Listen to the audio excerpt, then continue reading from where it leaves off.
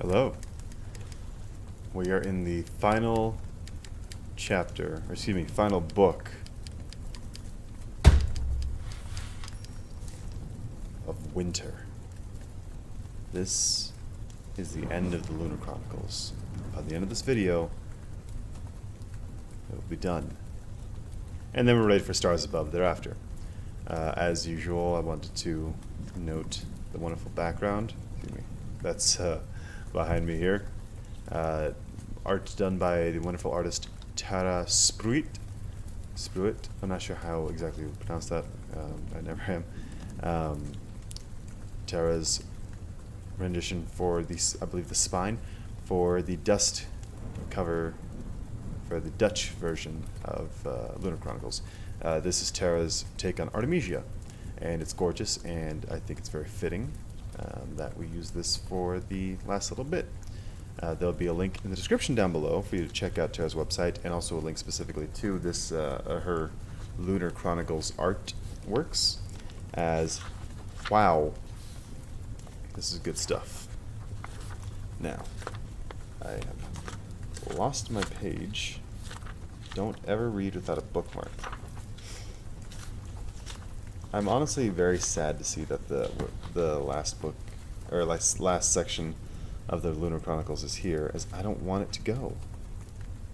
We've been through so much with all of these characters. It's just gonna hurt. But every good story must reach its end. Here we are. Book 5. The mirror answered, "You, my queen, are fair, it's true, but the young queen is far more fair than you." Chapter 78. Kai barreled down the hallway, glad no one was around to see him sprinting in his coronation finery, though his thoughts were too full to worry about appearances. Cinder was alive. Thorn was captured. Cinder was going to invade Artemisia. Today. Now. He still felt guilty for leaving Cress alone. He should have done more. He shouldn't have cared how late he was to this coronation, a ceremony he had no desire to be a part of to begin with. He should have taken more pleasure in making Lavanna wait. He should have faked another kidnapping. He cursed inside, wishing he would have thought of that sooner. But no. His going missing would set off alarms, and the last thing Cress and the others needed were alarms. The best thing he could do to quell Lavanna's suspicions was to go forward as if nothing had changed. The best thing he could do was crown her empress of his country. It made him sick to think of, but he would stick to the plan. He would play his part.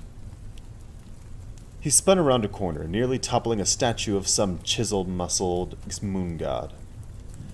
Kai grabbed at the statue, riding it while his heart launched into his throat. When both he and the statue had calmed, he shoved his way through the double doors that led into a series of private waiting chambers. 2 guards flanked the doorway into the great hall. Torin was seated on a cushioned bench beside a woman with gold, poofed hair, who gasped with such fervor that Kai thought she might pass out. "Oh, thank you, Artemis," she said, pressing a cloth to her brow. "Where have you been?" "I told you he was on his way," said Torin. The woman ignored him, already speaking into a device attached to her wrist. "The Emperor has arrived. Ceremony to commence in 30 seconds. She shoved the port onto her belt and focused on Kai, scanning him with a mix of anxiety and disgust. "Earthens," she muttered, straightening his sash and brushing his hair away from his face. "You never take any pride in your appearance." He gulped back a quick retort involving gold hair and accepted a glass of water from a servant. Torin stood from the bench and slipped his hands into his pockets. He looked alarmingly casual without a jacket, and Kai wondered if he, too, had already been criticized by this woman, whoever she was. "Is everything all right, Your Majesty?" Excuse me. That's Torin speaking. "Is everything all right, Your Majesty?" The words were said with calm indifference, but Kai could see tense curiosity beneath Torin's expression. Although he didn't know whether it was true, he nodded. "Everything's fine."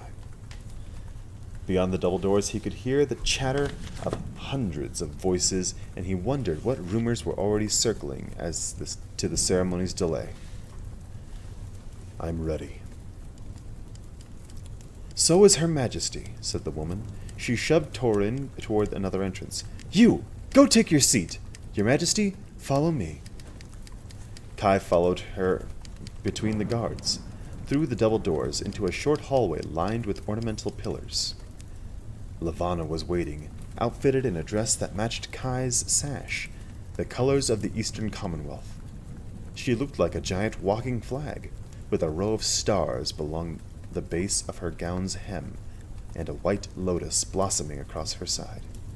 She too wore a sash, this in burnt orange. On Earth, the color of the rising sun.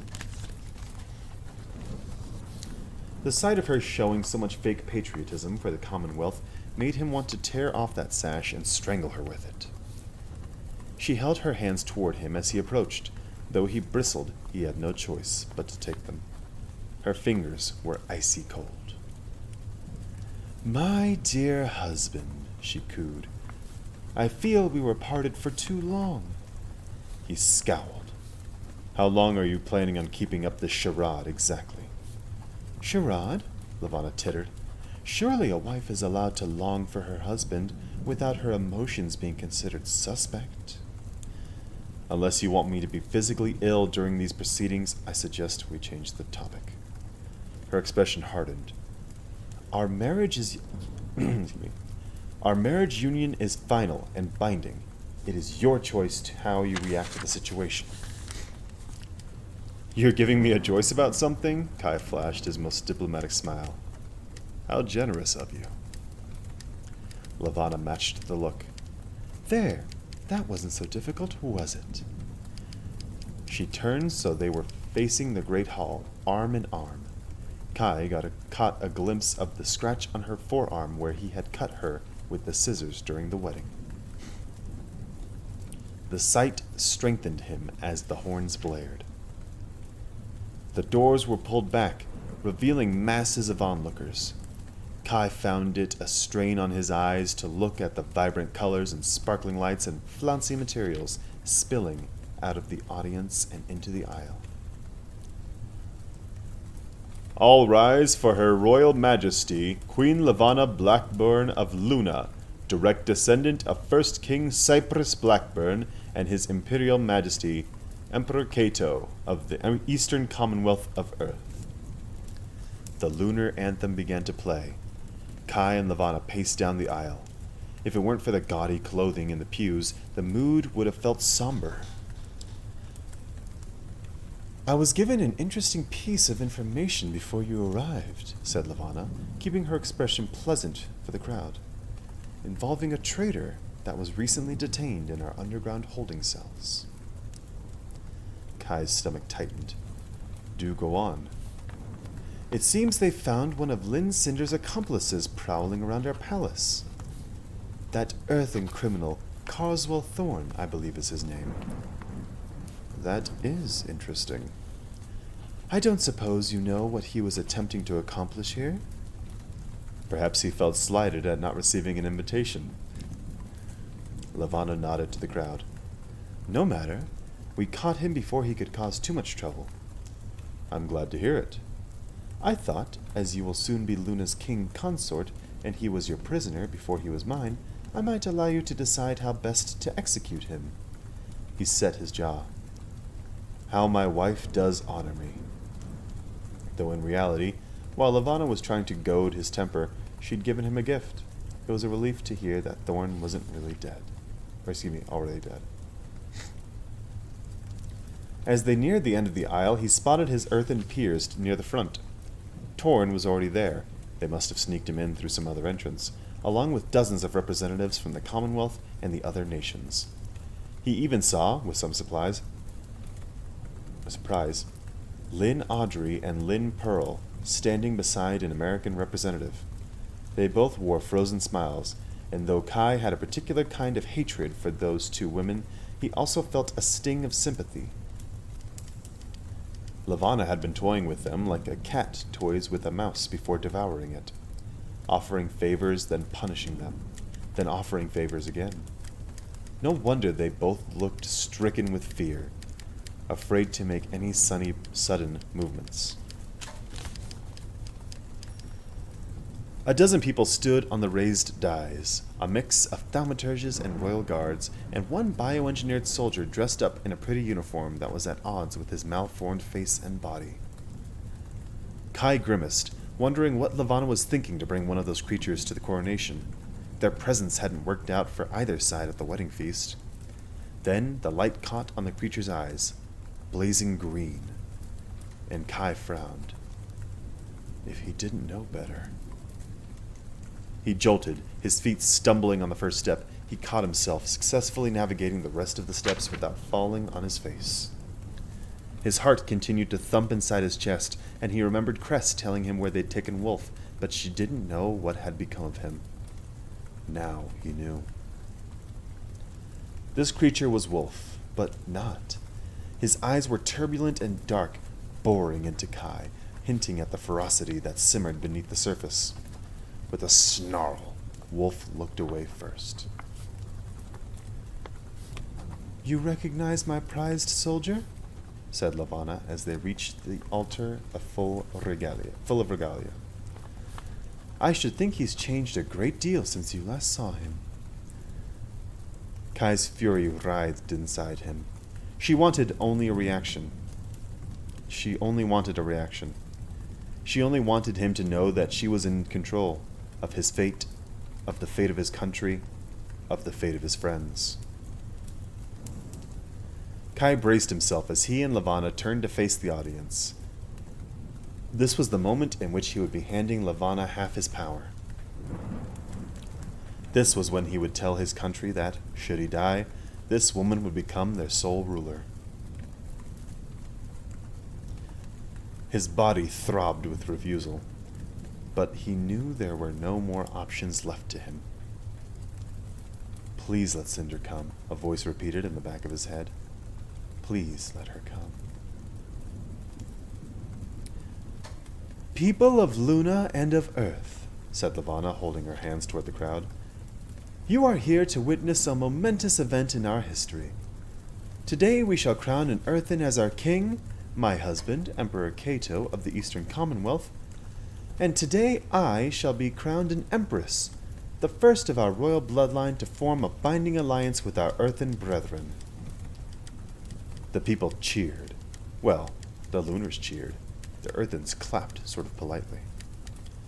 "I ask that you be seated," said Levana. As the people took their seats, Kai and Levana paced to the two bejeweled cases set upon the altar. Kai released a slow breath and undid the latch on the case.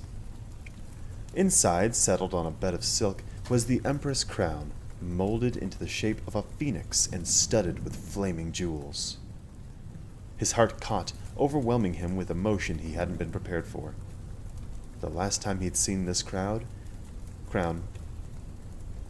it had been worn by his mother. She had worn it during the annual ball celebrating world peace every year. She had always been so beautiful. He shivered at the memory and at the blasphemy he was about to commit. On the other side of the altar, Levana emerged with her own crown. In comparison to the earthen jewels, the crown for Luna's king was simple. 7 spindly tines carved of moon rock, the white stone shimmering in the candlelight. It was ancient. The monarchy of Luna had been formed long before the Fourth World War had led to the formation of the Eastern Commonwealth and its own royal family. Steeling himself, Kai lifted his mother's crown from its protective box, and together, he and Levana faced the crowd again, holding their symbolic crowns overhead. Kai found Torin and saw sadness mirrored in his expression. Perhaps he, too, was thinking of Kai's mother.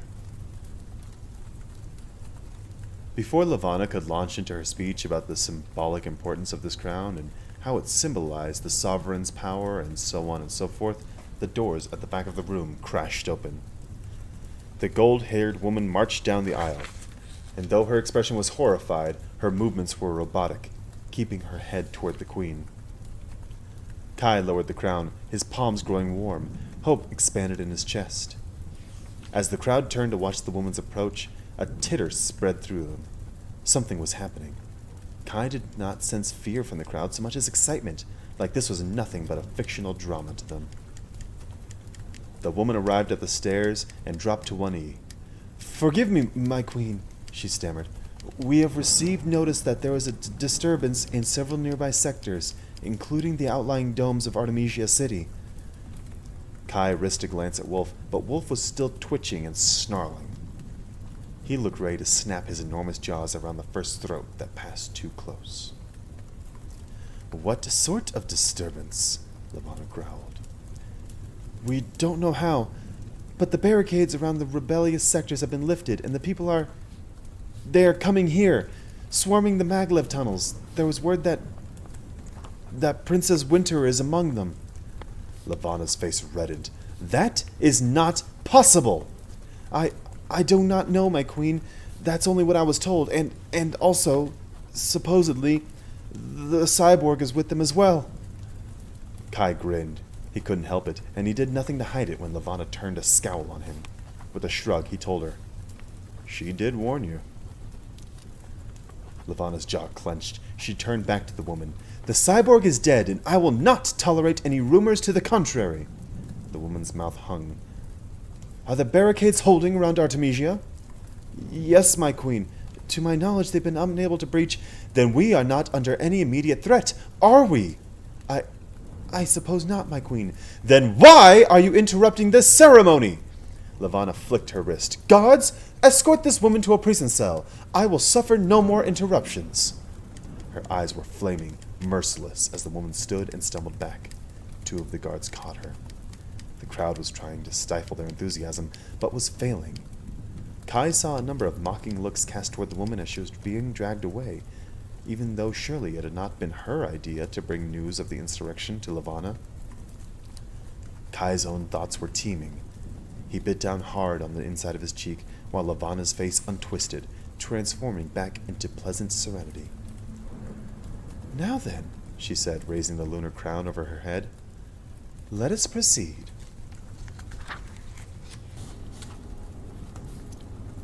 Chapter 79. Cinder stayed at the front of their small army, along with Alpha Strom. The subway tunnels were wide enough to walk in rows of 5, and Strom had made sure everyone knew this was to be their formation. To deviate in such confined quarters could lead to panic and confusion. They tried to be quiet, but it was impossible. They progressed like a roll of thunder, thousands of feet pounding against the rocky terrain inside the lava tubes. The mutant soldiers stayed near the front, the first line of defense, while the people from the outer sectors followed behind. It had become a numbers game, and their numbers were growing. Every sector they passed through had new civilians joining their cause, many who had been preparing for the moment Cinder's first message had broadcast. Cinder kept running the calculations over and over in her head, but there were still too many variables to factor. They needed enough civilians to overthrow the Queen and her thaumaturges, and enough unmanipulated fighters left to take on the guards and any wolf soldiers Levana brought to her defense. She was relying on Jason and Winter to spread the word, and fast. If they failed, it would become a massacre, and not in their favor. If they succeeded... The tunnels were pitch black, but for the lanterns scavenged by the people in the outer sectors and a handful of flashlights. Cinder wished she had a map in her head telling her how far they'd gone and how much farther they had to go. She'd become accustomed to having infinite data within her grasp, and it was disconcerting now to be without it.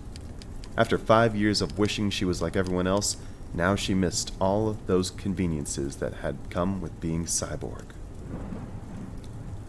4 times they came across stalled trains and shuttles that filled up the confined space of the tunnel. These had at first seemed like insurmountable obstacles, but the soldiers went forward with zeal, prying off the panels, tearing up the interior seats, trampling their way through the other side. They made for an efficient, destructive machine, and their makeshift army was given passage through. Although the maglev system had been shut down, power was still being sent out on the grid, and the platforms they passed were well lit with a holograph of the mandatory viewing video feed of the coronation. Unable to record the ceremony itself, as the Queen would not be donning her veil, a broadcaster was relaying a moment-by-moment breakdown of the event. As they entered into AR4, one of the sectors adjacent to Artemisia Central, Cinder heard Kai's voice and paused. He was reciting the vows to become the king consort of Luna. Their army divided into 4 regiments. Each would enter the capital through a different tunnel. As the Alphas led their packs and the civilians in opposite directions, Cinder caught sight of Strom, watching her. "We should keep moving," he said. "My men are hungry and restless, and you've put us in a confined space with a lot of sweet-smelling flesh." Cinder raised an eyebrow. "If they need a snack, tell them to chew on each other for a while. I just want to make sure Jason has enough time to reach as many sectors as possible." Strom smirked, as if impressed at Cinder's inability to be bullied. "It's time to move," he repeated. "Our people are almost in position. The Queen and her entourage are all in one place. We may be sitting down here for weeks waiting for more civilians that never show up." Cinder believed they would come. They had to come. But she also knew he was right. The coronation was almost over. They started creeping through the tunnels again. Hands tightened on their weapons. Paces slowed with mounting anxiety. They hadn't gone much farther when Cinder's flashlight caught on iron bars in the distance. Strom held up a hand, signaling for everyone to stop. "The barricade." Cinder sent her flashlight beam into the wall around the iron grate. It would take weeks to dig around it. "There's no way through," said Strom. He was snarling as he looked at Cinder as if this were her fault. "If this is a trap, it's a good one. They could kill us all in a heartbeat while we are stuffed like sausages in these tunnels." "Cress was supposed to open them," she said. "They should have been down by now. Unless Cress and Thorn had failed. Unless they'd been caught." "What time is it?" She looked at Strom, but he had no idea. He didn't have a clock in his head either. Cress was supposed to set all of the barricades surrounding the city to open at once, to keep enthusiastic revolutionaries from sneaking into the city too soon and winding up dead or giving away their surprise. Had Cress failed, or were they early? Kai was still reciting his vows. Cinder shoved down her rising panic. Strom started to growl. "I smell something." The surrounding soldiers turned their noses up, sniffing the air. "Something synthetic," said Strom. "Something earthen. A machine." Cinder pressed a hand against the bars, but the soldiers pulled her away, forming a protective wall between her and the barricade, as if she was worth protecting. Cinder tried not to be annoyed.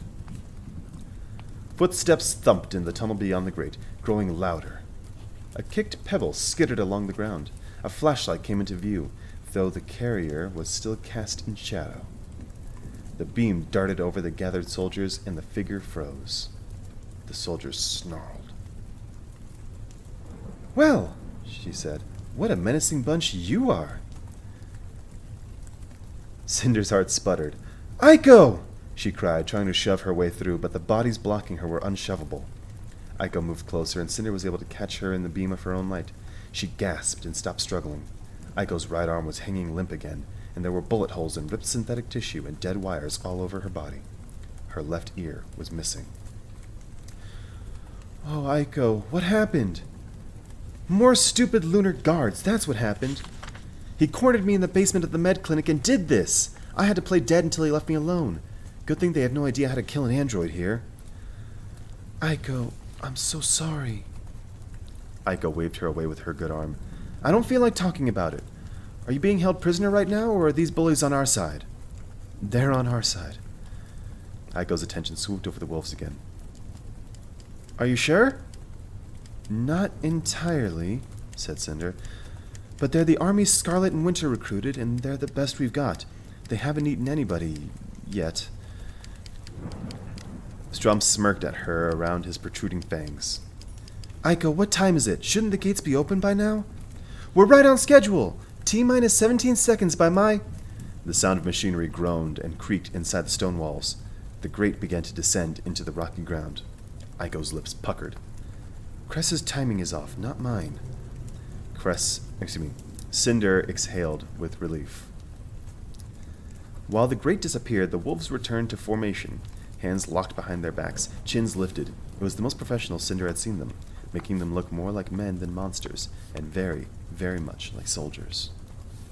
As soon as the grate was low enough, Aiko hurled herself over it and fell into Cinder's arms, her good hand flopping against Cinder's back. "You will fix me again, won't you?" Cinder squeezed her back. "Of course I will. Broken isn't the same as unfixable." Pulling away, Aiko beamed, and the smile was punctuated by a spark flying out of the empty ear cavity. "I love you." No, hang on. "I love you, Cinder." Cinder grinned. "I love you too." "Why are we not moving?" said Strom, his voice rumbling through the grate. "We grow impatient to shred Lavanna and her court into tiny bite-sized pieces. We will suck the marrow from their bones and drink their blood as if it were fine wine." Aiko fixed an uncomfortable look on Cinder. "Good thing they're on our side." Chapter 80. Wolf had been straining throughout the coronation ceremony. His head ached with the effort, the constant struggle to control his hunger, but he felt like it was gnawing at him from the inside out. Though he had devoured the meat given him, it still raged on. 1,000 scents filled his nostrils. Every earthen, every lunar, every guard, and every thaumaturge, each one smelling delicious enough that he couldn't help but envision sinking his teeth into their flesh, tearing their muscles off their bones, gorging himself on their fat. The only instinct stronger than his ravenous hunger was the fear of what the thaumaturge would do to him if he misbehaved. He could not stand to be subjected to that agony again. The knife-sharp pain that shot through every muscle and ripped at every tendon. His mouth watered, but he swallowed the saliva back. He did not move. His attention locked on the queen. Already Emperor Cato had knelt before her and accepted the lunar crown and the title of king consort to enthusiastic applause, although by the emperor's expression he could have been accepting a vial of poison. Now it was the queen's turn. The emperor raised the crown of the Eastern Commonwealth and repeated the queen's speech, ruminating on the political power held by this position, the obligations and duties, the honors and expectations, the symbolism and history contained within that hunk of metal and 100 glittering jewels. Lavanna knelt. She glowed with anticipation. Her lips trembled with a restrained smile. Her eyes were feasting on the crown as Kai turned toward her. Wolf swallowed another mouthful of saliva. The queen's flesh was the most tempting of any of them, sweetened by the knowledge that she was his mistress and his enemy. She had commanded that Wolf be taken from his family. She had ordered that he become this monster. It was at her word that the thaumaturges tortured him. He would devour her heart if ever he had the chance. "Do you swear," said Kai, "to govern the peoples of the Eastern Commonwealth according to the laws and customs as laid down by generations of past rulers, to use all the power bestowed on you to further justice, to be merciful, to honor the inherent rights of all peoples, to respect the peace between all nations, to rule with kindness and patience, and to seek the wisdom and counsel of our peers and brethren? Do you promise all this to do today and for all the days of your reign as Empress of the Eastern Commonwealth before all the witnesses of the earth and the heavens?" She was watching the crown, not the Emperor. "I do," she breathed. Kai's expression was dark. He hesitated, holding the crown aloft. His arms were shaking. Wolf watched as Kai forced himself to set the crown on Lavanna's head. She shut her eyes, her expression tantamount to euphoria. "By the power given to me by the citizens of the Eastern Commonwealth and our allies in the Earthen Union, as the Emperor of the Eastern Commonwealth, I do proclaim you—" He paused, waited. Wolf could hear the hope shriveling inside him, and he thought he understood the temptation to wait a second more. 1 second more. The second passed, and Kai set his face in stone. "Empress Lavanna of the Eastern Commonwealth, from this day until the day that one or both of us shall die, you are my wife, and I will share with you my throne."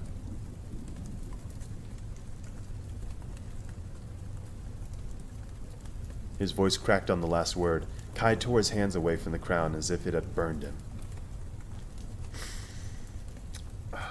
I'm sorry, guys. Just it's official now, and Sorry, I just welled up for a moment there. I apologize. The crowd erupted, streamers and flower petals emerging from hidden pockets, turning the somber, sacred affair into a cacophony of noise. Lavanna stood, arms outstretched. She paced to the edge of the dais, accepting the torrential praise of the lunar aristocrats. Before she could speak, the triumphant cheers were interrupted by a shrill screech, the sound stabbing at Wolf's ears like needles burrowing into his brain. He crouched down, snarling. The audience cowered. The noise erupted from everywhere at once. Wolf lifted his head. This was his chance. Though the sound had turned his vision white, his oversensitive ears making him want to fall to the ground in convulsions, his hatred for the queen was stronger than the pain. He lunged forward, his vision full of her in her most fragile spots, her throat, her stomach. He heard a war cry. A guard dove in front of him, blocking his path. Wolf slashed at him with his newly sharpened nails and grabbed the guard's knife from the scabbard at his side. He raised the knife over his shoulder. The guard's yell had drawn attention, even over the screeching. The queen spun as Wolf's hand whipped forward. Agony locked down on him all at once, like searing metal vices clamping around his fingers, his wrist, his arm. He released the knife half a moment too soon, knowing it was wrong the second his frozen fingers were empty. The blade grazed the queen's neck where it should have lodged into her heart, and buried itself in the heavy draperies behind the altar. Wolf crumpled to the ground, blinded by the torrent of pain that cut through his flesh, ripping his mind apart. The noise stopped, and, with it, the torment. The sudden absence was like a vacuum sucking out every other sound from the great hall. They were left in crystallized silence, hundreds of bodies paralyzed from the shock. Wolf lay grasping on the ground, wishing he were dead. He knew the chance would not come again. He knew his punishment had only begun. Lavanna was also panting, her eyes ablaze. Her lips looked more red than usual, matched by the blood that was beating up on the side of her neck. "Control him!" "Yes, my queen," said Mistress Bement. "It won't happen again, my queen." Then, cutting through the heady silence, came a voice. The palace paused to listen. Wolf focused on the ceiling, wondering if the pain had made him delirious. It was Cinder's voice. "Hello, dearest Aunt Lavanna," she said, her tone light and taunting. "I'm sorry to interrupt, but I wanted to make sure I had your full attention. First, allow me to congratulate you. It seems you finally have everything you've always wanted. Now, it's my turn." There was a long pause. The speakers crackled. Cinder's voice was no longer jovial when she said, "You have 10 minutes to come to the front gates of your palace and surrender." That was all. The people waited for more taunting, more threats, more explanation, but the message was over. Lavanna looked visibly shaken, while the Emperor looked ready to burst out laughing. Then Kai's gaze landed on Wolf and the grin fell. His brow twitched with concern. Wolf glowered and moved to stand on his weak legs, glad when the thaumaturge didn't prevent it. "It's a trick!" Lavanna screamed, her voice fragmented. "She can do nothing to me!" A patter of hurried footsteps broke through the queen's outrage. They came through one of the side entrances, head thaumaturge Amory Park, flanked by 2 guards. A snarl tried to rip out of Wolf's throat, and he barely slammed it down again. This man had killed his mother. "What?" snapped the queen. "We've been informed that since the security breach occurred, our systems had been neglected to relay information from the tunnels." "Quickly, Amory!" His mouth turned down. "They're inside the city, my queen. All 8 of our barricades are down." "Who is inside the city?" "The cyborg. Civilians from the outer sectors, even some of our own soldiers have joined them." Lavanna was hyperventilating, burning with rage. "The next person who uses the word cyborg in my presence will be losing a limb! Why haven't they been stopped?" "Our resources are thin, Your Majesty. So many of our men were sent to the outer sectors to tame the uprisings. We cannot send reinforcements to meet these rebels without weakening our position here in the palace." Gathering her skirt in her hands, Lavanna drew her shoulders so close to her neck that a spot of blood was left in the crease. "Fine!" she hissed. "This little rebellion will end here!" Also, my queen, we found this in the system control center after we discovered that our security had been tampered with. Amory held up a port screen. It would appear that it belongs to none other than our honored king consort. Levana's gaze spoke of murder as she turned to Emperor Cato. I was wondering where that had gotten off to, he said, his mouth twitching with the challenge. And here I spent all morning looking for it. Levana's nostrils flared, her expression vicious and calculating. She grabbed the port screen from Amory and threw it at the altar. The plastic casing shattered. This celebration is over, she said, her voice amplified by speakers around the Great Hall as she faced the audience. It appears that some of my subordinates have chosen this night to incite what they see as a rebellion. But do not be alarmed. I'm sure it's little more than a silly demonstration. She was slowly claiming control over her emotions again. For your safety, I must ask that all of you, as my distinguished guests, remain seated while I see to the disturbance. A rustle passed through the crowd. Wait, said a man's voice, speaking from the rows of earthens. You can't expect us to stay in this room while the palace is under attack. This is your war, not ours. I demand to be allowed to return to my ship at once. The man had an earthen European accent, and a vision of the red-haired girl flashed through Wolf's thoughts. He frowned, searching for the man in the crowd as a thrum of agreement rose up from the other earthens. Levana's lips drew back. You will stay here, she said, each word hard and cold as an ice cube, until I give you permission to leave. All at once the earthen descent hushed. Levana directed her attention to the guards. Bar all the doors. No one is to leave this room until I allow it. She glanced at Wolf and snapped her fingers. That one stays at my side. He will make the perfect shield should I need one. My queen, said one of the guards, we must insist that you allow us to escort you to safety. The lava tubes beneath the city. Absolutely not, Levana seethed. These are my people. This is my kingdom. I will not abandon them now. She started marching toward the main exit, but Kai followed beside her. These earthens aren't yours to lock up. We aren't hostages. Are you sure about that, husband? Levana snapped her fingers at two of the nearest guards. I'm not left-handed, hang on. Whatever. Take him back to the others. They hastened to obey, dragging Kai away from the queen and toward the group of brainwashed earthens. Release me! Kai yelled. I have as much right to give orders now as you do, to any lunar guard or soldier.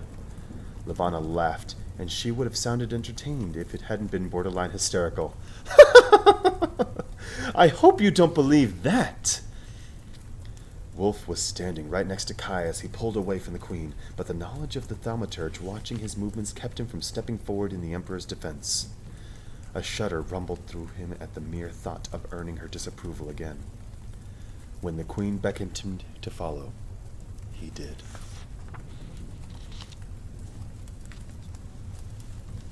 Chapter 81. They sent the scouts ahead to confirm there wasn't an ambush waiting for them at the Maglev's platform. It was Strom's idea, and while Cinder was a little annoyed to see someone else taking charge, it also felt nice to have another leader considering strategy and making sure Cinder wasn't about to make a stupid tactical error.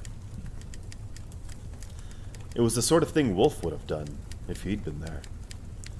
No, she didn't want to think about Wolf. She'd had to tell Scarlet about how they were separated as soon as they were brought back to Artemisia, and how she didn't have any idea what had become of him. The memory opened up a wound that was still too fresh, one she didn't have time to let heal. She tried to still her thrumming pulse, focusing on the allies she still had. Aiko was by her side again. Scarlet was off in one of the other tunnels along with another group of soldiers and civilians. Thorn and Cress were in the palace, and, if the removal of the barricades was an indication, they were still safe. Winter and Jason were making their way through the nearby sectors, recruiting as many reinforcements as they could. She felt like she was playing one of Cress's strategy games. All her pawns were in place, and her final attack was about to begin. A hand slipped into hers. Aiko, offering one last moment of comfort. A low howl echoed down the stifling tunnel. The signal. I think that's how it would go. Cinder gave Aiko's hand a squeeze, then waved her arm. Time to move. They slipped forward onto the empty platform, where the net screens were announcing that the coronation had ended. Levana was empress. They entered the stairwell, pushing toward the daylight. Though manufactured evening would soon be forced upon the domes, real daylight could be seen off the horizon, a faint silver of their burning sun. A faint sliver. Sunrise. It was beautiful. Their footsteps pounded against the stone streets of Artemisia. She had expected the streets to be as empty as they had been before, but as the sound of their march echoed off the mansion walls and through the manicured gardens, silhouettes were drawn to the windows. She tensed, readying for a surprise attack, but one of the wolves muttered, "Servants." Looking closer, she saw that he was right. Dressed in simple clothes, eyes overflowing with fear, these were the lower classes who lived in the shadows of the White City and attended to the needs and whims of their masters.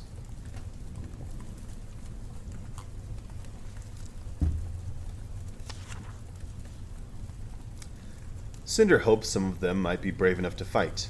After all, now was the time to show it, but to her disappointment, most of the servants disappeared back into seclusion. She tried not to be resentful. No doubt they'd suffered from years of punishments and brainwashing. The palace came into view, shimmering and majestic. "Alphas!" yelled Strom, his voice carrying over the clumping footsteps. "Spread out and to surround the palace. We'll come at it from every open street." They were a well-oiled machine, and watching the certainty with which the packs divided, each leading their regiment of civilians down various side streets, gave Cinder a chill. Though the people looked afraid, they also took confidence from the beastly men leading them.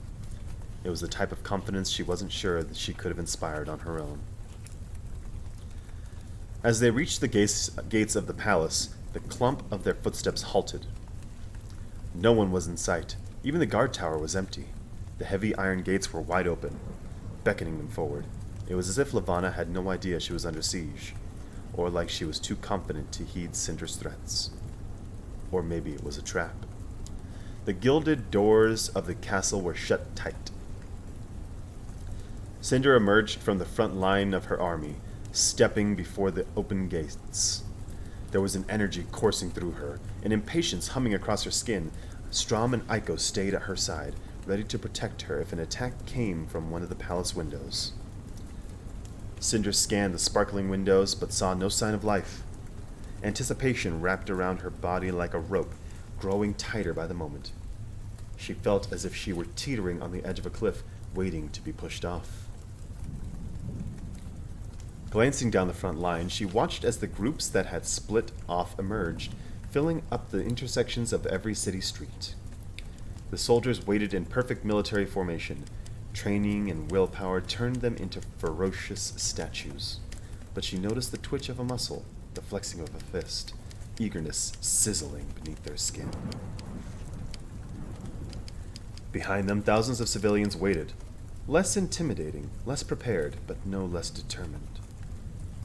She saw Scarlet's red hair in the crowd. Not everyone who had joined them had come from LW-12. Some had come on faith, because of a couple videos and a promise that their true queen had returned. Some had been encouraged by the messengers Cinder had sent.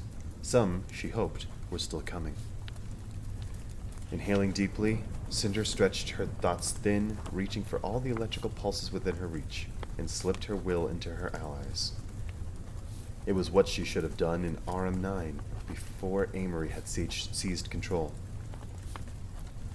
She told herself it was a protection against Levana and her thaumaturges. So long as a civilian was under her control, then the queen could not have them. But she also knew that she would use them if she had to. She would sacrifice them, even if she had to. She had ordered the strongest of her allies to do the same thing, to seize control of their comrades, now, before Levana and her court had the chance. They couldn't control everyone, but she had to believe that neither could Levana. Cinder needed enough people to overwhelm her defenses. It had to be enough. They had to be enough. "If Levana does not surrender," Cinder yelled into the eerie silence, "we will take the palace by force. There are multiple entrances on this main floor. Take them all. Break the windows. But do not forget that the queen and her entourage are inside." She scanned the windows again, unnerved that there was still no sign of opposition. A feeling of dread stirred in the pit of her stomach. She was confident in their plan, but not that confident. They had made it to the queen's doorstep without a hint of resistance beyond the barricaded tunnels. Something should have happened by now. "Thaumaturges will try to manipulate you," she continued. "Kill them if you have the chance, as they will not hesitate to kill you or use you to kill your own friends and neighbors. The Queen's guards are trained soldiers, but their minds are weak. Use that to your advantage. Above all else, remember why you are here today. By this night, I will be your queen, and you will no longer be slaves." Ooh, I just got chills. A cheer pulsed through the courtyard. I'm sorry, I gave myself goosebumps. Holy shit. A cheer pulsed through the courtyard, coupled with the bone-chilling howl that coursed through Cinder's body. She raised an arm, telling her allies to hold. She prepared herself to let it fall, the signal to charge. She watched Aiko from the corner of her eye, waiting for her to say that the 10 minutes were up. Her eye caught on movement. The palace doors were opening. The soldiers dropped into fighting stances. A low growl rumbled through the ground, shaking the soles of Cinder's stolen boots. As the doors spread, they revealed a glowing silhouette. Not a long-coated thaumaturge, or even the slender figure of the queen. A mutant, one of the queen's soldiers. A hand grabbed Cinder's elbow and hauled her back behind the front line. The soldier stepped onto the palace steps. His movements were graceful and precise. There was a familiarity to him that Cinder struggled to place, something different from the soldiers surrounding her now. The same malformed face, the same protruding teeth, angry eyes flashing at the crowd. He was dressed not in the drab utilitarian uniforms of the regiment, but in a uniform more fitting to the royal guard, all decorum. Her breath caught. It was Wolf, repugnant and beastly, who stopped at the edge of the steps. Her thoughts darted to Scarlet, but she dared not turn to see Scarlet's reaction. Another form emerged from the castle. Queen Levana herself. Goddamn.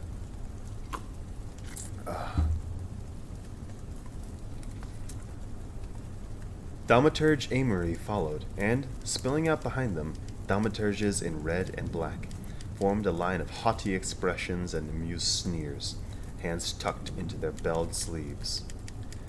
The embroidered runes glinted in the first natural daylight they had seen in weeks. For the first time, Cinder had no lie detector to tell her that the Queen's glamour was an illusion. She had no evidence that this was really Wolf either, and not someone glamored to look like him. But she also had no reason to doubt it. She felt again for the strings of power connecting her to the men and women she had taken control of. She had never controlled so many at once, and her grip felt delicate and weak.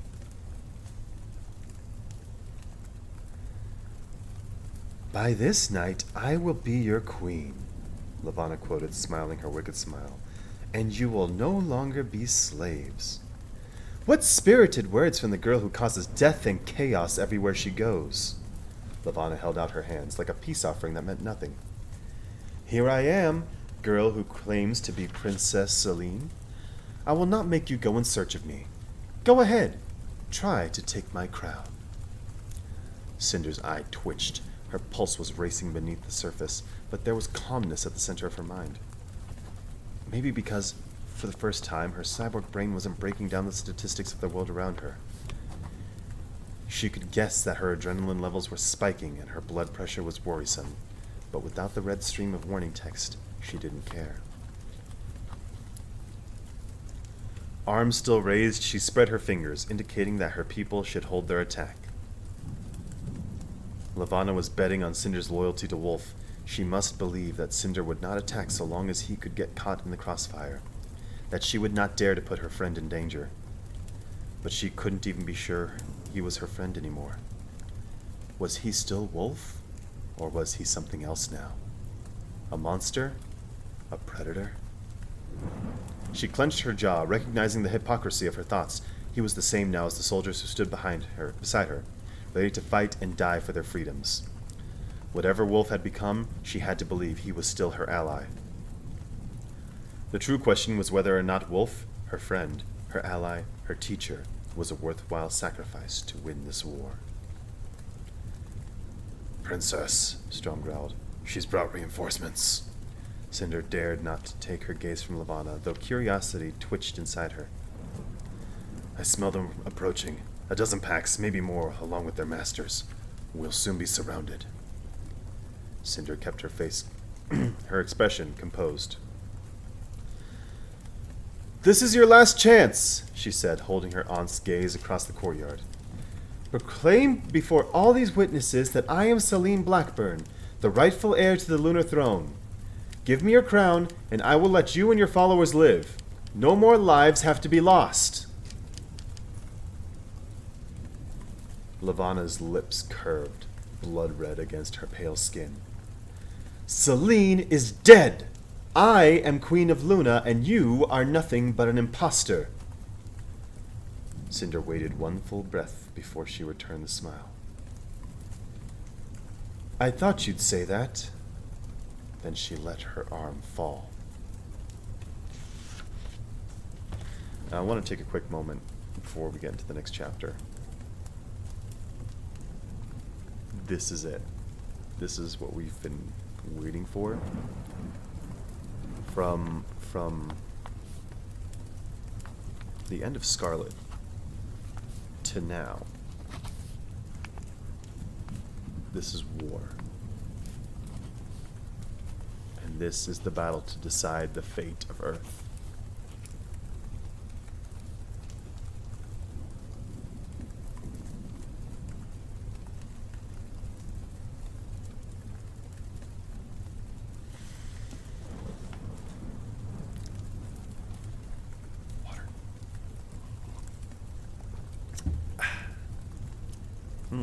It's good water. Oh, I should get some tea. Chapter 82. Cinder's armies surged forward, the civilians pooling through the open gates while the soldiers ran for the fence, scaling to the top and hurling themselves into the gardens on the other side. The queen did not flinch. Her thaumaturges did not stir. They had reached the base of the marble steps when Levana raised her hand. Her thaumaturges closed their eyes. It was a moment of contrasts. The mutant soldiers, their first line of attack, fell as one. Their enormous bodies crumpled to the ground like forgotten toys, and 100 men howled from what pain Cinder could only imagine. She had heard such inhumane noises only once, when she herself had tortured thaumaturge Sybil Mira, driving her to insanity. The civilians whose minds were protected by Cinder and those who were strongest with their gift pushed forward, heaving themselves over the wolf soldiers as well as they could. But the others began to stumble and halt as the queen claimed them. Many collapsed, their weapons thudding to the ground. Those under Cinder's control swarmed around them and over them, tripping over fallen bodies, charging forward with weapons raised. The thaumaturges, Cinder thought, mentally coaxing them toward the distinctive red and black coats.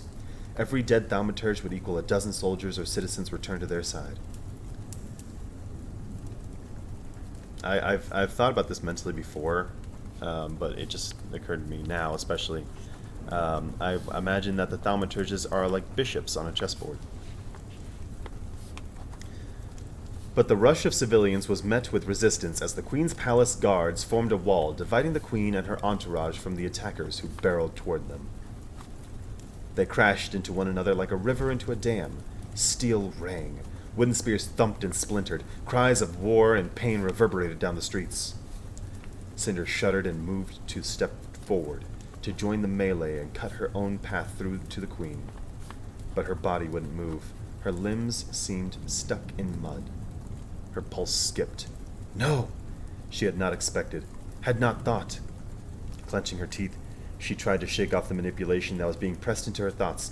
She imagined the sparks of electricity lighting up inside her brain, the twist of energy as Levana turned her own mind against her. She had always shaken it off before.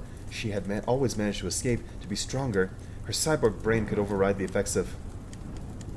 A shiver raced down her brain. Her cyborg brain was broken.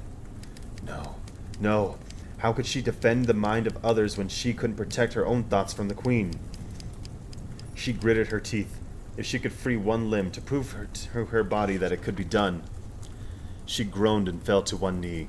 Her body pulsed with unspent energy, and she felt the sudden snap. Her tenuous control over the citizens dissolved. The surrounding howls of pain burrowed into Cinder's ears. Within seconds, those allies were taken from her too. The battle had ended before it truly began. Cinder sat panting from the exertion of trying to rid herself of Levana's mind control, and even still her limbs felt heavy and uncoordinated. The screams of her soldiers dwindled into whimpers and groans of the dying. Even from that brief collision, the iron smell of blood tainted the air. Levana started to laugh, delighted and shrill. The sound was as painful to listen to as the screams of 100 warriors. "What is this?" said the Queen, clapping her hands together. "Why, I had been looking forward to a battle of skill, young princess, but it seems you will not put up the fight I'd been expecting." She laughed again. Raising a hand, she stroked her fingernail through Wolf's hair, a gesture that was both endearing and possessive. "There is an easy treat for you, my pet, already caught in a snare." He growled, his enlarged teeth flashing as he prowled down the steps. The guards parted for him, and he stepped over the collapsed citizens as if he didn't even see them. Cinder shivered. She had lost count how many times she had faced those vibrant green eyes, both as an enemy and as a friend, but never before had she been helpless. She tried to shake her head, to plead with Wolf, or whatever piece of Wolf was left inside the creature. "Hey, your queenliness! Over here!" Cinder's eyes widened. "Aiko!" A gunshot ricocheted throughout the crowd. Levana stumbled. Cinder saw the blood spray on the massive golden doors, and there was a moment, the tiniest of moments, in which she was overjoyed. She'd been shot. The Queen was shot. But it was Wolf who roared. Levana had ducked behind him. The bullet had hit Nera's hip, and already his fine uniform was darkening with blood. Aiko cried out, horrified. "Okay, Aiko, I love you. I love you so much. You shouldn't have announced it before you shot. You should have just shot the shot. Because since you announced it, there's that split second where Wolf can get in the way.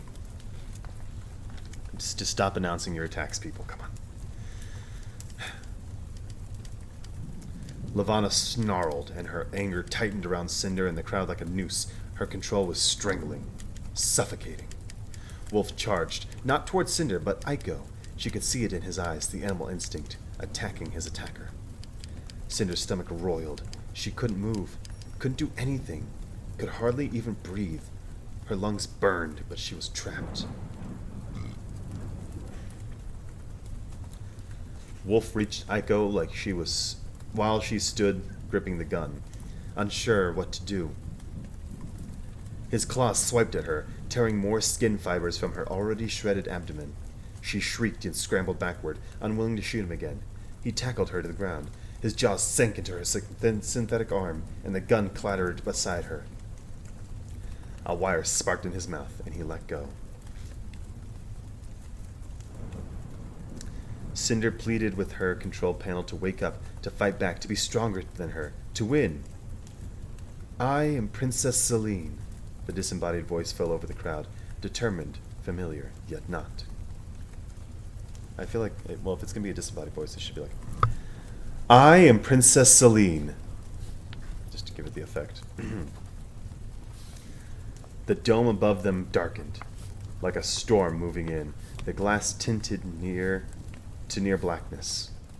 On the surface, a series of squares brightened, blue light at first, before the video began to crystallize. Levana's voice screeched all around them. "You are an imposter!" Levana looked up, her guards and thaumaturs tensed. And I am ready to claim what's mine. People of Artemisia, this is your chance. Renounce Lavanna as your queen and swear fealty to me, or I swear that when I wear the crown, every person in this room will be punished for their betrayal. The throne room came into view. Seen from Cinder's perspective, the servants and thaumaturges had not changed position. Neither had Kai in the front row, terrified and desperate. That is enough! Kill her! Then there was Lavanna, but not Lavanna. She was recognizable only by the red wedding gown. Beneath the glamour, her face was disfigured from ridges and scars sealing shut her left eye. The destroyed skin continued down her jaw and neck, disappearing beneath the collar of her dress. Her hair was thinner and a lighter shade of brown, and great chunks were missing where the scars had reached around to the back of her head. More scars could be seen on her left arm where her silk sleeve didn't hide them. Burns. Her name's Lavanna Blackburn, and then she got burned. They were scars created from burns. Cinder knew it with absolute certainty. A wretched scream sent a shock of cold water over Cinder's body. Turn it off! Turn it off! Lavanna shrieked. She spun away from the video in the sky, grasping the arms and faces of the thaumaturges nearest her and forcing them to turn away. Don't look! Stop looking! I'll have your eyes ripped out! Every one of you! Fuck, my voice is breaking. Cinder realized she was no longer paralyzed from Lavanna's mind control. It was her own shock keeping her rooted to the ground. It was working. The queen was losing control. She was being forced to see the truth beneath her own glamour, and she could do nothing to stop it. The video dissolved into a chaos of bullets and screams, blood and bodies. Lavanna stared out at the people who were no longer under her control. Her glamour was gone. She was wretched and disfigured and, in that moment, afraid. A gun fired, but missed.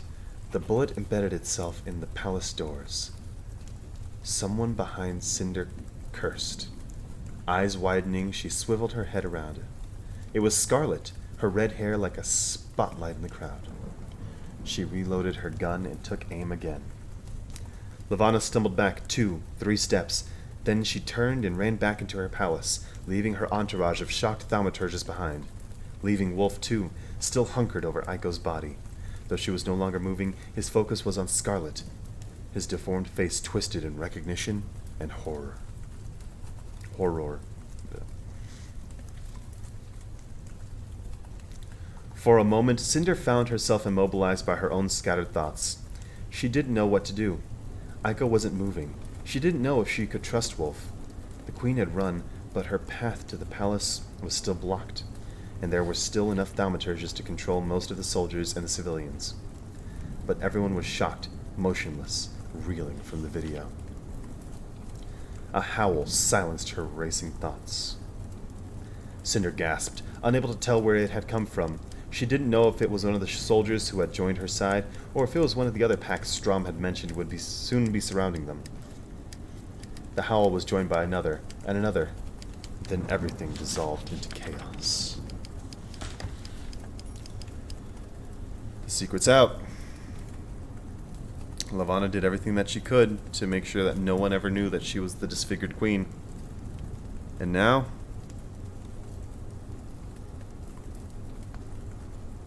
the secret is out.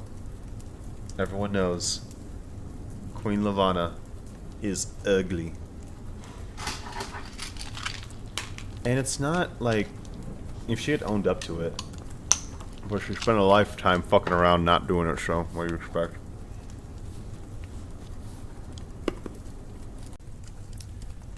Chapter 83.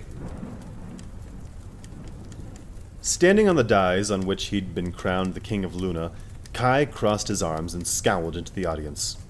The leaders and diplomats from the Earthen Union were stone-faced in an attempt to hide the anger lurking under the surface.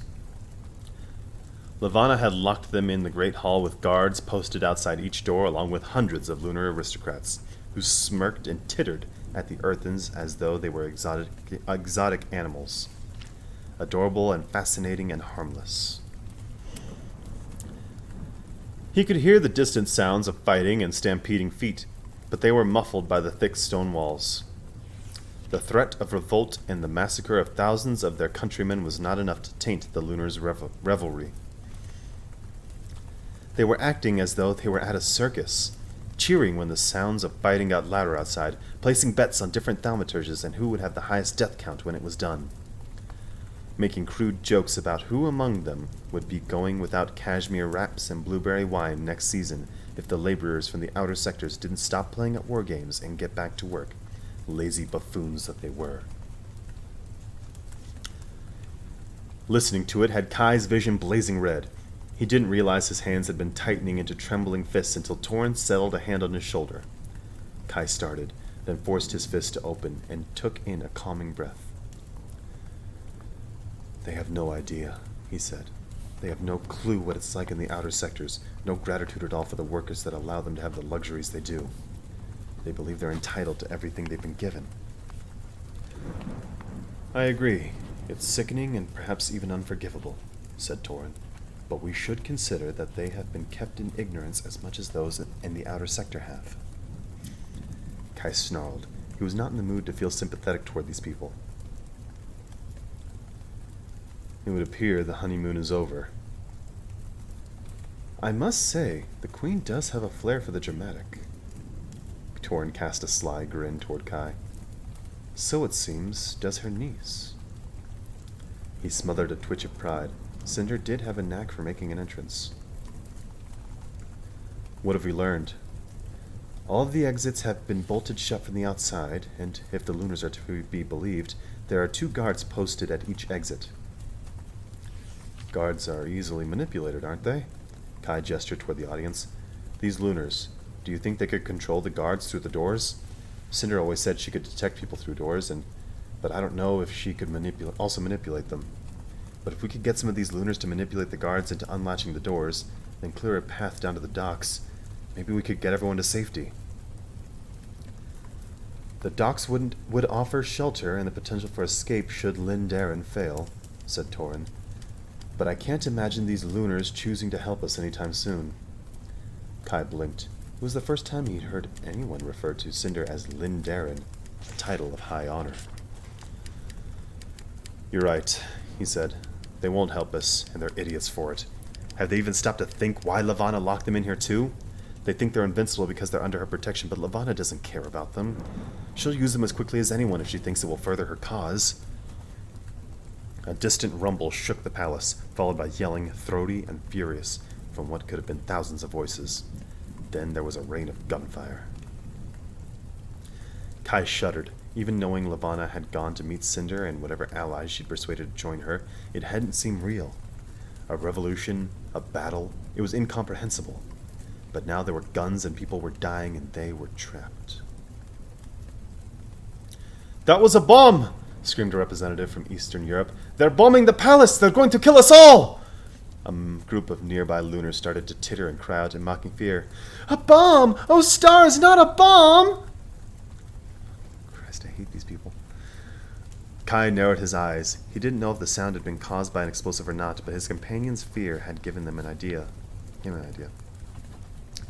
The port screen Lavanna had thrown was still on the floor beside the altar. He marched toward it and gathered together the pieces. A couple plastic panels had snapped off, and there was a permanent dent in the corner, but it hummed to life when it turned on. As the screen brightened, though, it was jumbled and pixelated, full of black spots and broken icons. He cursed, sweeping his fingers over the screen, jabbing at the controls. Nothing changed. "Your Majesty?" Torrin crouched beside him. Kai held up the broken port screen.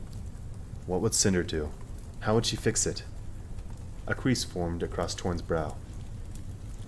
"You want to calm for help?"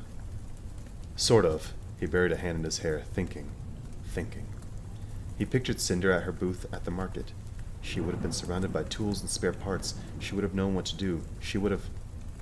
He hopped to his feet, his pulse racing, and whacked the corner of the port screen hard on top of the altar. Torrin jerked back. Kai looked again and let out an exciting whoop. Half the screen had cleared. He opened a comm. "How did you do that?" said Torrin. "I don't know," he said, typing in a hasty message, "but you'd be surprised how often that works." That's a nice. That's a nice callback. That is a nice callback all the way to book 1. I like that. A bout of laughter pulled his attention back to the audience. A group of Lunars had formed a circle around one of the servants who had been locked inside with them. The servant girl was dancing, but with jerky, uncomfortable movements.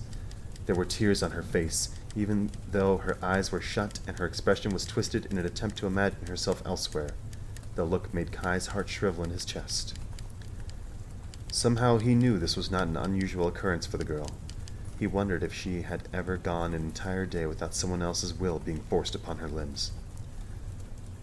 "That's not a waltz at all!" a Lunar cried, smacking his companion on the shoulder. "Let me have a try at it. I can make her much more graceful than that." "She needs a partner, doesn't she?" someone else said. "Let's get one of those earthens up here and have ourselves a bit of a puppet theater while we wait." "Hey, how about that sweet young girl from the Commonwealth? The one that's related to the cyborg? Remember her from the trial? Where is she?"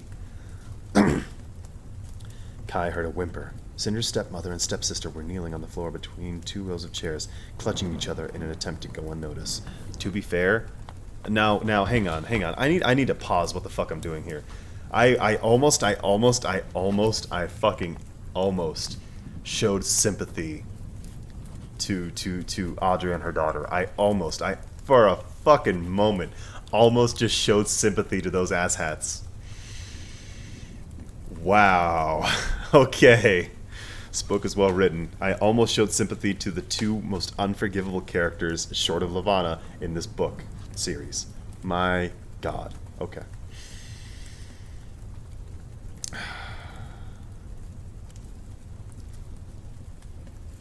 He ripped his gaze away and clipped the port back to his belt.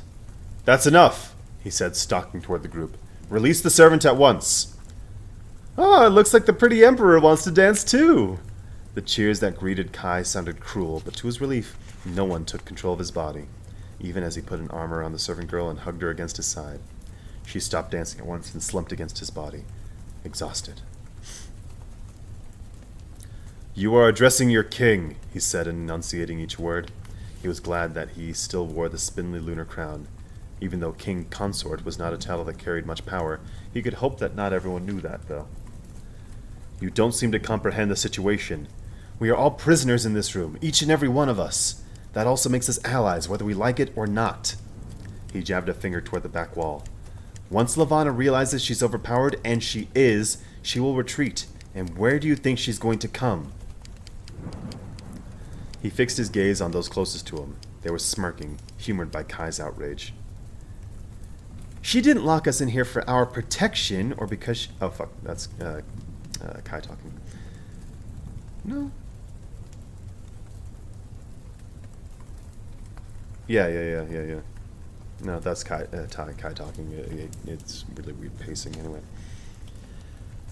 "She didn't lock us in here for our protection, or because she wanted us to go on having a big party.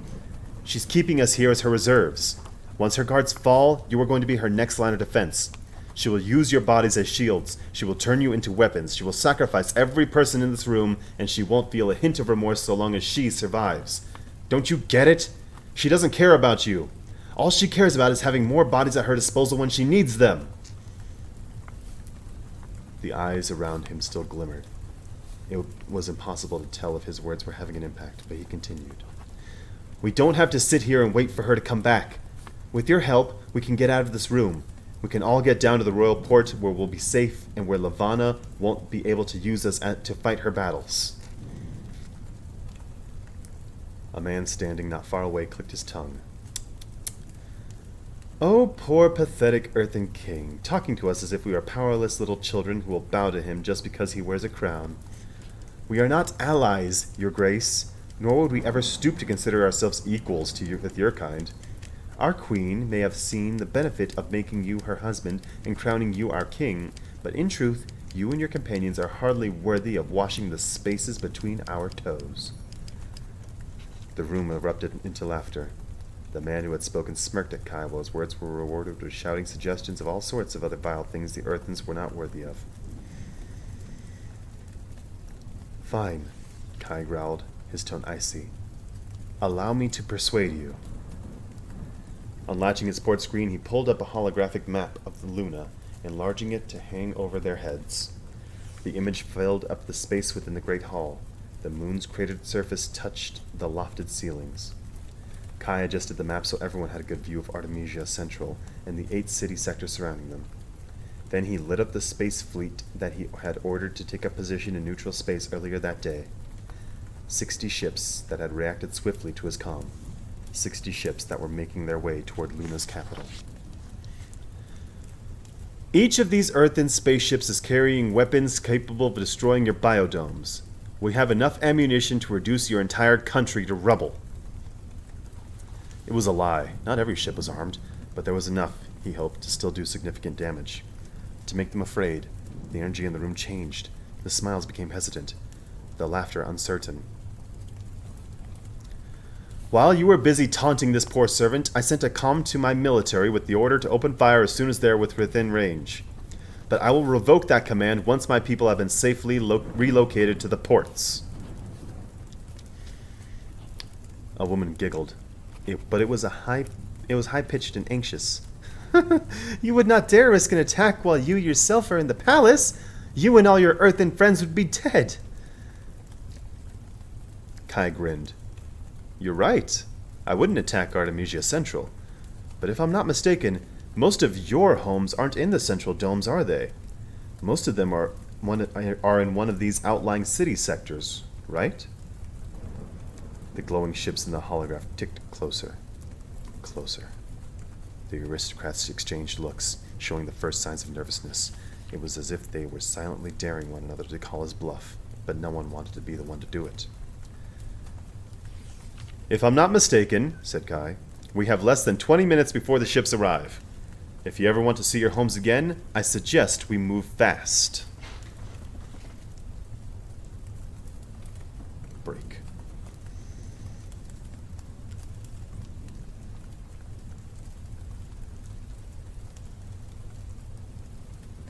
This is not good, said the nasally voice Cress had come to think of somewhat unoriginally as Sinus, the Queen's moronic computer technician. Honestly, if Sybil had let her stay on Luna, Cress could have taken over this guy's job when she was 10. This is very, very bad, he continued, his voice trembling with impending doom. Just make it stop! Yelled a deeper, masculine voice. Cress was pretty sure it was the same guard who had been stationed outside the hall before. I can't! The video already played. Do you want me to unplay it? Oh, she's going to kill me. The Queen will have me executed for this. Withholding a sigh, Cress tried her best to roll her ankle. A cramp was starting to develop in her left calf, and she had a feeling it was going to come on quick if she didn't have a chance to stretch the muscles soon. She managed to move her ankle a little, but the small movement only reminded her muscles how enclosed they were in this tiny alcove. The technician knew it was too late. He knew he couldn't stop the video from playing. Why didn't he leave already? Well, said the guard, did she set up any more surprises for us? What more do you need? The video. The Queen will be... He didn't finish, but Cress sensed the shudder in his voice. Having seen the video herself at the mansion, Cress knew the vision wouldn't leave them. Levana's scarred face, her empty eye socket, her nub of an ear. It was not a face one looked away from, no matter how they wanted to. It was not a face one forgot. And now they'd all seen it. Cress hoped Levana herself had seen it. She suspected it wouldn't be easy to recover her glamour after a shock like that. Maybe not, though. Levana had been practicing her deception for a long, long time. Have they caught her? Sinus asked. The girl who did this, she really knew what she was doing. The comment might have flattered Cress if she hadn't been so uncomfortable.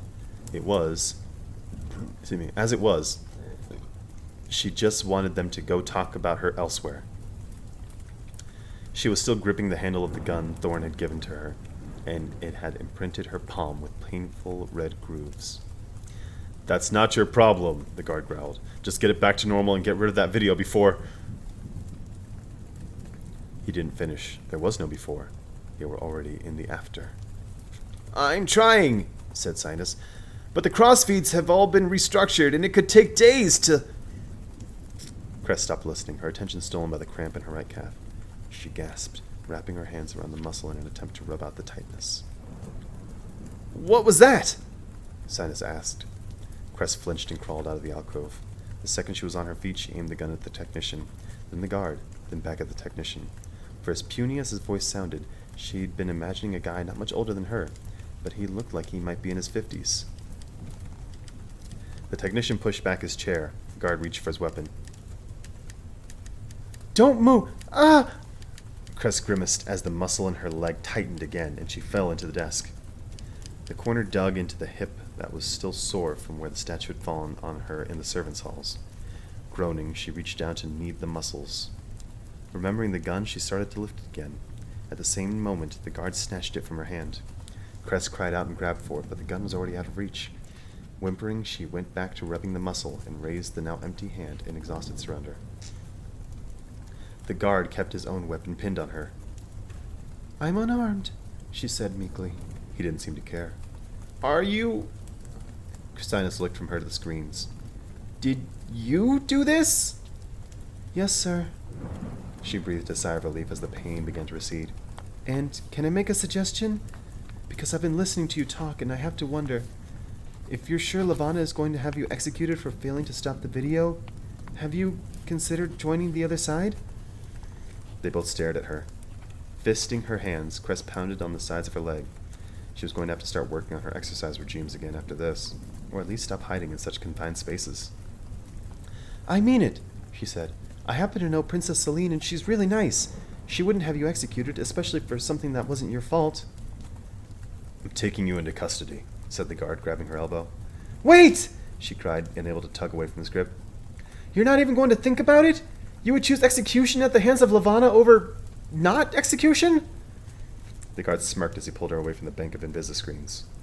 "This rebellion is not going to succeed." "Yes, it is! Levana will be overthrown and Celine will be our new ruler and—" She was interrupted by an alarm blaring from a screen on the other side of the control center. The guard swiveled toward the sound, pinning Cress against his chest, as if she were a threat, with her cramping leg and puffy orange shirt. "Now what's happening?" the guard yelled. Sinus was already at the warning screen. He stared slack-jawed for a moment before he muttered, I think we're under attack. Obviously we're under attack!" Sinus shook his head and enlarged a holograph. Above the glittering domes of Artemisia, a regiment of spaceships had reached neutral space and were moving fast toward the city. "Not from the civilians," he said. A drop of sweat fell down his temple. "These are militarized earthen ships." They all stared at the ships, watching their blinking lights draw steadily closer. It was Cress who managed to gather her thoughts first.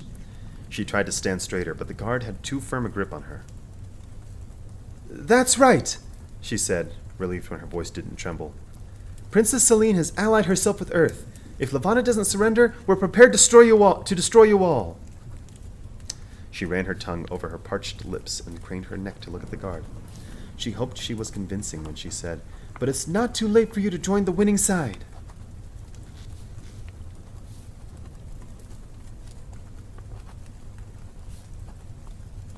Just imagining the ships going over the dome. Water break.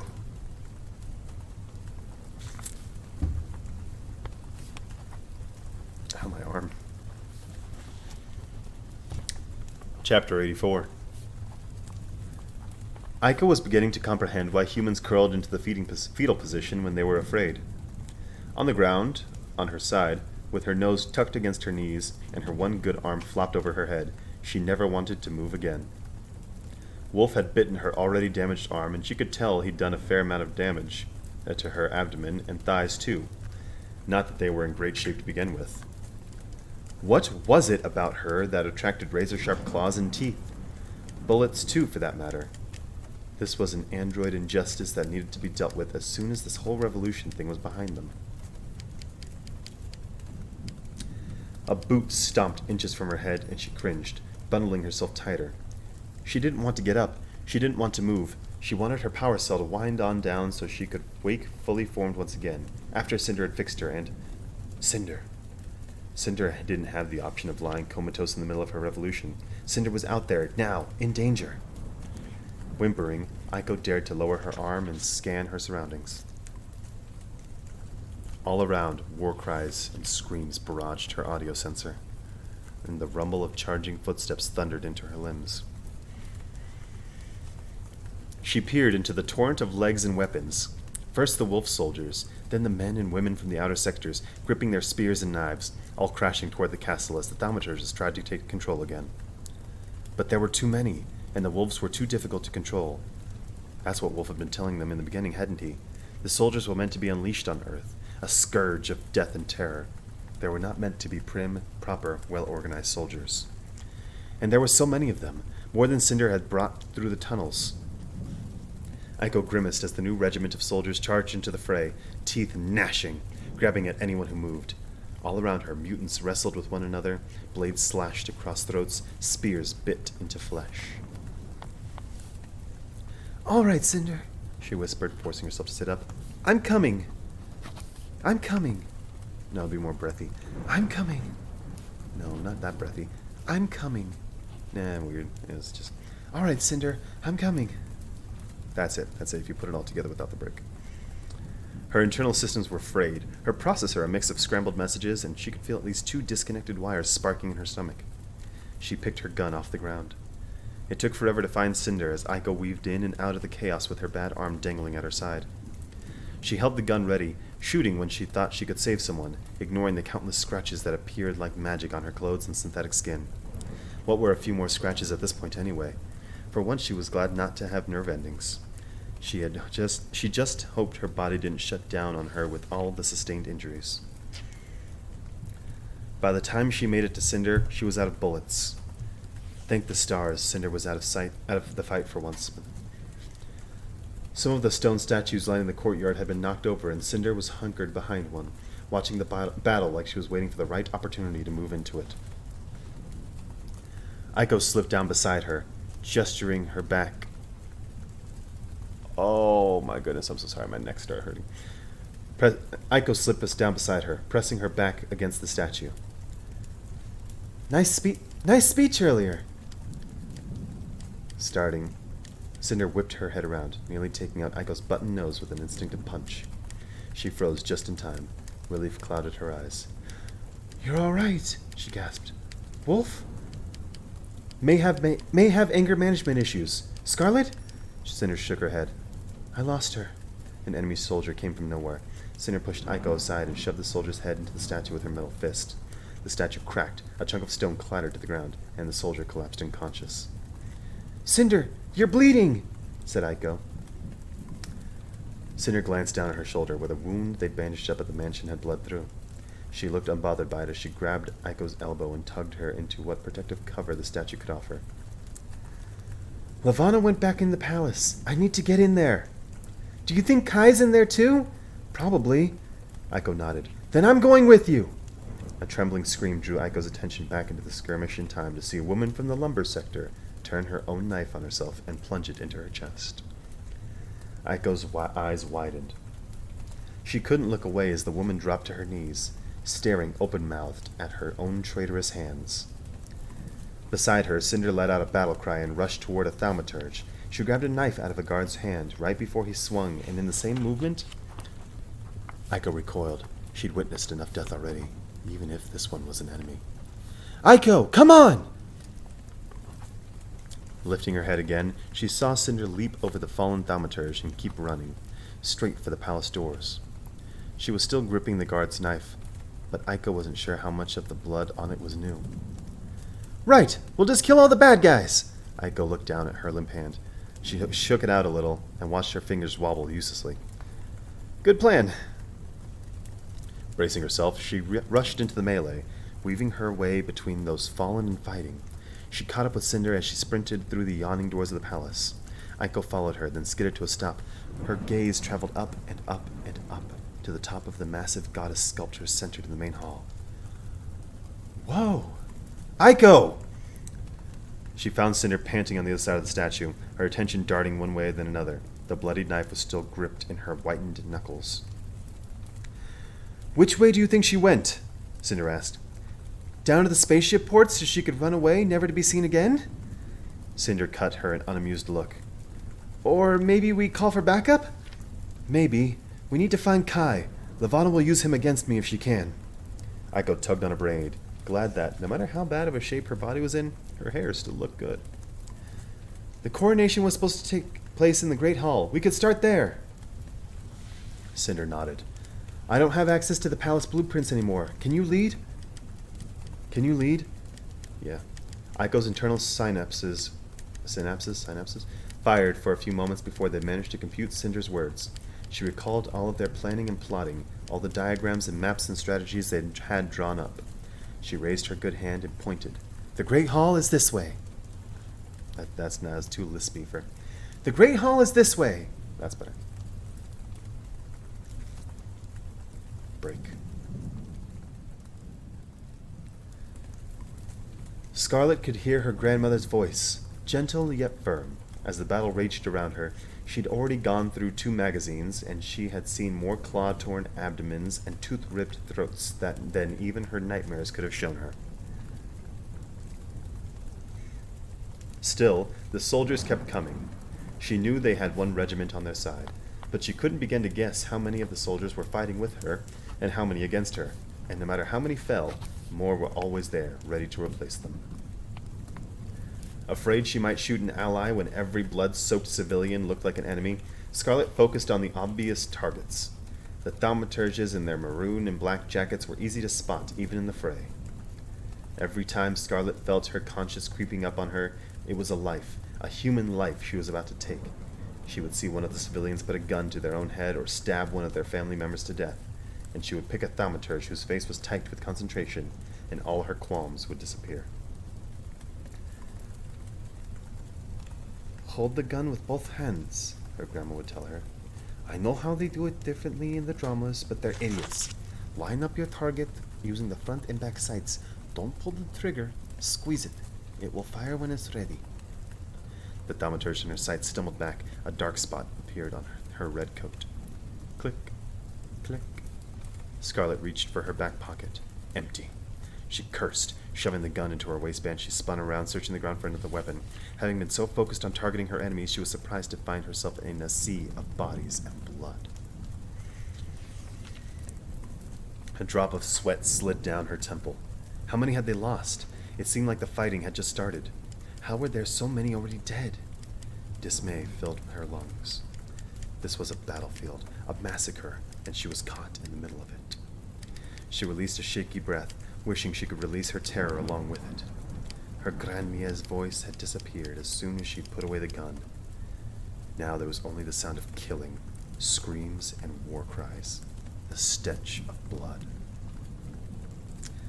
Spotting an axe, she bent to pick it up, and didn't realize until she found resistance that the blade was buried in a body. Grimacing, she shut her eyes, gritted her teeth, and pulled it free. She didn't check to see who the body belonged to. She was exhausted in every way, exhausted halfway to delirium. Her attention fell on a middle-aged woman who at first glance reminded her of Maha, but older. The woman was trembling from shock, and her arm was cut and torn by teeth, Scarlet guessed, and she was using her good hand to drag an injured man to safety. Scarlet stumbled forward, gripping the axe handle. She should help her. She went to drop the axe, but then her fingers twitched, which was her first warning. Eyes widening, she looked down at her hand. Her knuckles whitened on the axe handle, gripping it tighter. A shudder ripped through her body. Someone else had control of her hands. But they hadn't thought to take her tongue, at least. "Get away from me!" she screamed to no one in particular, to anyone close enough to hear. "Run!"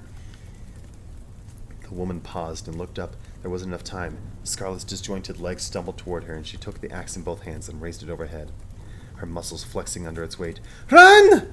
she yelled again, panic clawing at her throat, her mind overcome with the horrible reality of being under a thaumaturge's control.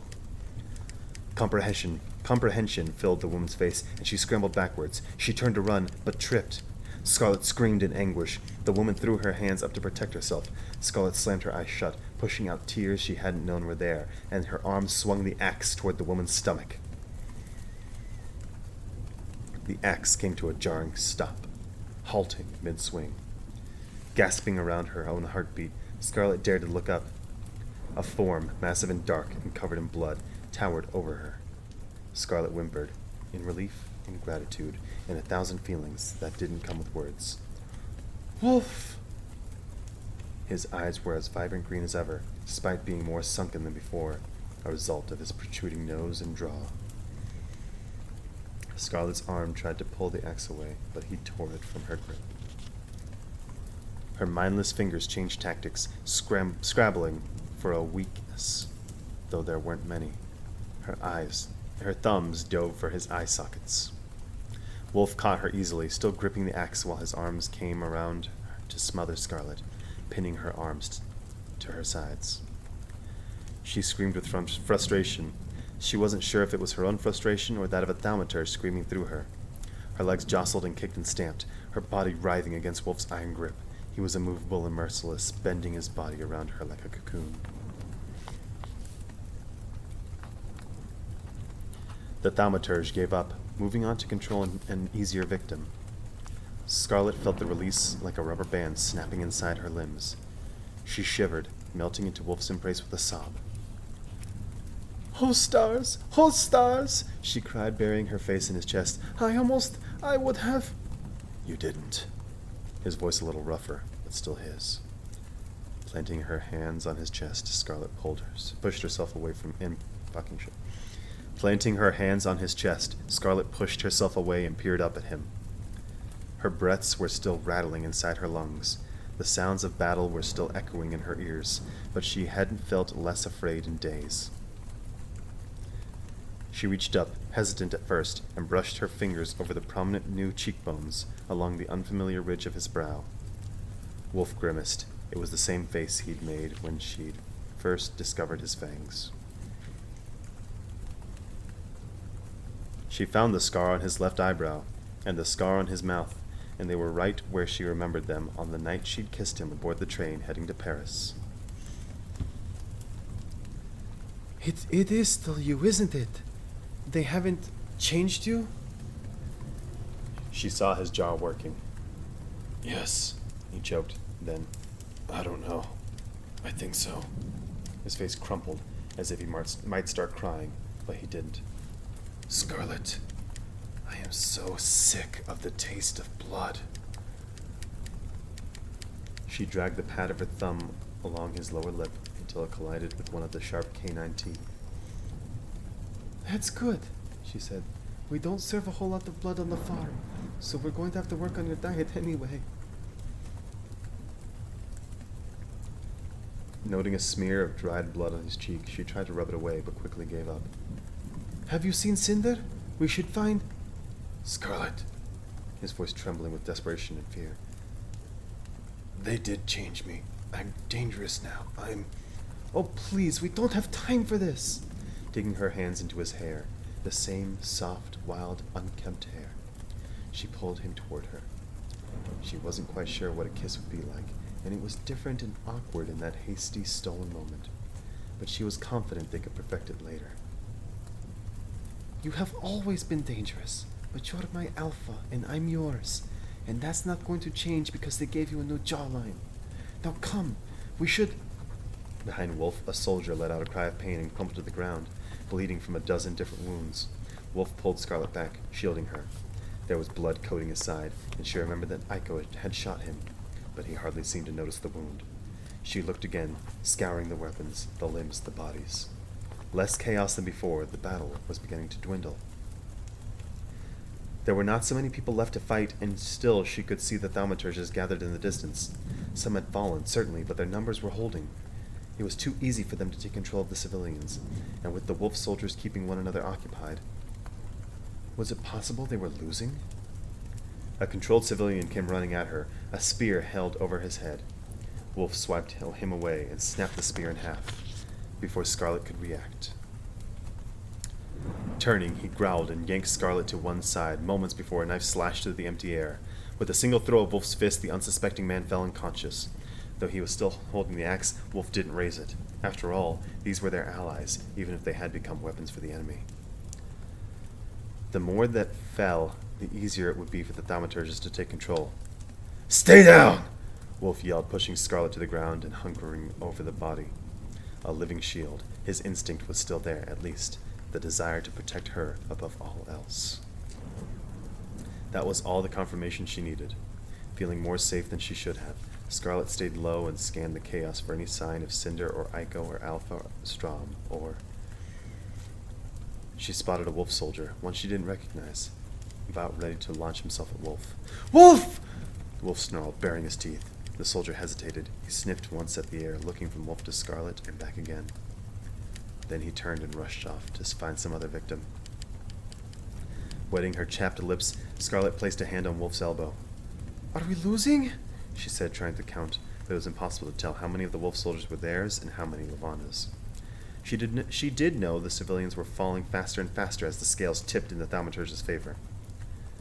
Not for long, said Wolf. She craned her head. His eyes were still flashing dangerously, scanning for immediate threats. What do you mean? His nose twitched. Princess Winter is close, and she's brought reinforcements.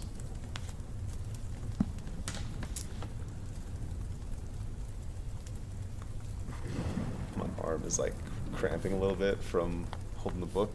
I just got stretched for a second. Okay. I'm really glad that Winter's now entering the fray, because this is getting a little too close for comfort.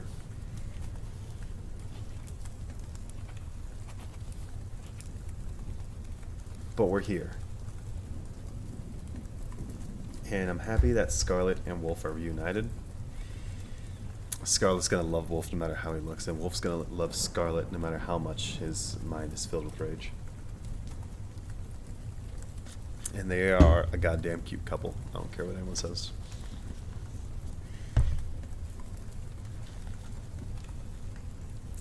Chapter 85.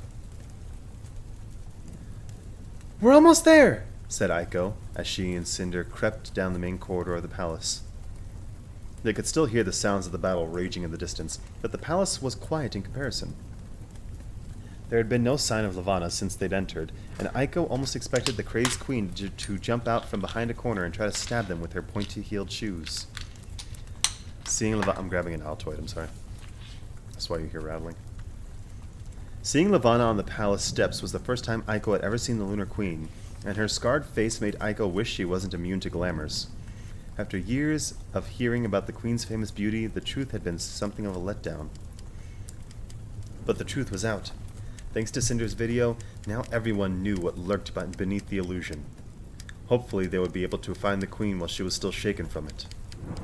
Cinder's grip tightened on her bloody knife. 2 guards, up ahead. They rounded a corner and she was right. 2 guards stood in front of a set of ornate doors, huge guns already trained on them. Aiko froze and raised her good hand in a show of innocence.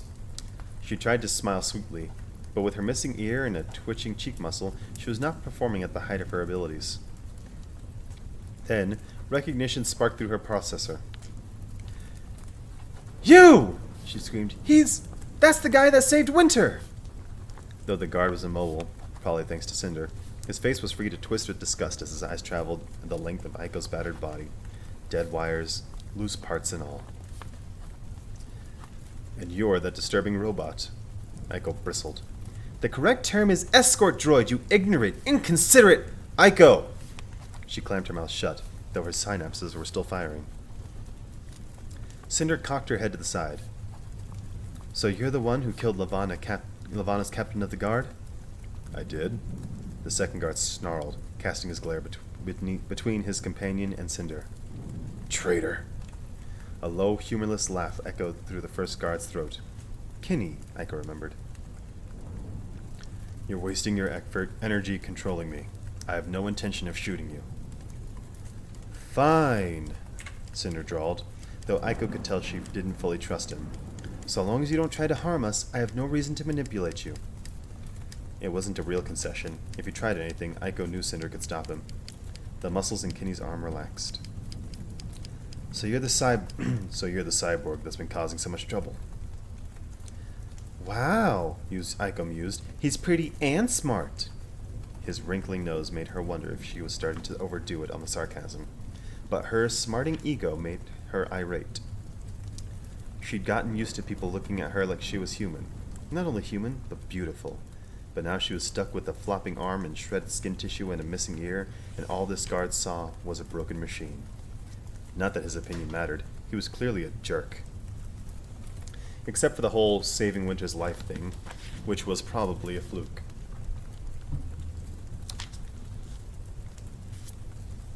Ow, my arm. "Is Lavana in there?" Cinder asked, gesturing to the barreled doors. "No, just the coronation guests. Our orders were to contain them until either the Queen or Thaumaturge retrieves them. I suspect she's preparing to slaughter all the Earthens if you don't surrender." "Sounds like her," Cinder said. "But I doubt she has the strength to glamour so many people at once right now. Otherwise, she would have come straight here." Kinney frowned, speculative. He wouldn't have seen the video. He didn't know the truth beneath Lavana's glamour had been revealed.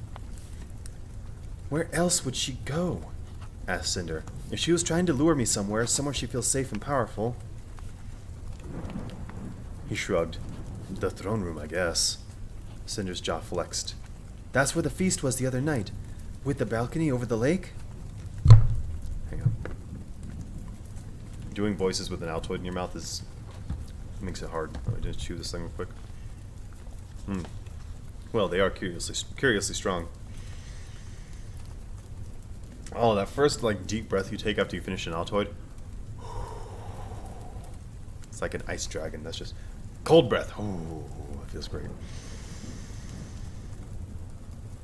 "I can smell everything." It's just so fresh. I'm sorry, back to the book. Cinder's jaw flexed. "That's where the feast was the other night, right? With the balcony over the lake?" Kinney had started to nod when the second guard reeled his head back and spat. Literally spat on this gorgeous tile floor. "Oh!" Aiko cried. "You heathen!" "When she catches you," the guard snarled, "my queen will eat your heart with salt and pepper." "Well," said Cinder, unconcerned, "my heart is half synthetic, so it'll probably give her indigestion." Kinney looked almost amused. "We guards tend to be treated well here. You'll find that a lot of us will stay loyal to to Lavana." The queen's given name was awkward, and Aiko wondered if he'd ever said it before. "Why aren't you?" Cinder asked. "Something tells me I'm going to like your offer more." His gaze slipped toward Aiko. "Even if you do keep strange company." She huffed. Stepping forward, Cinder disarmed the second guard, taking his handgun for herself. "Maybe when this is over, I can... Maybe when this is over, I can convince them that I intend to treat you pretty well, too." Or is that Cinder talking? It doesn't say who says that, and it's a bit weird. I think that's Cinder. "Maybe, when this is over, I can convince them that I intend to treat you pretty well, too." Cinder turned, and Aiko could make out the conflict warring across her facial muscles. "Stay with Kai. In case she does send a thaumaturge after them, I want someone there who can't be controlled. And try to get him and any Earthens away from here." She inhaled sharply. "I'm going after Lavana." "No, wait! I should come with you!" said Aiko. Ignoring her, Cinder jutted a finger toward Kinney. If you're going to be loyal to me, then you'll be loyal to the Earthen Emperor. Protect him with your life." The guard hesitated, but then brought a fist to his heart, her new gun in one hand and her knife in the other. Cinder turned and started running back the direction they'd come from. "Cinder, wait!" Aiko yelled. "Stay with Kai! But be careful!" When Cinder turned the corner, Aiko swiveled back to the two guards, just as the second guard realized he had control of his body again. Gaze darkening, he lifted the gun, aiming for Aiko. Kinney clubbed him over the head with the butt of his own rifle. Aiko jumped back as the guard sprawled face first on the ground. "I feel like I should be going with her," said Kinney. Snarling, Aiko stepped over the fallen guard and jabbed a finger at his chest. "I have known her a lot longer than you have, mister, and if there's one of us who should be going with her, it's me. Now open these doors!" One eyebrow, dark and thick, shot upward. She could see him struggling to say something, or not say something. He gave up and turned away, shoving the wooden board through the handles. He hauled open the door. Aiko took 2 steps into the great hall and froze. The room was not filled with hundreds of lunar aristocrats and earthen leaders and her handsome emperor. In fact, only a few dozen vibrantly dressed lunars stood at the far end of the room. The rest of the floor was littered with chairs, many of them on their sides, so there was hardly any space to walk in, making it more difficult to traverse. He made us! A lunar woman cried, drawing Aiko's attention. We didn't want to help the Earthens, but he threatened to bomb the city! Oh, please don't tell the Queen! The hell is that voice? Aiko glanced back, but judging from the way Kinney's mouth had fallen open, he was as surprised as she was. She started forging a path through the fallen chairs, and it occurred to Aiko that whoever had scattered them had likely done it intentionally, to slow down anyone who tried to pursue them. As they got closer, Aiko saw an open door behind an enormous altar. A curtain pulled across it would normally have kept it hidden. That door leads into the servants' halls, said Kinney, but they should have been guarded too. Oh, you look terrible! The first woman screamed, covering her mouth as she took in Aiko's injuries. Why would anyone glamour themselves to look like that? Before Aiko could process the indignant response, Kinney said, Emperor Kato is taking the other Earthens to the ports? The Lunars nodded, a few pointing to the open door. That way, said the offensive woman. You can catch them if you hurry, and don't forget to tell Her Majesty that we stayed behind. They ignored her and barreled toward the door. Aiko started to look up the most direct route to the ports, but it became obvious that Kinney knew which way to go, so she allowed him to lead. They hadn't been running for long before her audio sensor picked up on voices echoing down the corridor. They turned a corner, and Aiko saw the source of the noise up ahead. Here were the hundreds of lunar aristocrats, staggered in a messy line, waiting to pass through a doorway into a stairwell that would lead them down to the sublevels beneath the palace. Among the chatter, her audio input recognized a voice. Kai. She picked up her speed. The Lunars, who didn't notice her until she was right behind them, cried out with surprise, many throwing themselves against the walls to let her pass. Kai! The crowd shifted. Kai and his advisor, Con Torn, stood beside the stairwell door, urging the crowd to move faster to keep pace. His eyes collided with her. Relief. Happiness. Aiko? She threw herself into Kai's arms, for once not caring about the singed paneling on the side of her face or the holes in her torso. He squeezed her back. Aiko, thank the stars! Just as fast as he had embraced her, he pushed her back to arm's distance and glanced past her shoulder, but his joy fell when he saw only Kinney at her side.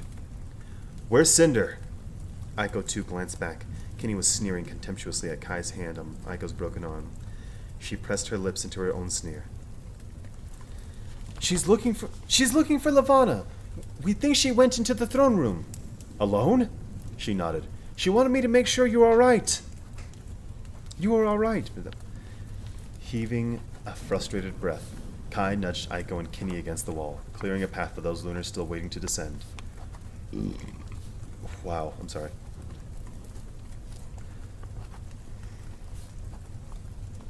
We're moving everyone down to the spaceship ports. It will be the safest place while the fighting continues and keep any more puppets out of Lavana's hands. He squeezed Aiko's hand, and her wiring buzzed with delight. Do you think you'd be able to open the ports to let the ships out if I got you down there? Kinney answered before she could. I know the access code. Aiko turned to him. I've had pilot training, he said with a nonchalant shrug. Kai gave him an appreciative nod, and if he was stunned that a royal guard was helping them, it didn't show. Then let's finish this, and go find Cinder.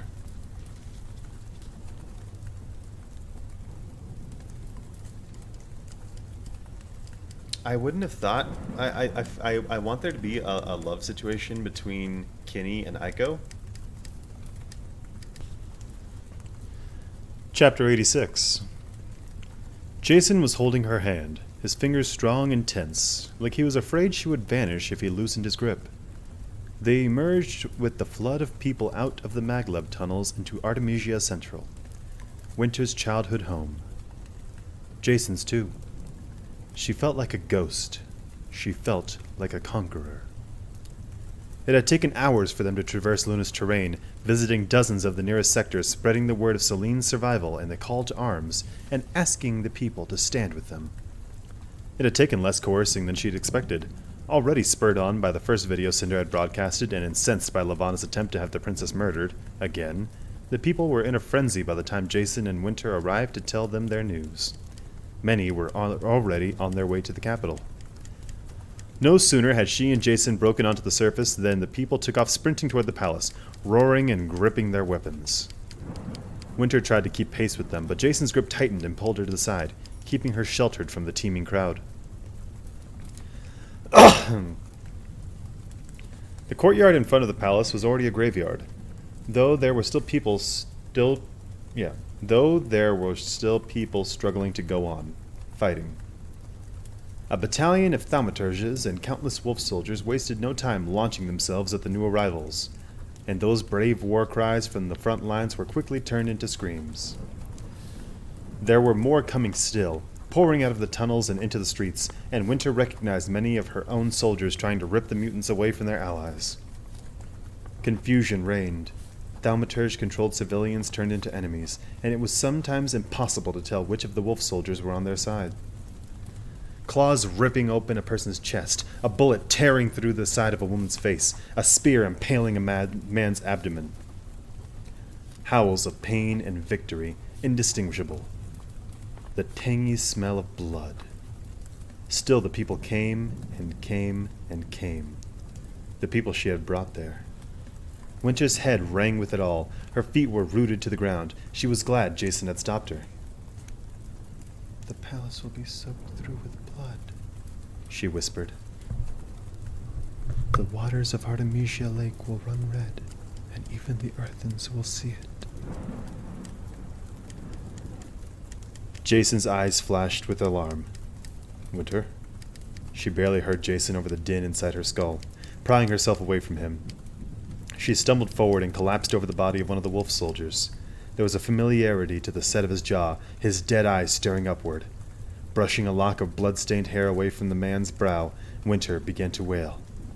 It was Alpha Strom, and it was her fault. Her fault. He was here. She had asked him to fight for her, and now he was dead. And Jason took her elbow. Winter, what are you doing? She collapsed, sobbing over Strom's body. I'm dying, she whimpered, digging her fingers into the filth-crusted fabric of Strom's shirt. Jason cursed. I knew this was a bad idea. He tugged at her, but she ripped her arm away and scanned the raging battle around them. I am destroyed, she said. Tears were on her cheeks, mixing with all the blood. I do not know how that even a sane person could recover from this. So how can I? Precisely why we should leave. Come on. This time he didn't give her a choice, just hooked his hands under her arms and hauled her to her feet. Winter slid against him, allowing him to fit her to his body. A surprising cheer called her attention toward the palace, and she saw the thaumaturges fleeing back inside.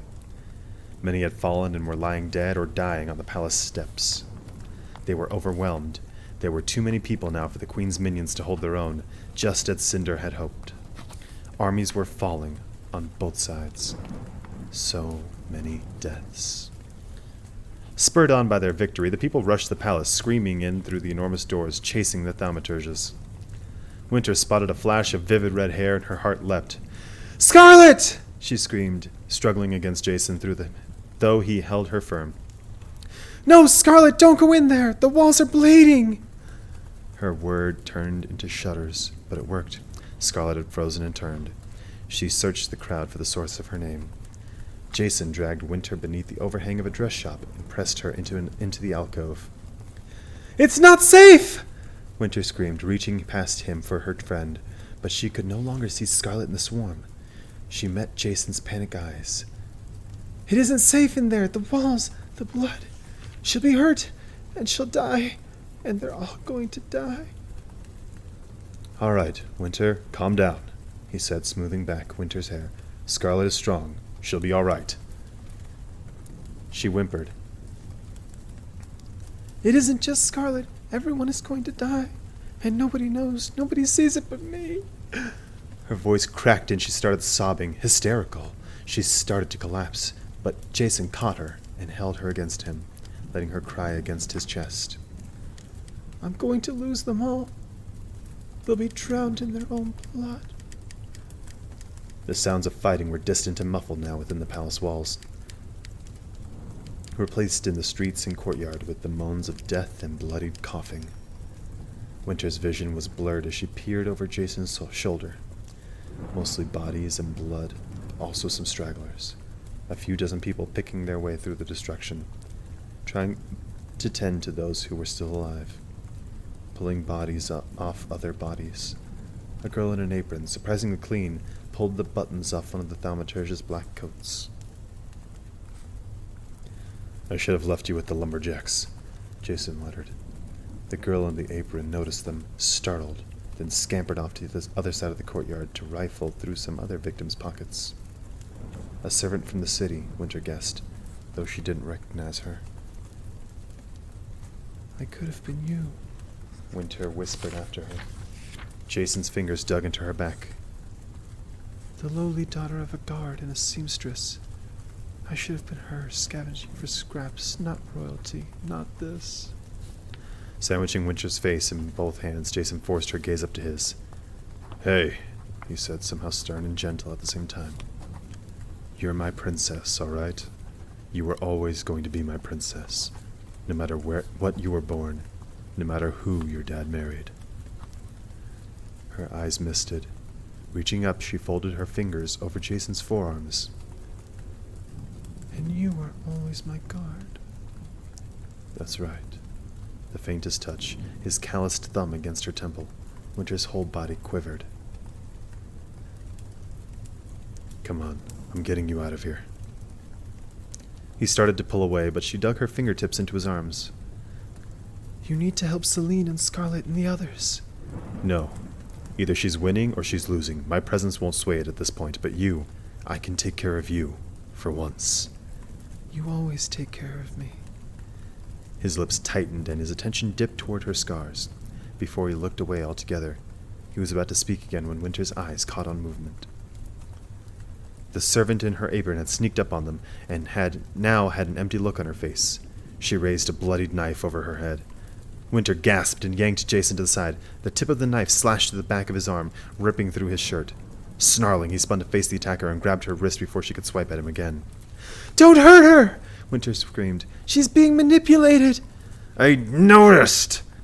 He growled, prying the woman's fingers back until she dropped the knife. It landed with a clatter on the stone ground. Jason shoved her away and she fell, collapsing on her side. In the same movement, Jason yanked the shoulder straps that held his gun and knife over his head and threw them as hard as he could toward the obstacle course of fallen bodies, before they could be used against him, before his own hands could turn the weapons against him. I hope you don't think that will make a difference. Whimpering, Winter pressed herself back into the doorway. Amory. He was standing in the street, not smiling, for once, not even pretending to smile, not smug or cruel or taunting. He looked unhinged. The servant girl, released from his control, scrambled away on her hands and knees and escaped as fast as she could into an alleyway. Winter heard her crawling turn into a hurried beat of running. Amory let her go. He didn't even look at her. Jason placed himself between Winter and Amory, though she didn't know why. Amory could have forced Jason to move aside with a tiny little thought. Amory could toy with them as easily as pawns on the Queen's game board.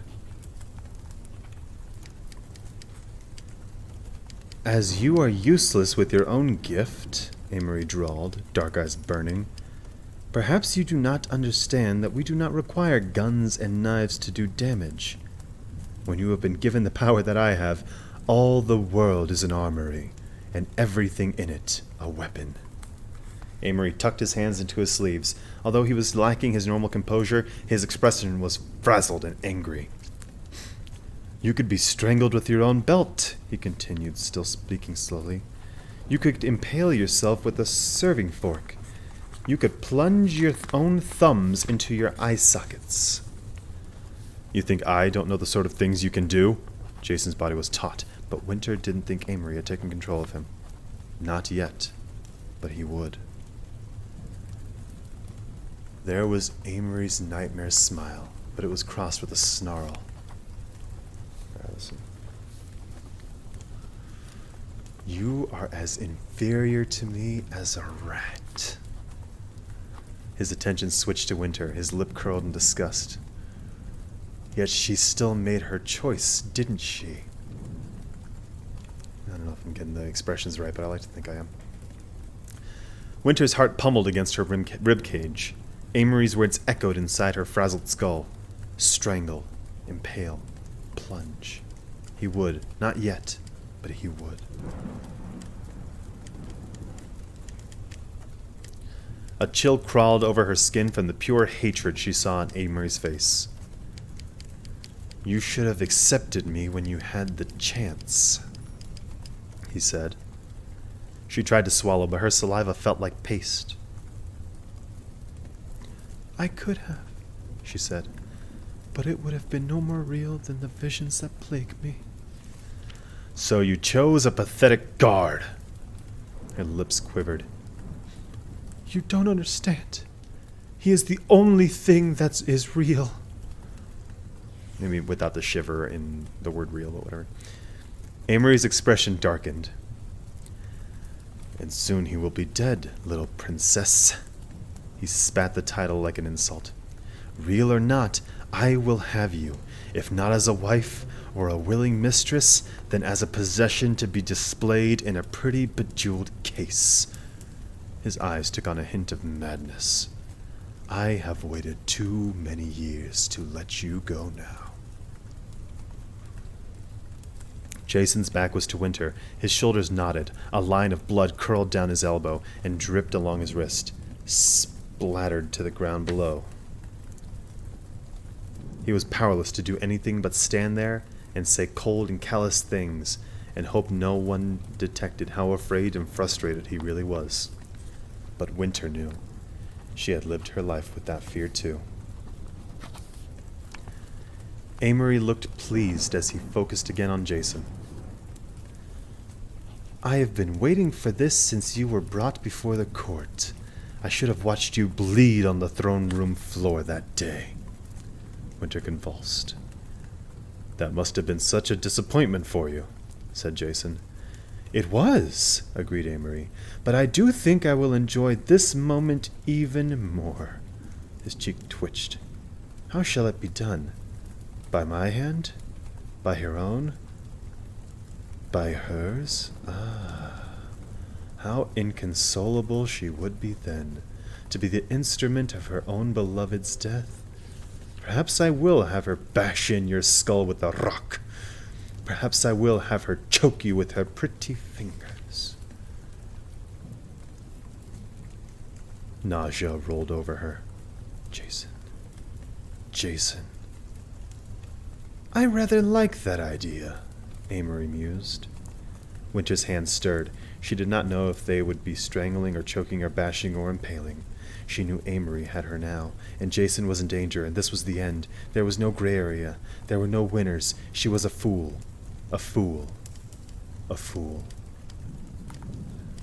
Winter kept her eyes open against the hot tears. Jason turned to face her as her hands wrapped around his neck. Her thumbs pressed into the flesh of his throat. There was a gasp, and if he wanted to push her away, Amory would not let him. Winter couldn't look, couldn't watch. She was crying uncontrollably, and the awful feel of Jason's throat under her thumbs was too awful, too fragile, too... A flash of red sparked through the pooling tears. Scarlet, creeping behind Amory, inching over the fallen bodies, a knife in her hand. Seeing that Winter had spotted her, Scarlet raised a finger to her lips. Amory turned his head. Not toward Scarlet, but toward an enormous roaring figure. Amory laughed, waving one hand through the air. Wolf was steps away when he collapsed, howling in pain. I am the Queen's own thaumaturge! Amory yelled, eyes blazing as he snarled down at Wolf's twitching body. You think I cannot feel you sneaking up on me? You think I cannot handle one pathetic mutant and a weak-minded god and Arthur?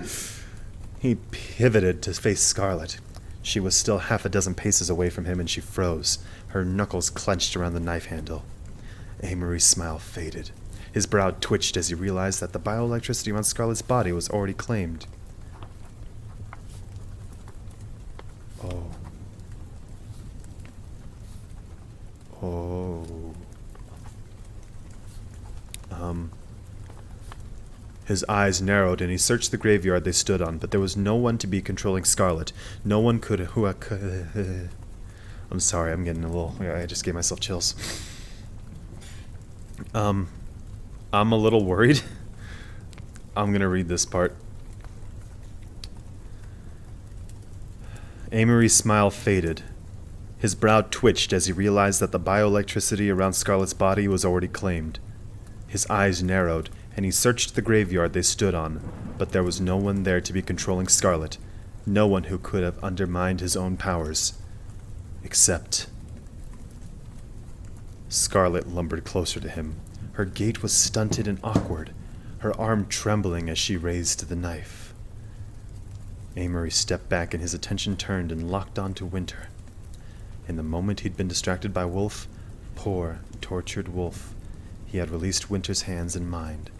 Jason was still rubbing his throat and struggling for breath, and Winter was staring at Scarlet. Horrified, trembling, but fierce. Jason's hand whipped out, backhanding Winter across her face. She crashed against the building wall, but didn't feel the force of it. Her focus was on Scarlet, only Scarlet, Scarlet, and her knife. Winter was crying and hating herself. She was wretched and cruel, but she didn't relent as she forced Scarlet into battle. Amory stumbled back again and raised his hands to his own defense. Scarlet hurled herself at him. Amory tripped over the leg of a dead civilian man and sprawled backwards. Scarlet landed on her knees beside him and scrambled forward. Her eyes were confused, her mouth slack with disbelief, but her body was vicious and determined and sure as she plunged the knife into his flesh.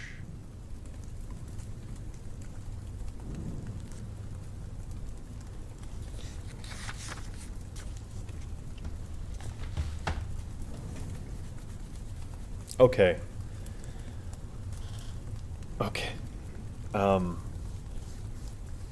Look, Scarlet's been stacking bodies since the battle began. I'm not worried about her.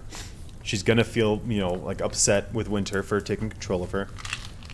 But, I'm more worried for Winter. Because,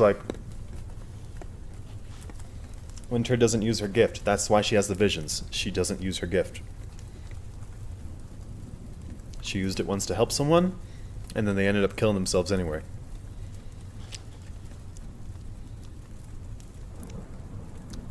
Winter does not use her gift.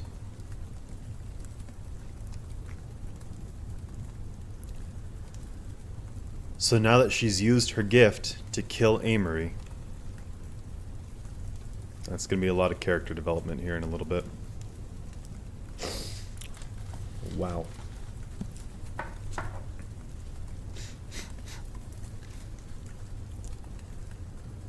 Chapter 87. Reality disintegrated. The world was 1,000 cumbersome pixels tearing apart, leaving black spaces in between, then smashing back together in blinding sparks. Winter had made herself as small as she could, huddled in the shop's doorway off the main thoroughfare of Artemisia. Her own shaking arms made for a protective shield around her body, and her feet were pulled in tight. She'd lost a shoe. She didn't know how or when. Amory was dead. Scarlet Friend had stabbed him 9 times. Winter had stabbed him 9 times. Dear Scarlet, vicious, stubborn, weak-minded Scarlet. When she started, Winter couldn't make it stop. 9 times. It had been years since she'd manipulated anyone, and never with violent intentions. Amory, in his determination to subdue them all with his gift, had not tried to get away until after the second stab. By that time, Winter was already lost. She couldn't make it stop. She thought only of erasing forever that awful, charming grin, of destroying his mind so she would not be forced to wrap her hands around Jason's neck again and finish what she'd started. Now Amory was dead. The streets were full of his blood. They reeked with the stench of it.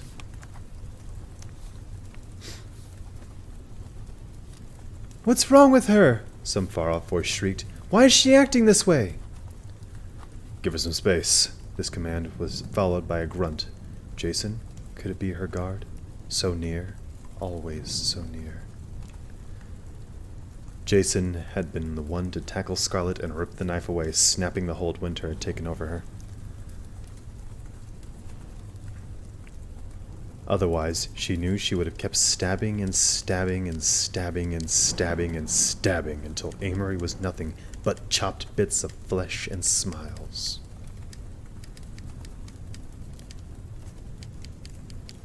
Winter's head was full of distraction, too much to comprehend. The shop sign overhead swung on its hinges. There was a torn curtain behind broken glass, bullet holes in the walls, roofs caving in, glass shattered beneath her feet.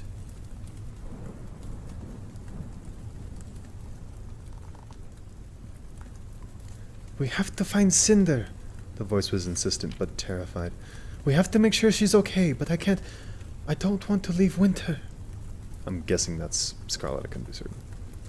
Winter arched her back and clawed her hands into her hair. Gasping from an onslaught of sensation, every inch of her skin was a hive of stinging bees. Arms circled around her, or maybe they had been there for a long time. She could hardly feel them outside of the cocoon she'd erected, even though it was covered in hairline fractures. It's all right. I have got Winter. Go. A cocoon. An encasement of ice. A spaceship harness strangling her, the belt cutting into her flesh. Go! Winter clawed at the strap, struggling to get out. Those same strong arms tried to hold her still, tried to secure her thrashing. But she snapped her teeth, and the body shifted out of her reach. She was pulled away from the door, their bodies repositioned so the arms could restrain her without being in danger themselves. She struggled harder, kicked and writhed and screamed, stabbing and stabbing and stabbing and stabbing and stabbing and stabbing. Her throat was hoarse. Maybe she'd been screaming for a long time. Maybe the sound was imprisoned inside this cocoon, trapped like she was. Maybe no one would ever hear her. Maybe she would scream until her throat bled and no one would ever know. Her heart split in two. She was an animal, a killer and a predator. The screams turned to howls, sad and broken howls, haunting and furious howls. Winter! Winter!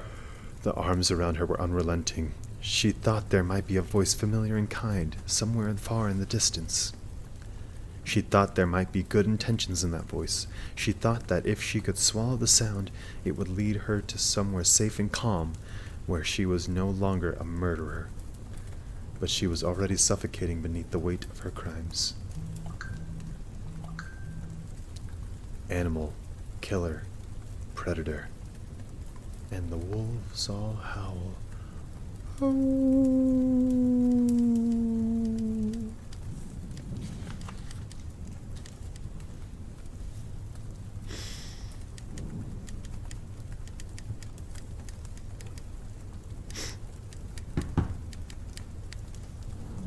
Chapter 88.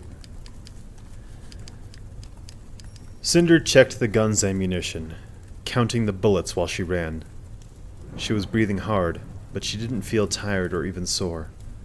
Adrenaline was pumping hot through her veins, and for once she was aware of it only because she could feel herself trembling with the surge of it, not because her brain interface was telling her so. The sound of battle were echoing in the palace, dim and far away, many floors below. They were inside, she could tell. There would be a lot of casualties, she knew. She felt like they might be winning.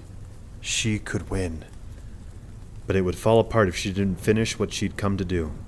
If she didn't find a way to end Levana's tyranny for good, the people would be back under her control by morning. She took the stairs 2 at a time. Her hair prickled on the back of her neck as she arrived in the 4th floor corridor. She peered down the empty hall with its artwork and tapestries and shimmering white tiles, listening for any sound indicating an ambush. not that ambushes came with warning sounds. Everything was eerie and haunted after the chaos of the courtyard. It was no comfort to Cinder that she had reached the throne room without incident. It wasn't like Levana to make things easy for her, which meant that either Levana was so distraught from the video she was no longer thinking straight, or, more likely, Cinder was walking into a trap. She held the gun with one hand, the knife in the other, and tried to calm her stampeding heart. She did her best to come up with some sort of plan for when she reached the throne room. Assuming Levana was in there, probably with an entire envoy of guards and thaumaturges. If the guards weren't already under someone's control, she would steal them away and form a protective barrier around herself. The moment an opportunity presented itself, she would shoot Levana. No hesitation allowed. Because Levana wouldn't hesitate to kill her. She found herself standing outside the throne room doors, the lunar insignia carved across their surface. She gulped, wishing she could sense how many people were inside, but the room was too well sealed. Whatever lay beyond these doors was a mystery. An ambush. Common sense whispered to her. A trap. Licking the salt from her lips, she braced herself and kicked one of the doors open, wedging inside before it could slam back on her. Her body was tense, braced for an impact, a punch, a bullet, anything other than the stillness that greeted her. Only 2 people were in the room, making it feel infinitely larger than it had during the wedding feast. The audience chairs were still there, but many of them had been shoved against the walls or crushed in the destruction she had wreaked. The throne, though, had not moved, and Levana was seated on it like before. Rather than looking smug and cruel as usual, she was slumped on the enormous throne with an air of defeat around her. She wore the colors of the Eastern Commonwealth flag in her gown, a mockery of everything Kai and his country stood for. Her glamour had returned. She had her face turned away from Cinder, hiding behind her wall of glossy hair, and Cinder could see only the tip of her nose and a hint of ruby lips. The second person in the room was Thorn. Her heart sank, but was lifted by a slim hope. Perhaps it was only a lunar glamour to look like Thorn. She narrowed her eyes in suspicion, not daring to go any further into the room. "Well, it's about time," said Thorn, his voice comfortably sardonic. "You have no idea how awkward these last few minutes have been." Cinder's heart squeezed, her hope fading. It was definitely Thorn, and he was standing precariously close to the ledge of the throne room, the one Cinder had jumped from. His hands were behind his back, most likely bound. The glowing bow tie was gone, and his purple suit reduced to just the dress shirt, now unbuttoned at the collar. There was a hole in the thigh of his pants and dried blood above his knee. A lump beneath the fabric suggested hasty bandaging. Cinder reached for him with her thoughts, but Levana had already claimed him, holding his feet as tight-gripped as iron shackles. Thorn's gaze swooped down over Cinder's blood-stained clothes and the weapon in each of her hands.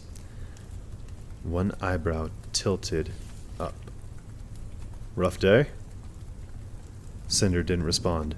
She was still waiting for that surprise attack. A shot through the heart, a guard appearing out of the shadows and tackling to the ground. Nothing happened. No sound but her own heavy breathing. "Your leg?" she asked. Thorn shrugged. "Hurts like hell, but it won't kill me. Unless the prisons were full of grimy bacteria and the wound gets infected, which, let's face it, is entirely plausible." Glancing behind her to make sure no one was sneaking up from the corridor, Cinder took a hesitant step forward. Thorn took a step back, one step closer to the edge. Cinder paused. "Do not come any closer," said Levana. Her voice was meek and tired, a far cry from the haughty glee with which she'd ordered Cinder's execution. She did not lift her head. "I suggest you do not raise your weapons either, unless you think he is as lucky as you are." I'm pretty sure he's luckier." Thorn nodded in agreement, but said nothing, and Cinder didn't move. Peering at him, she mouthed a single word. impress? His indifference dissolved, and he gave us the smallest shake of his head. She didn't know if this meant he didn't know where she was, or if something bad had happened and he didn't want to discuss it at the moment. Cinder was distracted from her curiosity by her hand twitching. She was lifting the gun toward her own head. It was halfway there when she gritted her teeth and forced her limb to stop. To her relief, it did. Snarling, she lowered the weapon back to her side. Fucking Levana. Just trying to sneak attack a suicide. Levana laughed, but the sound came off as more brittle than charmed. I thought that might be the case, she said, rubbing her forehead. I am not myself at the moment, though it seems neither are you. Cinder frowned, wondering why Levana could control her in the courtyard, but failed now. Was it because her own mental strength had been too fragile then, while trying to maintain control of so many people, or was the queen growing weak? Perhaps the video showing her true face had fragmented her abilities. It did not seem to be affecting her ability to manipulate Thorn, but, to be fair, Cinder was pretty sure a lunar toddler could have manipulated Thorn. Levana sighed. Why, Celine? Why do you want to take everything from me? Cinder narrowed her eyes. You're the one who tried to kill me, remember? You're the one sitting on my throne. You're the one who married my boyfriend! The word was out before she'd contemplated it, and Cinder thought it was the first time she'd ever said it aloud. She wasn't even sure if it was true, but it felt sort of right, except for the whole being married to her aunt thing. Nice. But Levana didn't seem to be listening.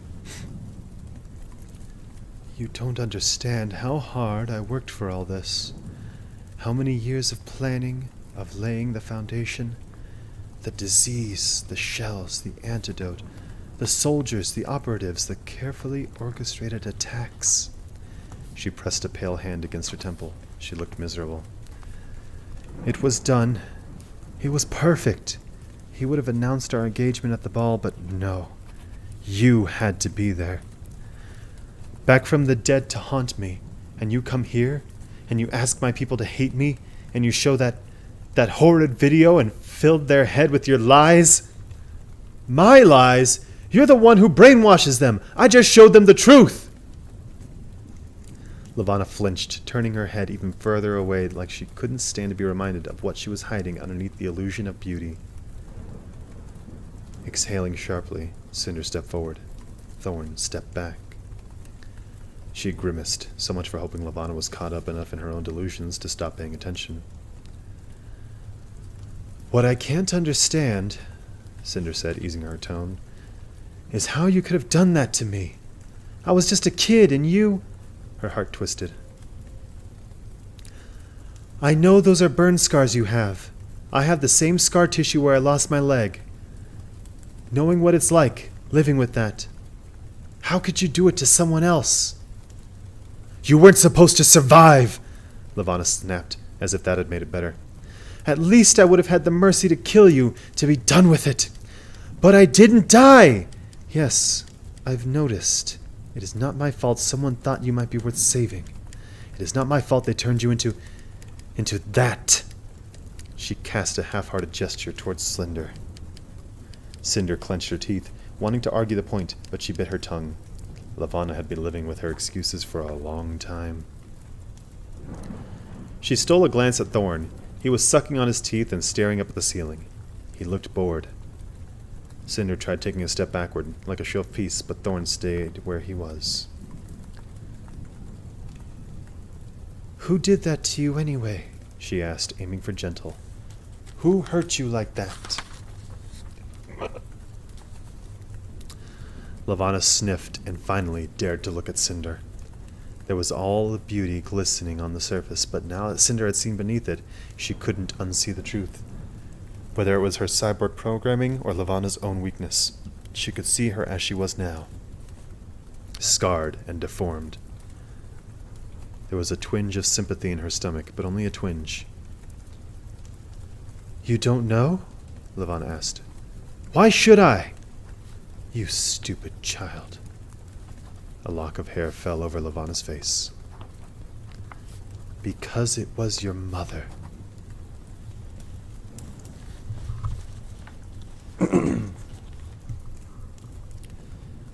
Chapter 89. The word mother was foreign to Cinder's ear. Mother. A woman who had given birth to her, but that was all. She had no memories of her, only rumors. Horrifying tales that said Queen Channery was more cruel, even than Lavanna, though her reign had been much shorter. My own sweet sister, Lavanna purred. Would you like to hear how it happened? No. But Cinder couldn't form the word. She was 13, and I was 6. She was learning how to use her gift, taking great amounts of pleasure in manipulating those around her, though I was always her favorite target. She was very good, as I am, as you are. It is in our blood. Cinder shivered. It is in our blood. She hated to think that she shared blood with anyone in this family. At that age, it was her favorite trick to convince me that she loved me dearly. Having never felt love from our parents, it was not a hard thing to get me to believe. And then, when she was sure I would do anything for her, she would torture me. On this particular day, she told me to put my hand into a fireplace. When I refused, she made me do it anyway. Lavanna smiled as she told the story, a deranged look. As you've seen, by the time she let me go, it was not only my hand that had suffered. Bile was filling Cinder's mouth, a child so young, so impressionable. It would have been so easy, yet a cruelty too impossible to fathom. Her mother? After that, they started to call me the ugly princess of Artemisia, the sad little deformed creature. While Channery was the beautiful one, always the beautiful one. But I practiced my glamour, and I told myself that someday they would forget about the fire and the scars. Someday I would be queen, and I would make sure the people loved me. I would be the most beautiful queen Luna had ever known. Cinder tightened her grip on her weapons. Is that why you killed her? So you could be queen? Or was it because she did that to you? One of Lavanna's perfect eyebrows lifted. Who says that I killed her? Everyone says it. Even down on Earth where we've heard the rumors that you killed your sister and your own husband and me, all for your own ambitions. A coolness passed over Lavanna's face, and she leaned slowly back against her throne. What I have done for Luna. My struggles, my sacrifices, everything has been for Luna. All my life I've been the only one who cared, the only one who could see the potential for our people. We are destined for something so much greater than this rock. But all Channery cared about were her dresses and her conquests. She was a horrible queen. She was a monster. She paused, nostrils flaring. But no, I did not kill her, though I've wished 1,000 times that I had. I should have killed her before she ruined everything, before she had you. A healthy baby girl who would grow up to be just like her! Cinder snarled. I don't know who I would have become if I'd grown up here, she said, but I am not like her. Oh, yes, Lavanna mused, skipping from word to word like a stream over rocks. On that note, I believe you are correct. When I first saw your glamour at the Commonwealth Ball, I was surprised at how much you resembled her. Once the dirt and grime and awful metal extremities were removed, but that seems to be where the similarities end. Her lips stretched, blood red, curving around perfect pearl teeth. No, little niece, you are much more like me. willing to do anything to be admired, to be wanted, to be queen. Cinder's body went rigid. I'm not like you either. I'm doing this because you've given me no choice. You had your chance. You couldn't have just been fair. Been a good ruler who treats her people with respect. And Earth! You wanted an alliance. Earth wanted peace. Why couldn't you just agree to it? Why the disease? Why the attacks? Did you honestly believe that was the way to get them to love you? Levana peered at her, furious and hateful, but then her lips twitched into something resembling a grin. A furious, hateful grin. Love, she whispered. Love is a conquest. Love is a war. That is all it is. No, you're wrong. Fine. Levana dragged her fingers along the arm of her throne. Let us see how much your love is worth. Relinquish all rights to my throne, and I will not kill your friend. Cinder's lips tightened. How about we put it to a vote? Let the people decide who they want to rule them. Thorn took a step back. His left heel was on the edge now, but there was an expression of dismay as he glanced down at the lake below. Cinder flinched. Wait! I could promise to relinquish my throne to you, but there are still going to be tens of thousands of people outside demanding for you to abdicate. The secret is out. They know I'm Celine. I can't take that back. Tell them you lied. She exhaled sharply. Also, the second you kill him, I'm going to kill you. Levana cocked her head to one side, and though she had her glamour, Cinder was seeing the woman from the video. That was her good eye, she realized. Then I will change the terms of my offer, said Levana. Sacrifice yourself, and I will not kill him. Cinder glanced at Thorn, who seemed indifferent to the fact they were negotiating with his life. He clicked his tongue at her. Even I can see that's a bad deal. Thorn, do me a favor? She frowned. Tell Cress I meant it. Her gut tightened. Thorn! He met Levana's gaze. All right, your queenliness. I'll call your bluff if she won't. I am not negotiating with you! Levana snapped. If you kill me, you've lost your only bargaining chip and Cinder wins. So let's talk about your options. You can either accept that your time as queen is over and let us both go, and maybe Cinder will take mercy and not have you executed as a traitor. Or you can throw me off this ledge and... Fine! Thorn's eyes widened. He stepped off the overhang. With a cry, he threw up his arms. One wrist still bound, the opposite hand gripping the kitchen knife he'd swiped from the mansion. Gasping, his arms cartwheeled, his balance precarious. Cinder dropped her weapons and rushed toward him. Thorn fell, throwing his body forward at the last minute. One hand grabbed the ledge. He grunted. Cinder dove. Levana leaned forward. Thorn's fingers let go, just in time for Cinder to reach over the edge and latch onto his arm.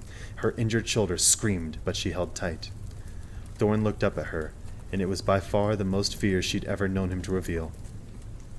Thanks, he panted. Then his free hand swung upward, punching Cinder on the jaw. She flinched, ducking away without letting go. Sorry, that's not me. No, she grunted. Planting her other hand on the floor, she pushed herself back, dragging Thorn with her until his torso was on the ledge, his feet scrambling for purchase. She dared not let go, even as he shoved his body onto the floor. Cinder knew that the second she let go of him, Levana would send him careening to his death again. Too late. It occurred to her that he'd actually managed to get out of his bindings. He must have spent the whole time she was arguing with Levana trying to work himself free. The fall might not have killed him. With his arm free, he'd have been able to swim. But now he was... Thorn jabbed the knife into her thigh. Cinder screamed. Still not me, he said breathless as his fist ripped the knife back out. He raised his arm overhead, preparing to stab her again. Cinder tackled him, knocking the knife out of his grip. Thorn threw his elbow into her throat. The air left her, white spots flecking her vision. Thorn scrambled away, but he didn't run back to the ledge. Wrapping a hand around her throat, Cinder massaged the muscles, urging them to take in air again. Still dizzy, she forced herself onto her wobbly legs, ready to lunge at Thorn again. She heard the click of a gun's safety being released. She froze. Thorn had gone a lot farther than she'd expected, and now he was standing near the room's entrance, holding the knife and gun she dropped when she tried to save him. The barrel of the gun was aimed at her head. Cinder swayed, stumbled once, regained her footing. A gunshot echoed off the room's stone walls.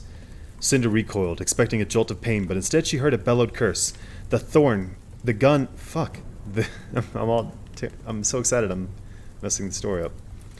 The gun Thorn had grabbed skittered across the floor. Cinder shook away the lightheadedness and gawked at Thorn, who was in turn staring, horrified at his hand. His arm was still raised, but his hand was now empty and covered in blood. "I'm sorry!" Cress cried. She was on the floor against the doorway, struggling to get back up. The kickback had knocked her off balance. "I'm sorry, Captain!" "Fucking Cress, let's go!" Thorn cursed again. Sweat was beading on his brow, but when he looked at Cress, jaw hanging, he bit back the pain and shouted, "Nice shot!" "Cress!" Cinder croaked. "The Queen! Cress, shoot the Queen!" Though Cress whimpered, she did change her aim, leveling the gun at Levana. Cinder ran for the gun that had been shot from Thorn's hand. Thorn ran too, yanking Cress's attention back to him. In one movement, he knocked Cress's arm up with his elbow, while simultaneously, with his non-injured hand, driving the knife into her stomach, burying it to the hilt.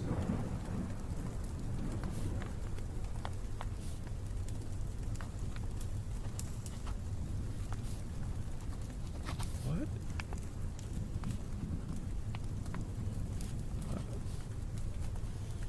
Maybe I misread that. Thorn ran too, yanking Cress's attention back to him. In one movement, he knocked Cress's arm up with his elbow, while simultaneously, with his non-injured hand, driving the knife into her stomach, burying it to the hilt. Oh. Okay. Cinder snatched the gun off the floor. Cress dropped hers. Blood seeped through her dress. She gaped up at Thorn, and it was impossible to tell which of them was filled with more horror. Thorn's hand was still wrapped around the knife's hilt. Turning toward the throne, Cinder fired, but Levana threw herself to the floor, and the bullet ricocheted off the carved back of the throne. As Cinder loaded another bullet into the chamber, Levana scrambled off the floor, slipping on her billowing skirt as she pulled herself behind the throne. Cinder fired again, barely missing the Queen's leg as she disappeared. "No!" Cress gasped. A searing pain sliced through Cinder's side. She collapsed onto her hands and knees. Flopping onto her back, she pushed herself away, one hand pressed against the wound. Thorn stood over her, gripping the knife.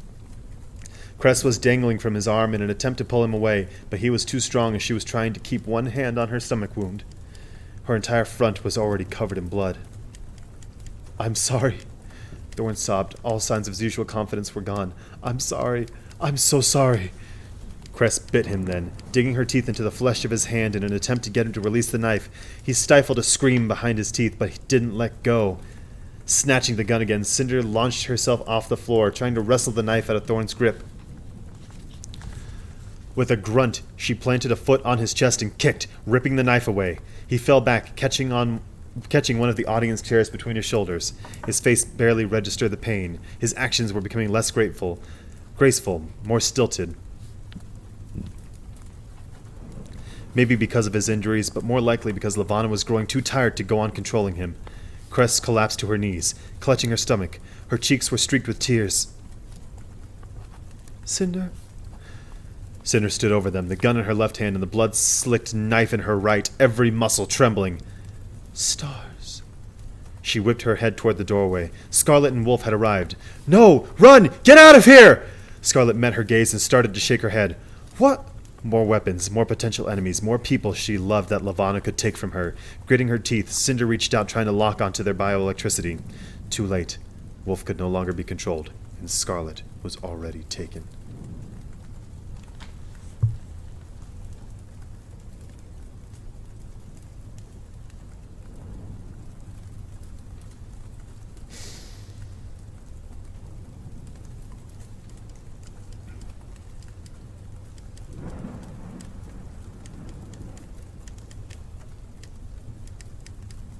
Okay.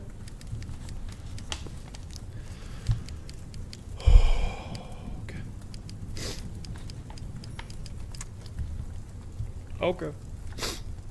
Cool. Alright. It's fine.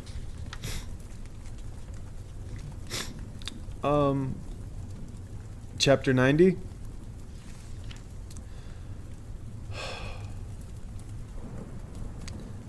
Cinder glanced toward Lavanna, who was peering at the newcomers, over one of the throne's carved arms. Then Lavanna looked at the second gun, lying forgotten near the doorway. Scarlet gasped as her body lurched forward of its own accord. Cinder dove for it too, sliding across the slick floor. There were too many weapons, too many threats, and she did not have enough hands. Instead of grabbing the gun, she shoved it and watched as it went careening past Scarlet, toward the audience's raised dais. A second later, the weight of Scarlet's body landed on top of her. Scarlet grabbed her by the hair and yanked her head back, nearly snapping her neck. Cinder cried in pain and rolled over, shoving Scarlet off of her. Maintaining her grip on the gun, she whipped her arm around, sending the back of her metal hand into Scarlet's temple. She grimaced at the impact, but it worked. Letting go, Scarlet skidded halfway across the room and lay sprawled across the floor. The guilt didn't have time to sink in when she heard a roar. Fear drew her attention back to Wolf, snarling, furious. He was already charging toward her. The gun, the knife. It was Wolf, but it wasn't Wolf, and she didn't have the strength to fight him off. Not now. Not again. Cinder scrunched up her face as a drop of sweat slid into her eyes and raised the gun, but Wolf's focus was on Scarlet's fallen body, and when he leaped, he cleared Cinder entirely. She spun around, stunned, as Wolf scooped Scarlet into his arms and cradled her against him. Wolf, who was a monster, who was one of the Queen's uncontrollable beasts. He was still Wolf, after all. Gulping, choking, gulping again. Cinder raised herself up. She lost balance and fell onto one knee. "Wolf," she stammered. "Please, help Cress and Thorn. Please." He raised his head, green eyes burning at first, but then he looked over to where Cress was clutching her stomach, deathly pale, to where Thorn was crumpled against a fallen chair, looking like he wanted to go to Cress, but was terrified that his own body couldn't be trusted if he got close enough. Wolf gave an understanding nod. Relieved that, if nothing else, she could trust Wolf to get her friends out of there and start tending to their wounds, Cinder tried to stand again. This time she succeeded. She stumbled toward the throne, gripping the gun in one hand and the knife in the other. When she rounded the dais, she saw Lavanna on her knees, one hand dug into the folds of her dress while she clung to the back of the throne with the other. Her coronation gown billowed around her, elegant and distinguished, a sharp contrast to her grotesque face. She had given up trying to use her glamour. Cinder hated her own mind for labeling the Queen as grotesque. She had once been a victim, as Cinder had once been a victim. And how many had labeled Cinder's own metal limbs as grotesque, unnatural, disgusting? No, Lavanna was a monster, but it wasn't because of the face she'd kept hidden all these years. Her monstrosities were buried much deeper than that. Another drop of sweat fell into Cinder's lashes, and she swiped it away with the back of her wrist. Then she lifted the gun, aiming at Lavanna's heart. At the same time, Lavanna lifted the hand that had been tucked into the luxurious fabric. She held the gun that Cinder had shoved toward the dais. Her arm trembled as if the weapon were impossibly heavy, and it was clear from the way she held it that she had never held a gun before. She was a queen, after all. She had minions to do the killing for her. The Queen locked her teeth in concentration, and Cinder felt the muscles in her right arm pull it tight against her bones. The tendons started to cramp. The ligaments tightened. She grimaced and looked at the gun in her hand, at her finger on the trigger. She tried to pull the trigger, urged her finger to pull it, begged it, pull the trigger, pull it. Her hand began to shake, the gun wobbling at the end of her arm. Her breaths came in short, stifled gasps as the trigger dug into the pad of her finger. But she couldn't pull it. She couldn't. Lavanna's terror began to melt away. Her lips twitched in what could have been relief if her brow hadn't been furrowed with so much concentration. She kept a firm hold of Cinder's arm, the finger, the gun. Lavanna's tongue snaked out of her mouth, wetting her parched lips. Ah, she whispered, gaze flashing with pride. You were tired too, I see. Cinder snarled. An earthquake rumbled inside her body. She settled her focus on the queen's trembling hand and lashed out with her thoughts. Levana's eyes widened. Her hair clung to the scar tissue on her face. She looked down at her own hand, as much a traitor as Cinder's. Cinder forced Levana's arm to bend. She guided the gun upward, every centimeter a battle, every moment a struggle.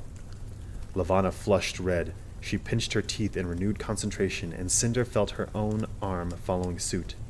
Her traitor of a hand lifted the gun and pressed the barrel against her own temple. She was the mirror image of her aunt, each of them primed to shoot. This is how it should have ended the night of the ball, Levana whispered. This is how it should be. She smiled a madwoman's smile and stared at the place where the gun pressed against Cinder's damp skin. Cinder remembered the night clearly, like a nightmare she'd never forget. Levana had controlled her arm, forcing her to take Jason's gun and hold it against her temple. Cinder had been sure she was going to die, but her cyborg programming had saved her. It would not save her this time. Goodbye, niece. Cinder could not take back her own arm, but her body burned with resolve. She would keep her finger from squeezing the trigger. She would not let Levana pull it. She would not. The finger twitched, throbbed, torn between two masters. Such a tiny limb, a tiny, tiny finger. The rest of her willpower tightened around Levana's own hand. She could feel the bioelectricity sizzling in the air between them. She listened to the crackle of energy. There was an ebb and flow to their strengths and their weaknesses. Cinder would think she was making progress, curling Levana's finger inward, only to feel her own finger twitch against her control. A drop of sweat tickled the inside of her elbow. A stray hair clung to her lips. The smell of iron assaulted her nostrils. Every sense was a distraction. Every moment she could feel herself growing weaker. But Levana's brow was drawn too. Levana was sweating too. Her face contorted with the strain. They were both struggling for breath. And then a snap cracked loud inside Cinder's head. She gasped, and her hand dropped to her side. Her muscles ached from the strain, but they were her muscles again. She gulped down a breath, dizzy from effort. Levana sobbed with frustration. Her body sagged. Fine. I surrender.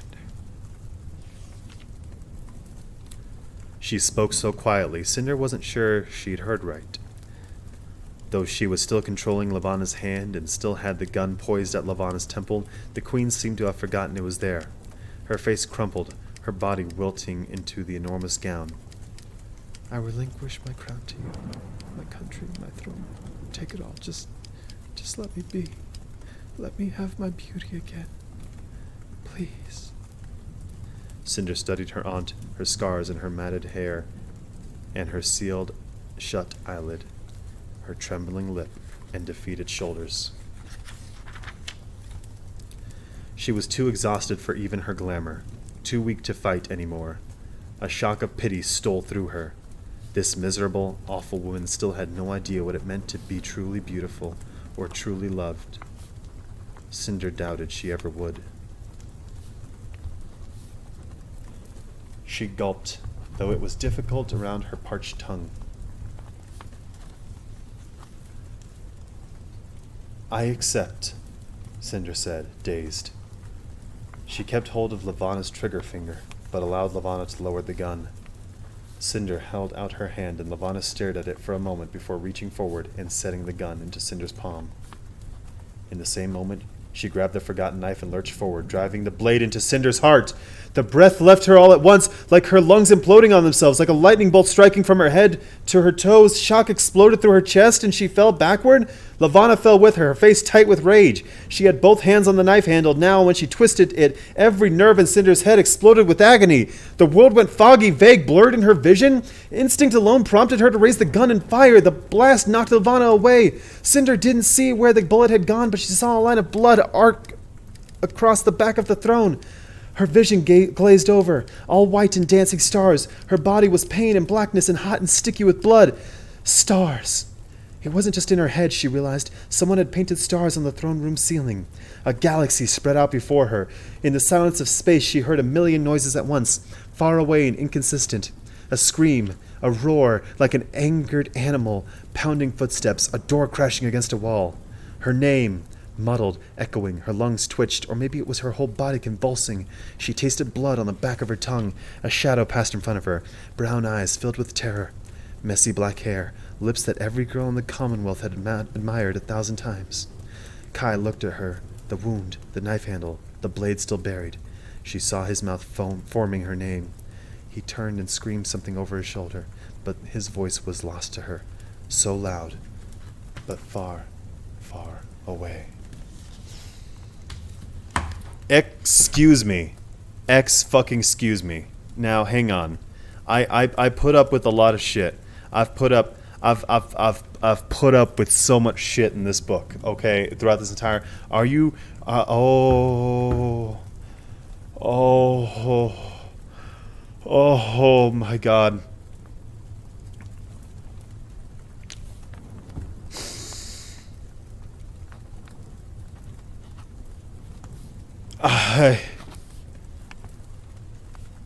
I need a moment. I need a fucking moment.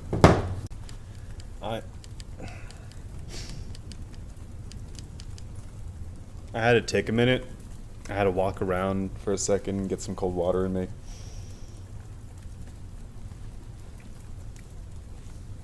Okay. All right. Okay. I'm good. I'm good for it.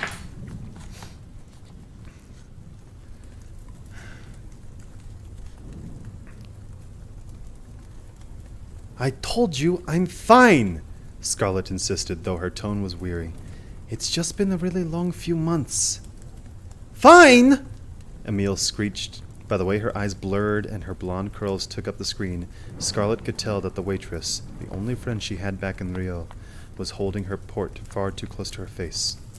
You have been missing for weeks! You were gone during the attacks, and then the war broke out, and I found those convicts in your house, and then nothing! I was sure you were dead! And now you think you can send me a comm and ask me to go throw some mulch on the garden like everything is fine? Everything is fine. Look, I'm not dead. I can see you're not dead, but Scar, you are all over the news down here. It's all anyone will talk about. This lunar revolution and our little Scarling in the center of it all. They're calling you a hero in town, you know? Giles is talking about putting up a plaque in the tavern about how Rio's own hero, Scarlet Benoit, stood on this very bar and yelled at us all. And we're so proud of her. Emile craned her head, as if that would allow her to see more in Scarlet's background. Where are you, anyway? Scarlet glanced around the lavish suite of Artemisia Palace. The room was 1,000 times more extravagant than her little farmhouse, and she hated it with a great passion. I'm still on Luna, actually. Luna? Can I see? Is it even safe up there? Em, please stop screaming. Scarlet rubbed her temple. Don't you tell me to stop screaming, mademoiselle. Too busy to send a comm to let me know you're not dead. I was a prisoner! Scarlet yelled. Emile gasped. A prisoner? Did they hurt you? Is that a black eye or is it just my port? Because my screen's been acting up lately. Emile scrubbed her sleeve over the screen. Listen, I promise I will tell you the whole story when I get home. Just please tell me you're still watching the farm. Please tell me I have a home to go back to. Emile scowled. Despite her hysteria, she'd been a welcome sight. Pretty and bubbly and so far removed from everything Scarlet had been through. Hearing her voice reminded Scarlet of home. Of course I'm still watching the farm, said Emile. Or Emily. No, that's Emile. In a tone that suggested she was hurt Scarlet had doubted it. You asked me to, after all, and I didn't want to think you were dead, even though everyone believed it. And I did too, for a while. I'm so glad you're not dead, Scar. Me too. The animals are fine, and your android rentals are still coming. You must have paid them very far in advance. Scarlet smiled tightly, recalling something about how Cress had set up a few payments in her absence. Scar? She raised her eyebrows. Did you ever find your grandmere? Her heart had built up a strong enough wall that the question didn't knock the breath out of her. But Scarlet still felt the pang of remembering.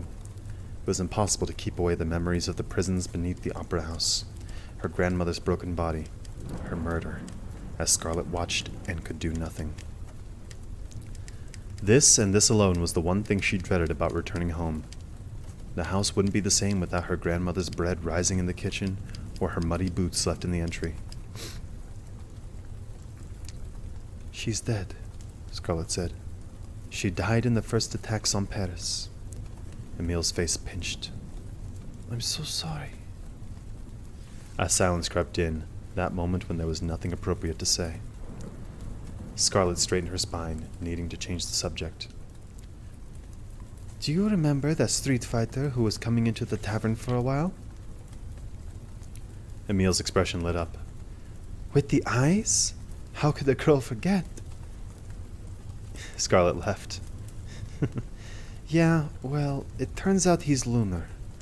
Emil gasped. No. Also, I'm kind of dating him.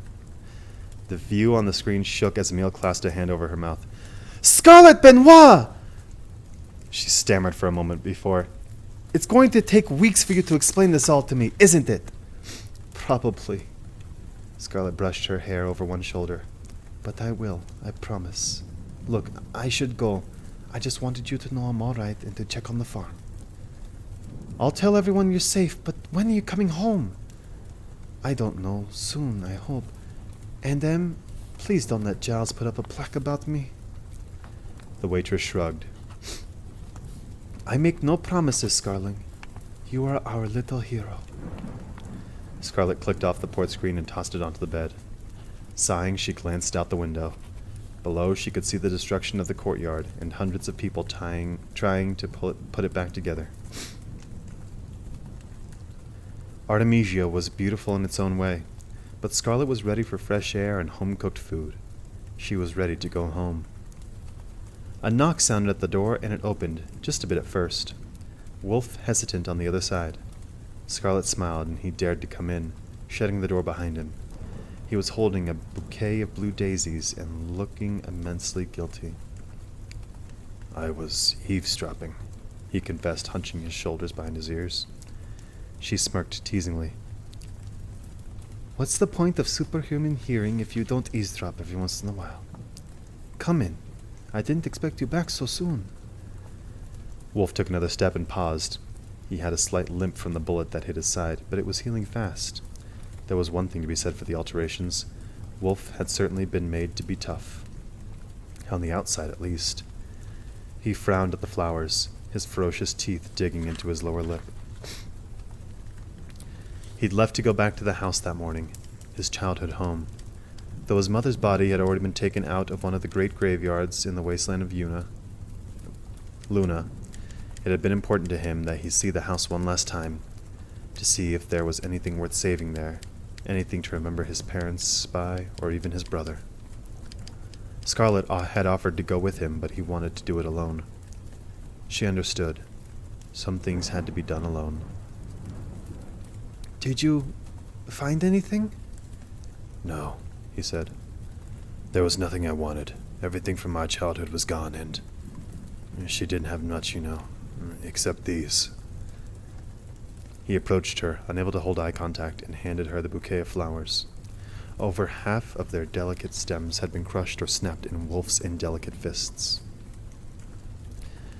When I was a kid, I used to pick wildflowers for my grandmere. Oh, fuck, that's Scarlet. When I was a kid, I used to pick wildflowers for my grandmere. She would keep them in a jar until they started to wilt, then press them between parchment paper so they'd last forever. I bet she has an entire box full of dried flowers somewhere. She trailed a finger around some of the soft petals. That's what we'll do with these, in honor of Maha. She arranged the flowers in a half-full water glass that had been brought with her breakfast. When she turned back, Wolf had nudged aside the port screen and lowered himself onto the edge of the enormous bed.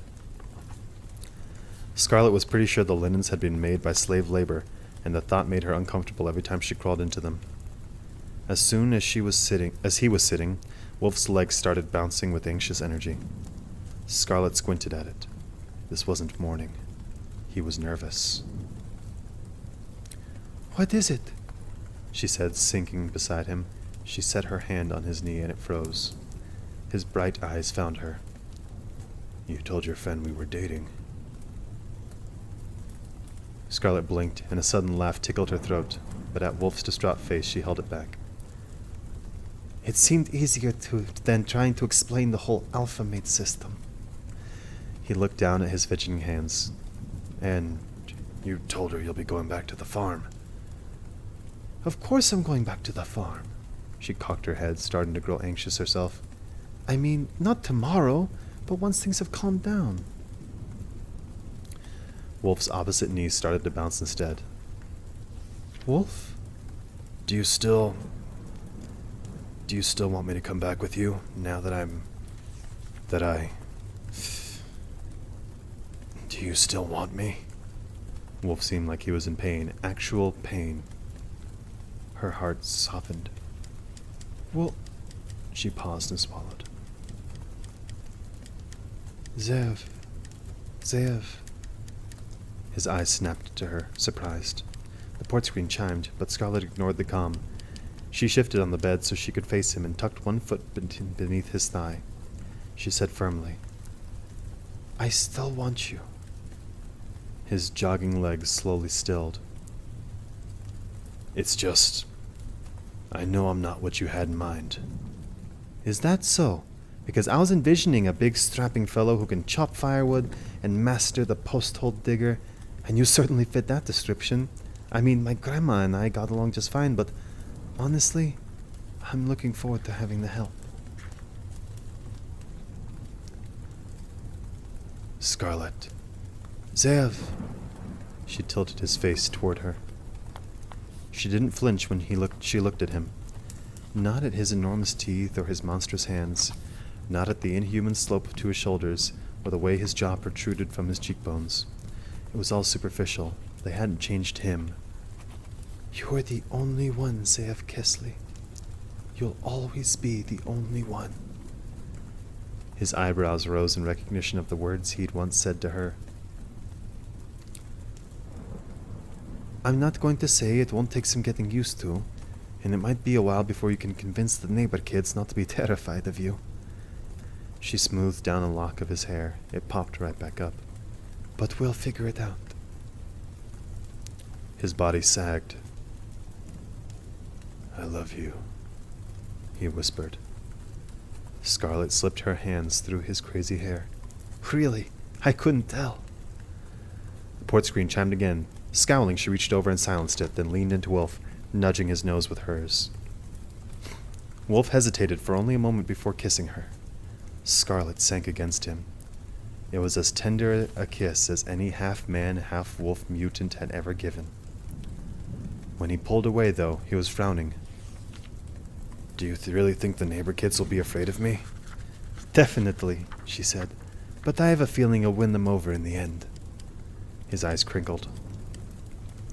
I'll do my best. Then his smile turned wicked. His hand gathered the material at the small of Scarlet's back, and he fell back on the bed, pulling her down beside him.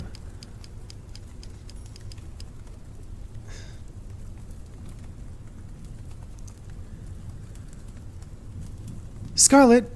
Oh! They both froze, groaning. Scarlet pushed herself up onto her elbows. Aiko was half inside her suite, gripping the door handle. Her android body was covered in bandages, which were purely aesthetic. But there weren't a whole lot of android supply shops on Luna, and she'd told Scarlet she was sick of everyone staring at her. Sorry, I should have knocked, but you weren't answering your comms and... Aiko beamed with more happiness than a person who ran on wires and power cells should have possessed. Cinder's awake! Look, I've got some issues, and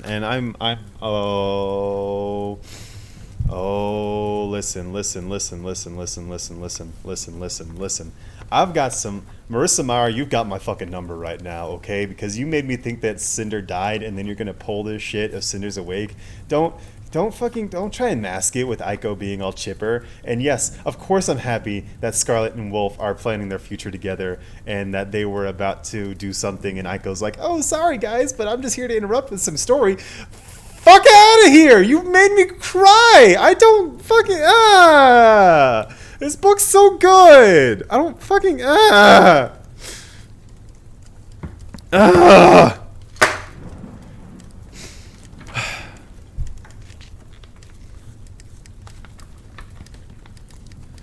Chapter 92. You know, it's funny. When I read the stuff in the robot voice at the beginning of this series, I did a very robotic voice, but now all I want to do is do it in the narrator's voice. Diagnostics check complete. All systems stabilized. Rebooting in 3, 2, 1. Cinder's eyes sprang open, met with the white ceiling and blinding lights. She jerked upward and hissed at the shock of pain in her chest. The woman who had been hunkered over Cinder's hand cried out and fell off her rolling stool, landing hard on the ground. Metal fuse pullers clattered beside her.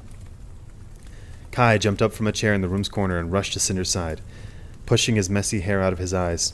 "It's all right," he said, supporting Cinder as she pressed both hands against her chest. She could feel a lump of bandaging there on top of the ache. She pried her startled attention off the woman, a stranger, and turned to Kai. Blinked. Noticed first how handsome he looked, and second, how exhausted. A spurt of data began to scroll against her vision in sterile green text.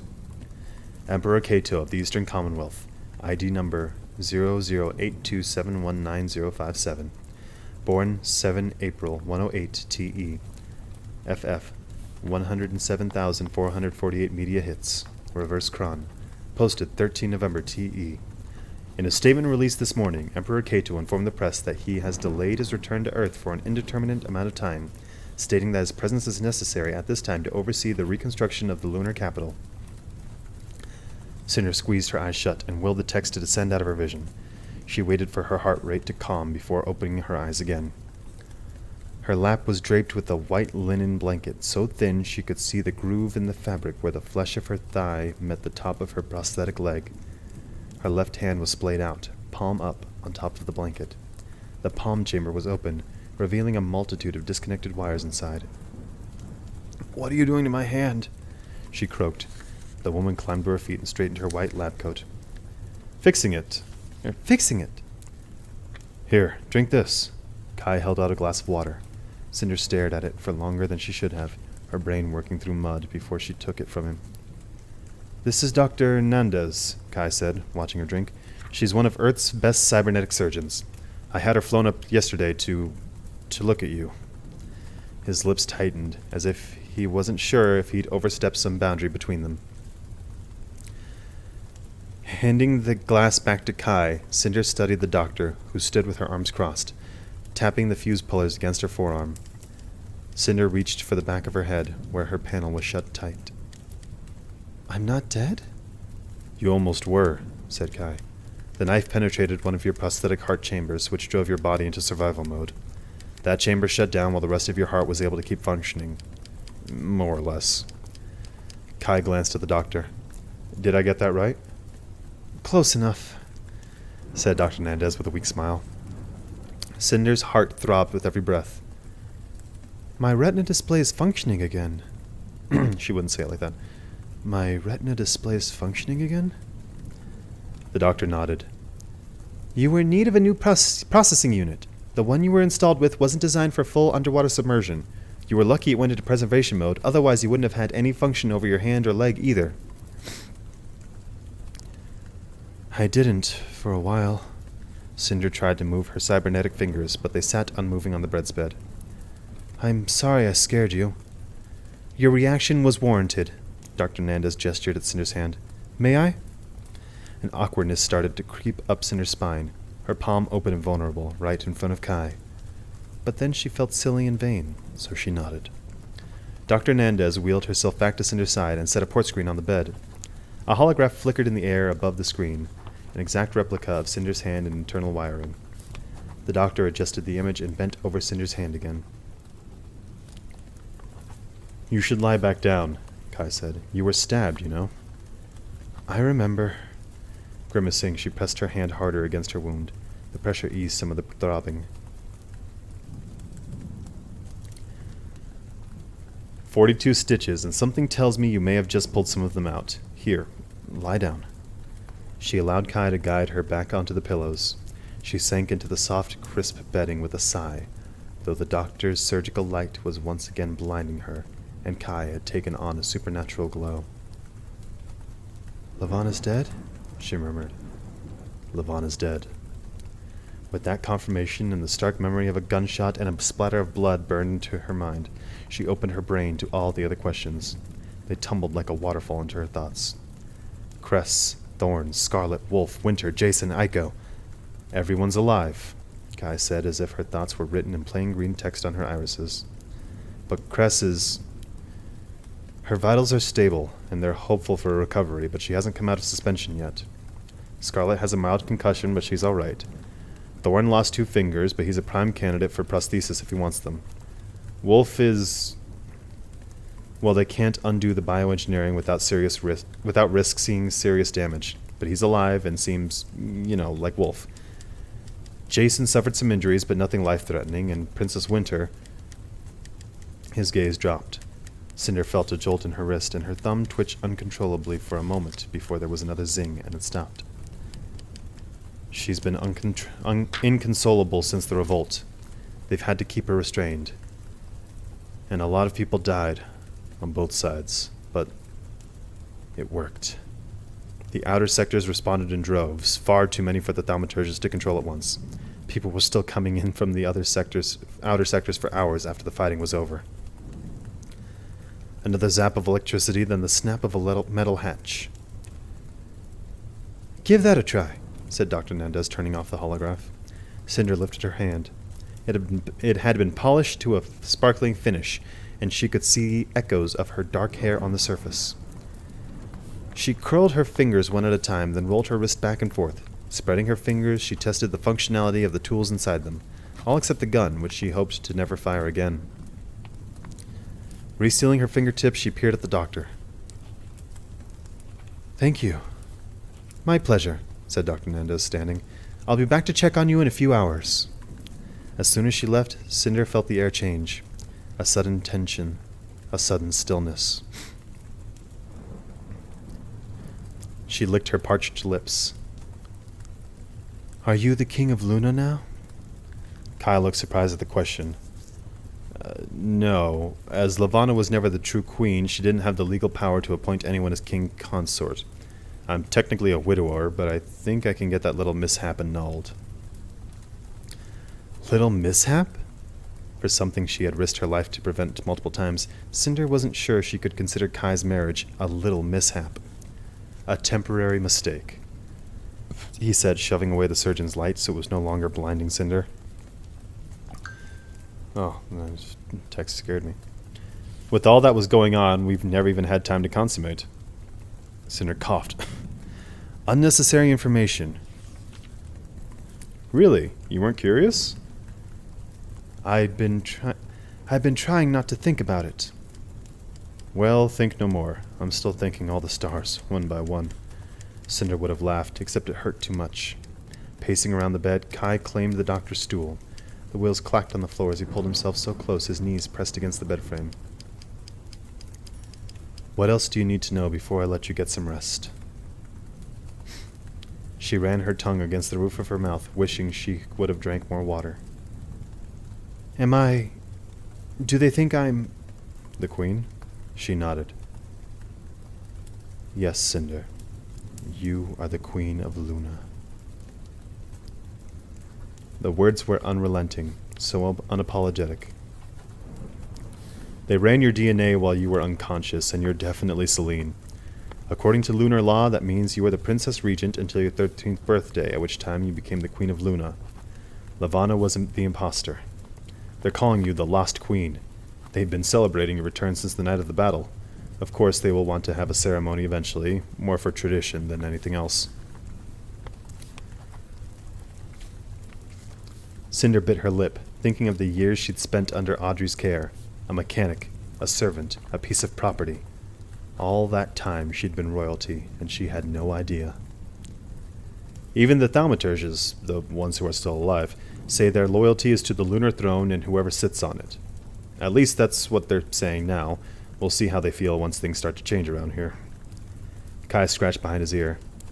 The army is being problematic. We're recalling all those who were sent to Earth, but some of the soldiers are, well, not convinced the war is over.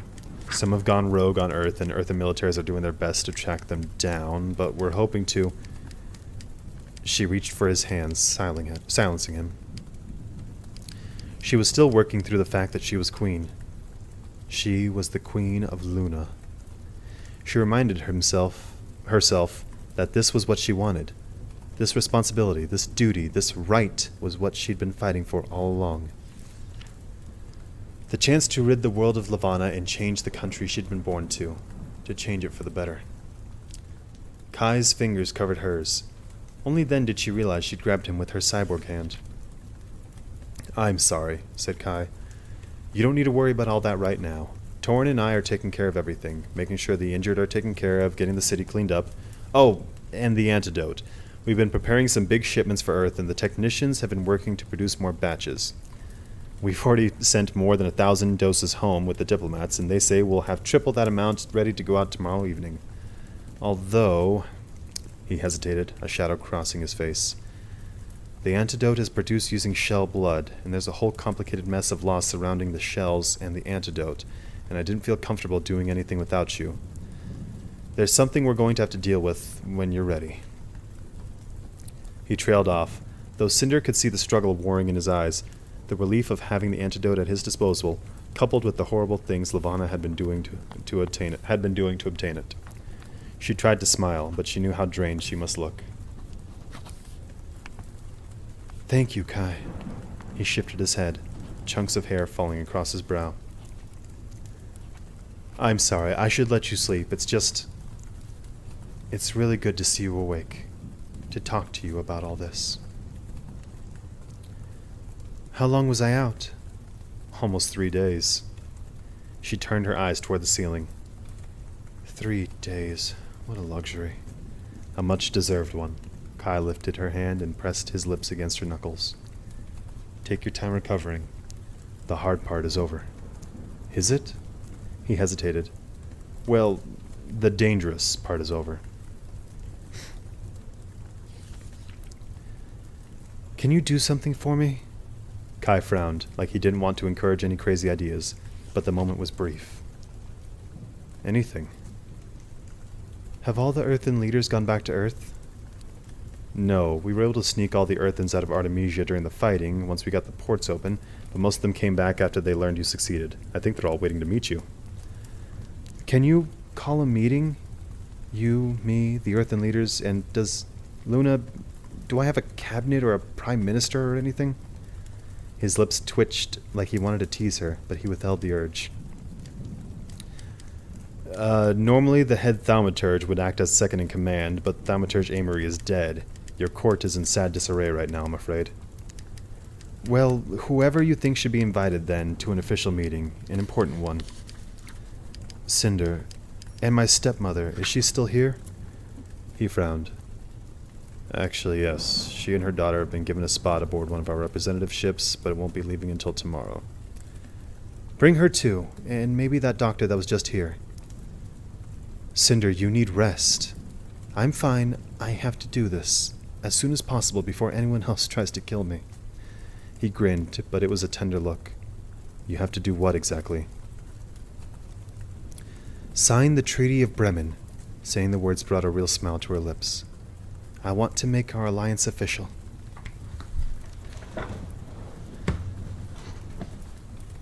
She's got a good head on her shoulders. First thing she wants to do. The first fucking thing she wants to do.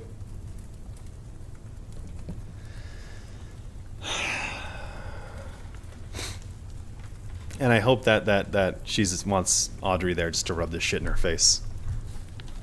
I want her to say something like, "Audrey, don't ever fucking come to my moon." Just like, or I just fuck Audrey. Chapter 93. Jason slumped in the visitor chair, watching the doctor check Winter's vitals with no small amount of envy. He wished he was the one to administer to her needs, to know from a readout of life statistics how she was faring, and what he could do to make her better. Instead, he had to sit there and pretend to be patient and wait for the doctor to inform him once again there was nothing to be done. They just had to wait to see if she would recover. Recover. Jason hated the word. Every time it was said, he could hear Winter's voice, haunted and afraid. I do not even know that even a sane person could recover from this, so how can I?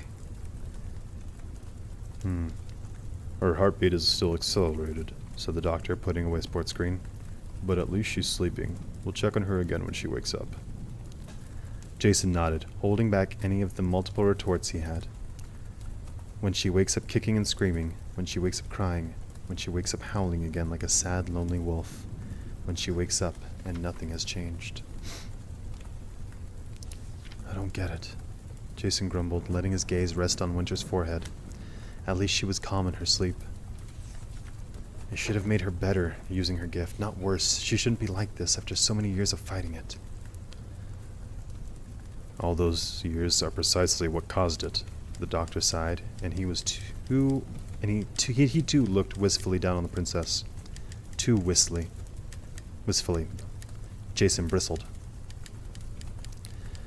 It might help to think of the brain and our gift like a muscle. If you don't use that muscle for many years, and then one day you decide to push it to its full potential, you're more likely to strain it than strengthen it.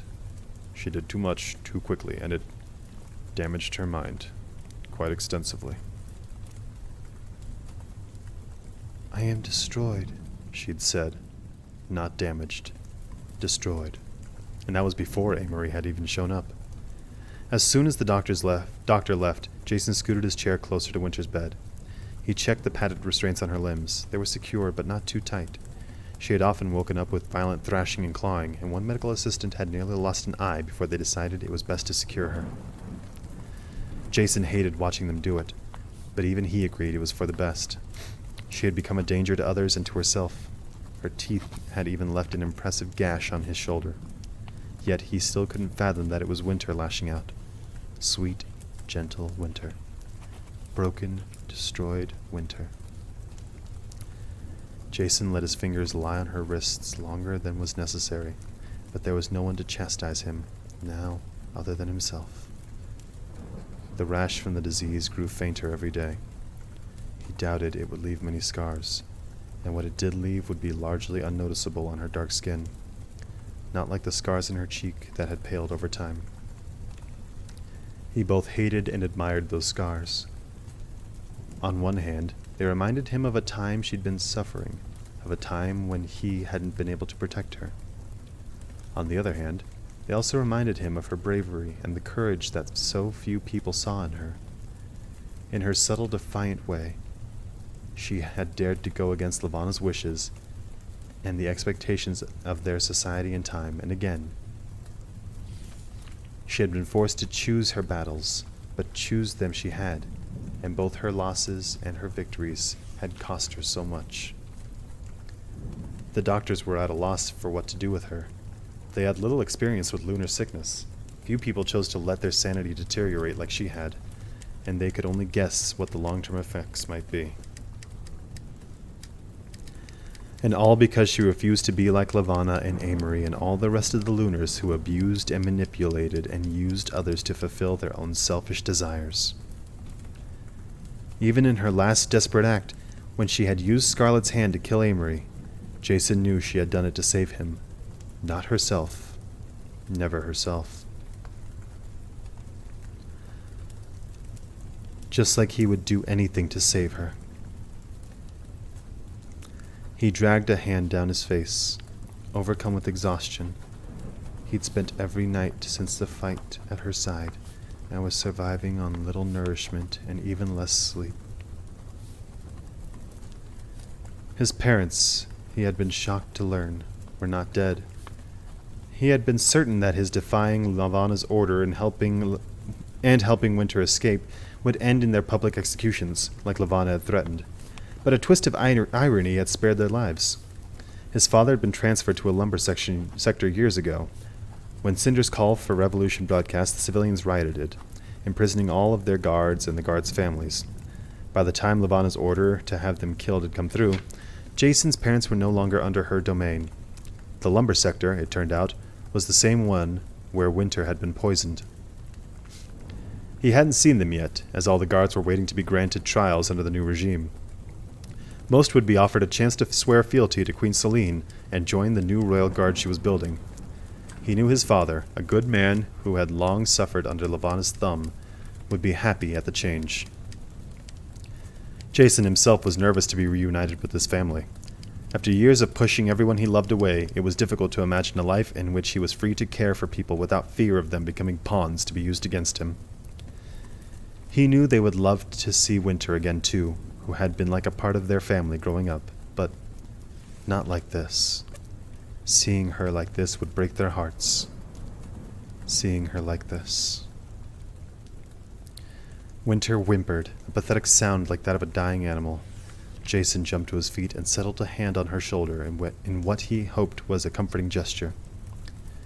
She whipped her head back and forth a few times, eyes jerking beneath her closed lids, but she didn't wake up. When she had settled down again, Jason breathed a heavy sigh. He wanted her to be better. He wanted this to be over. He wanted her to open her eyes and not thrash or bite or howl. He wanted her to look at him with recognition and happiness and that hint of mischief that had captured in his heart long before she'd been the most beautiful girl on Luna. He pulled a coiled spring of hair away from her lips, brushing it back off her face. "I love you, princess," he whispered, hovering over her for a long time, tracing the planes of her face and the curve of her lips, and remembering how she had kissed him in the menagerie. She told him then that she loved him, and he hadn't been brave enough to say it back. But now... He placed one hand on the other side of her body, leaning into it for balance. His heart was racing, and he felt like an idiot. If anyone saw him, they'd think he was one of Winter's creepy admirers. It would change nothing. Every bit of logic told him so. A stupid, idealistic kiss could not put her mind back together. But he had nothing to lose. This is going to be so sweet. Winter went on sleeping, her chest rising, falling, rising and falling and rising. Jason realized he was stalling, building up hope, but also erecting a wall around himself for when nothing happened, because nothing would happen. He leaned over her, leaving a hint of space between them, and dug his fingers into the thin hospital blankets. "I love you, Winter. I always have." He kissed her. One-sided as it was, it had little of the passion there had been in the menagerie, but so much more hope, and a whole lot of foolishness. Pulling away, he swallowed hard and dared to open his eyes. Winter was staring at him. Jason snapped backward. "Damn it, Winter, how long..." He rubbed the back of his neck. "Were you just pretending to be asleep?" Winter stared up at him, a dreamy half-smile on her lips. Jason's pulse skittered at that look, his attention dipping back to her lips. Was it possible? Princess? "Hello," she said, her voice parched but no less sweet than usual. "Do you see the snow?" His brow twitched. "Snow?" Winter peered up at the ceiling. Though her wrists were bound tight, she opened up a palm, trying to catch something. "It is more beautiful than I'd ever imagined," she whispered. "I am the girl of ice and snow, and I think I'm very glad to meet you." Disappointment tried to burrow into Jason's chest, but the walls he'd thrown up did their job, and it was repelled as quickly as it came. At least she wasn't trying to bite him. "Hello, Snow Girl," he said, folding her fingers around an imaginary snowflake. "I'm glad to meet you, too."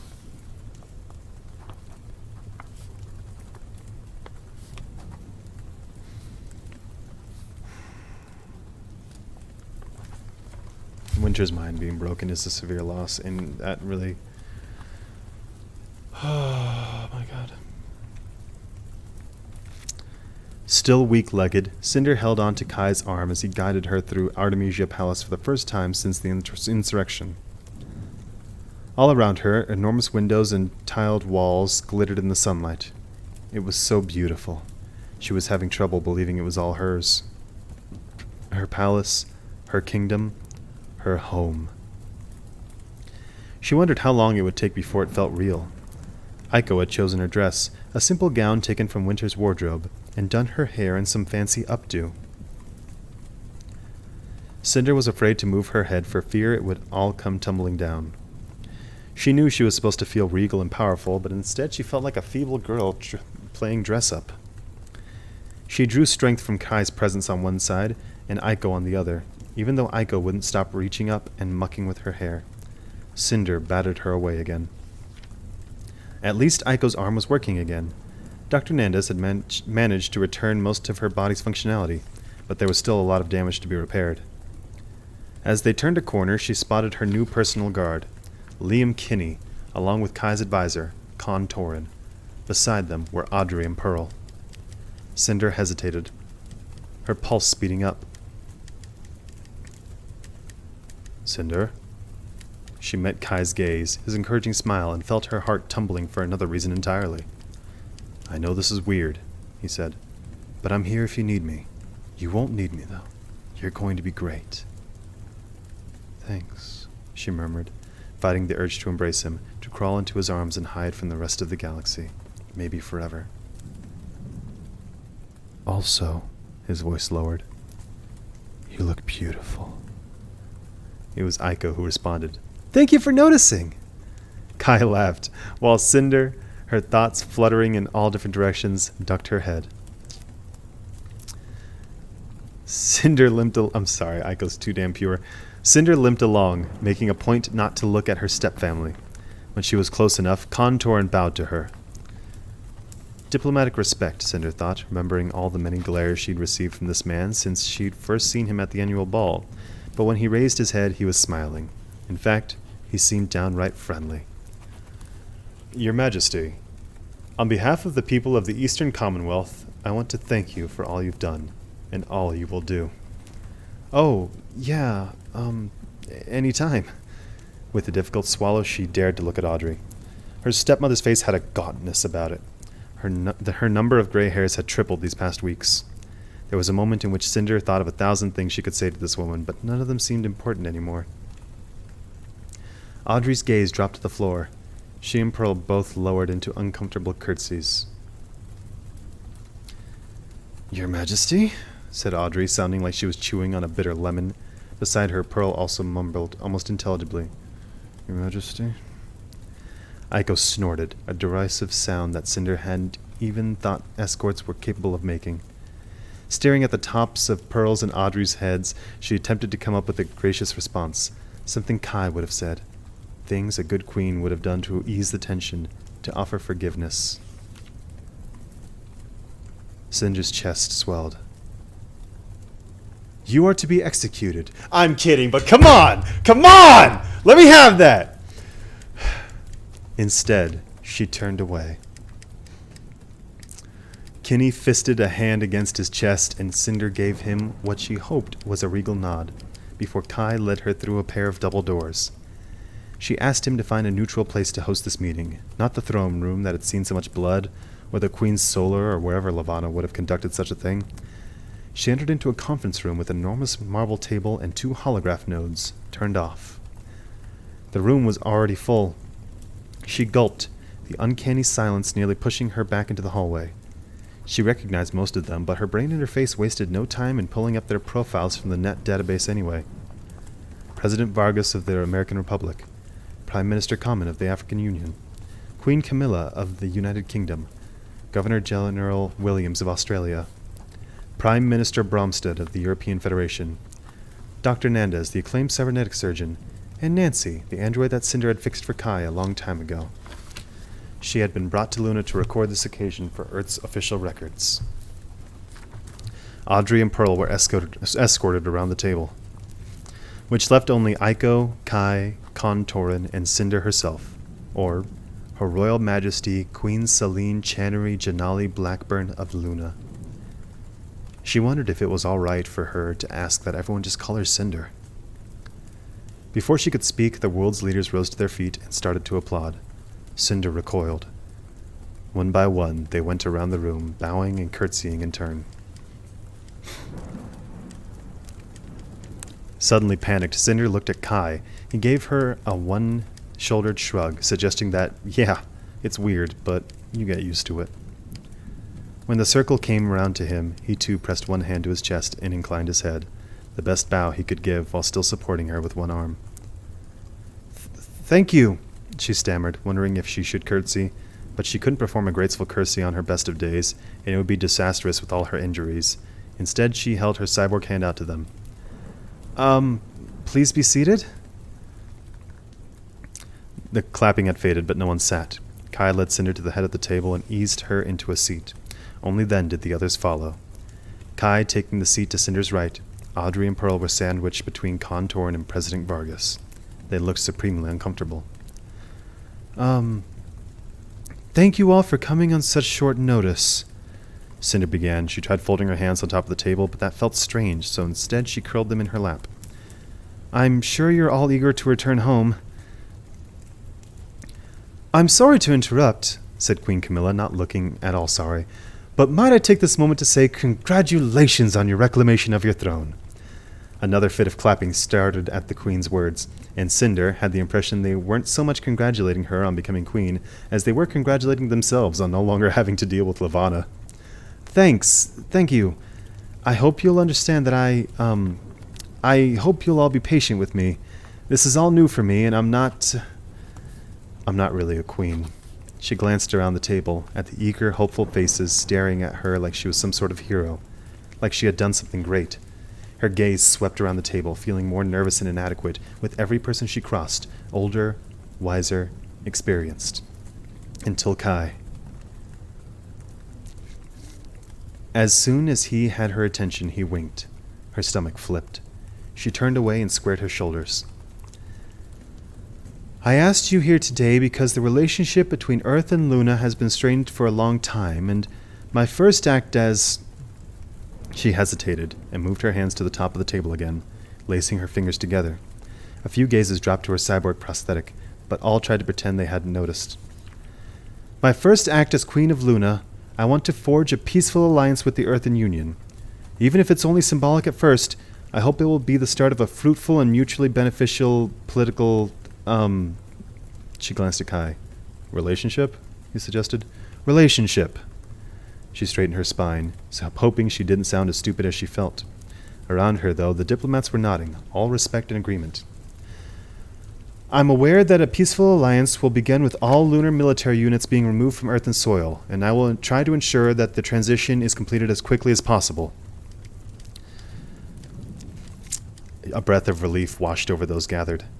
"In fact," Cinder continued, "my understanding is that under Emperor Cato..." She raised her eyebrows at him, realizing this was the first time she'd ever been expected to be formal in his presence. In response, Kai looked like he wanted to laugh.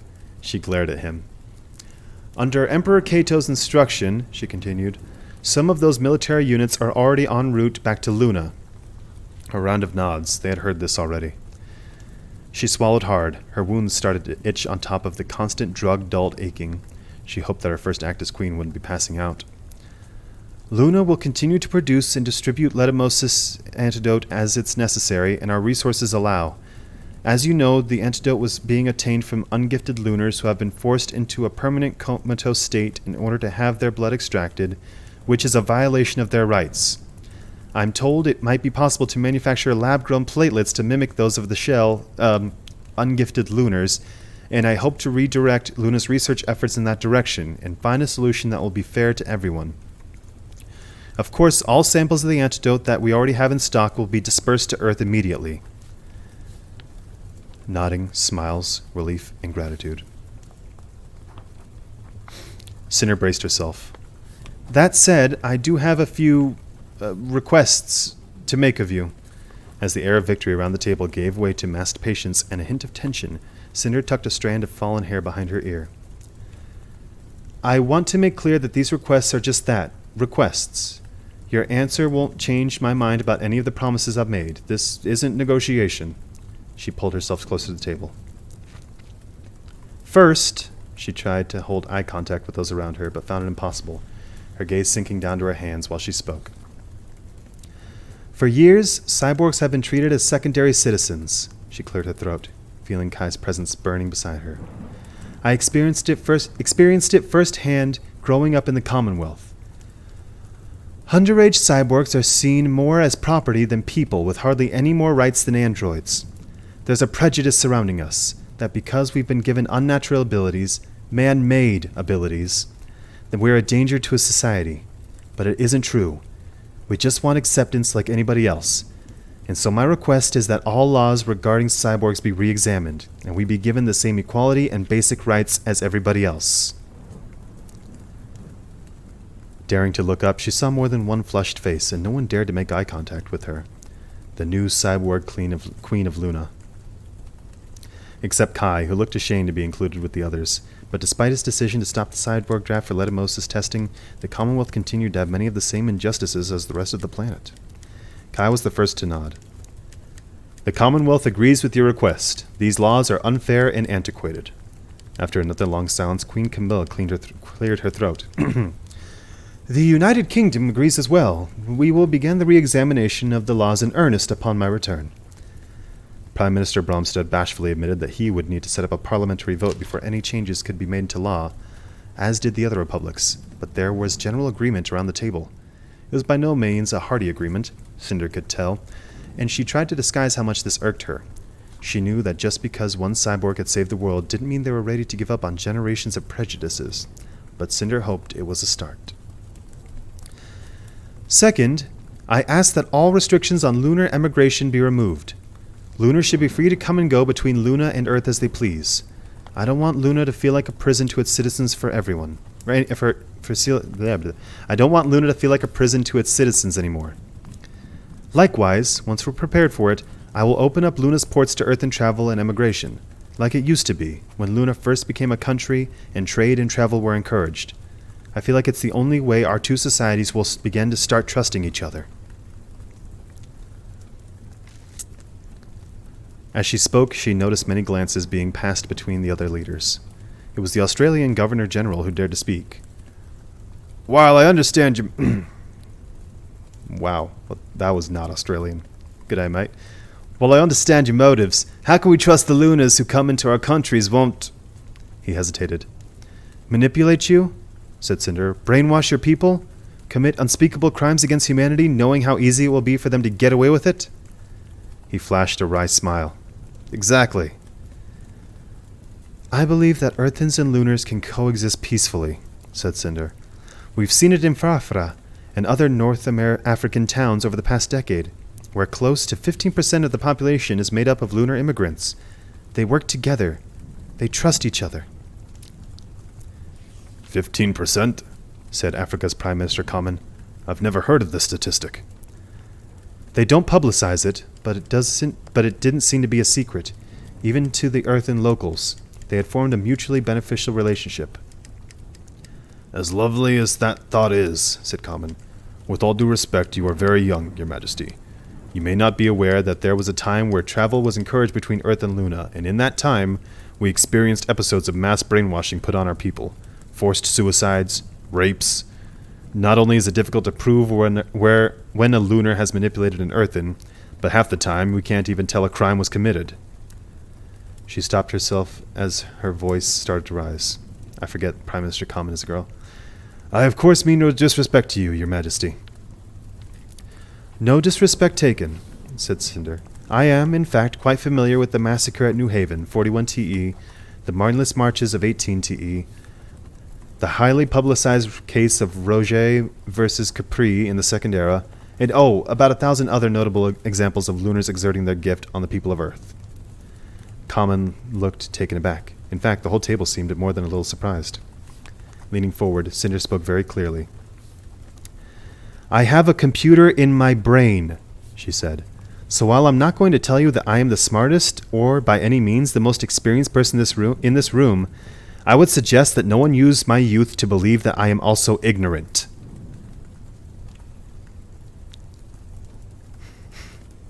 I love you.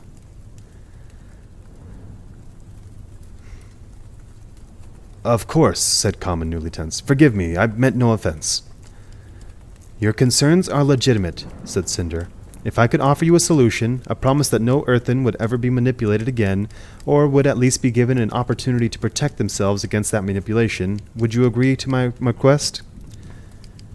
It would be worth considering, said President Vargas, and I, for one, am dying to know what the solution might be. Right. Cinder flicked a hand toward her stepmother. This is Lynn Audrey, a citizen of the Eastern Commonwealth. Audrey started, whipping her gaze around the table of very important people. Audrey's husband, a man named Lynn Guerin, was an inventor who specialized in android systems and cybernetics. He's deceased now, but when he was alive, he invented a device. It attaches to a person's nervous system and can protect them from being manipulated by the lunar gift. Lavanna learned of this device recently and did her best to have all patents and blueprints concerning the device destroyed, even going so far as to have Audrey, the rightful owner of the technology, imprisoned here on Luna. Audrey had gone pale. I'm sorry, but I don't know anything about it. This device, if it ever existed, is long gone. Well, it's sort of long gone, interrupted Cinder. As far as I know, there were only 2 working prototypes. One was in an earthen woman named Michelle Benoit, who was killed during the attacks in Paris. The other is inside me. She turned to Dr. Nandez, whose interest seemed piqued for the first time since the meeting had started. Leaning forward, the doctor cupped her chin in one hand. On your axis vertebrae, she said. I saw it on your holograph, but I didn't know what it was. Cinder nodded. I hope you'll tell me the device can be safely removed and the hardware reproduced. If we can copy it, there can come a time when everyone who wants to avoid bioelectrical manipulation would have the power to do so. A rustle of disbelief. Is that possible? Said President Vargas. Absolutely, said Cinder. It worked on me, and it worked on Michelle Benoit. I hate to be pessimistic, said Dr. Nandez, but your installed device appears to have severe damage. Though it's possible we could use it as a blueprint for the hardware, I have to assume that any programming has been destroyed beyond repair. If Queen Lavanna really did have the data destroyed, I don't know how easily it could be reproduced. You're right. Mine was destroyed. Cinder risked a glance at Audrey and Pearl, who were frowning as they tried to follow the conversation. Luckily, Lynn Guerin created a backup for the device's internal software. He was clever enough to hide it in an obscure place where no one would think to look for it. Do you know Linji? Startled at the formal greeting, Audrey shook her head. He hid it inside the personality chip of a lowly Serv 9.2. Aiko squeaked. Redness crept into Audrey's cheeks, dawning comprehension and horror. Oh, but the android, I didn't know she was... Valuable? Cinder smiled wryly. I know. Audrey had the android in question dismantled and sold off as spare parts. There was more than one gasp around the table, and a lot of furious glances passed toward Audrey and Pearl. Fuck yeah! Fuck those girls! Woo! Sorry. Everything, Cinder added, except the faulty personality chip that no one else wanted, no one except Lynn Guerin, and me. She nodded at Aiko. The chip is inside my escort droid friend here, and I have no doubt we'll be able to extract the information stored there. Huh, said Aiko, pressing her finger to her temple. I remember when he uploaded those files, I thought they were for malware protection. Of course, said Cinder, Lynn Audrey is the owner of the patent and the technology, so it's fair she be compensated. I expect she to work out some sort of royalty for the manufacturing of the device. A round of agreement rumbled around the table. All but Audrey. Royalty? Her gaze darted to Pearl, then back to Cinder. How much royalty? Jesus fucking Christ, Audrey.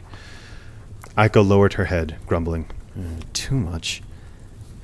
Cinder bit back a smile. That's between you and the government entities you're selling it to. Leaning across the table, she fixed a glare on her stepmother. I suggest you don't get greedy. Scolded, Audrey sank back in her chair, but there was a brightness in her eye as someone across the table mentioned the potential market for such a device. Millions, possibly billions, could be reproduced over the next decade. Audrey reached for her daughter's hand. Pearl glanced at her mother, and she, too, seemed to finally understand. Lynn Garen's device had the potential to make them very, very wealthy. Cinder realized with some surprise that she didn't feel as bitter about it as she thought she would. Let Audrey have her riches and royalties, her daughter and her life. After this day, Cinder intended to never think of them again. Her only regret was that Peony wasn't there to see it.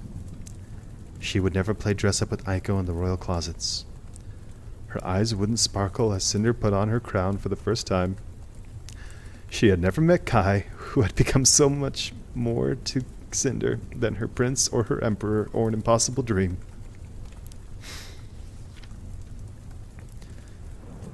That brings me to my final request, Cinder said, determined to get through this meeting before any emotions, good or bad, overwhelmed her.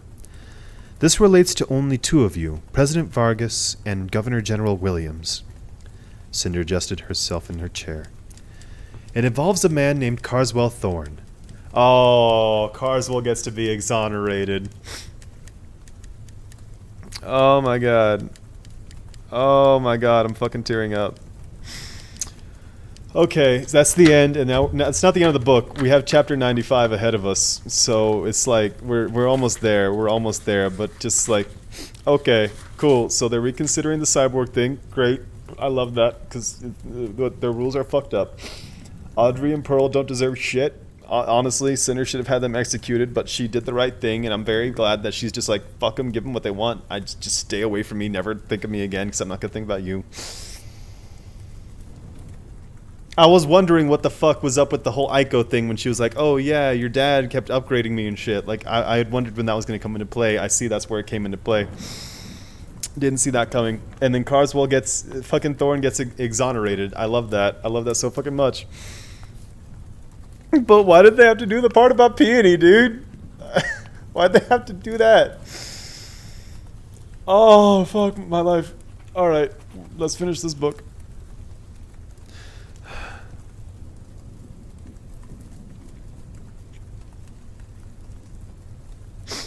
Okay.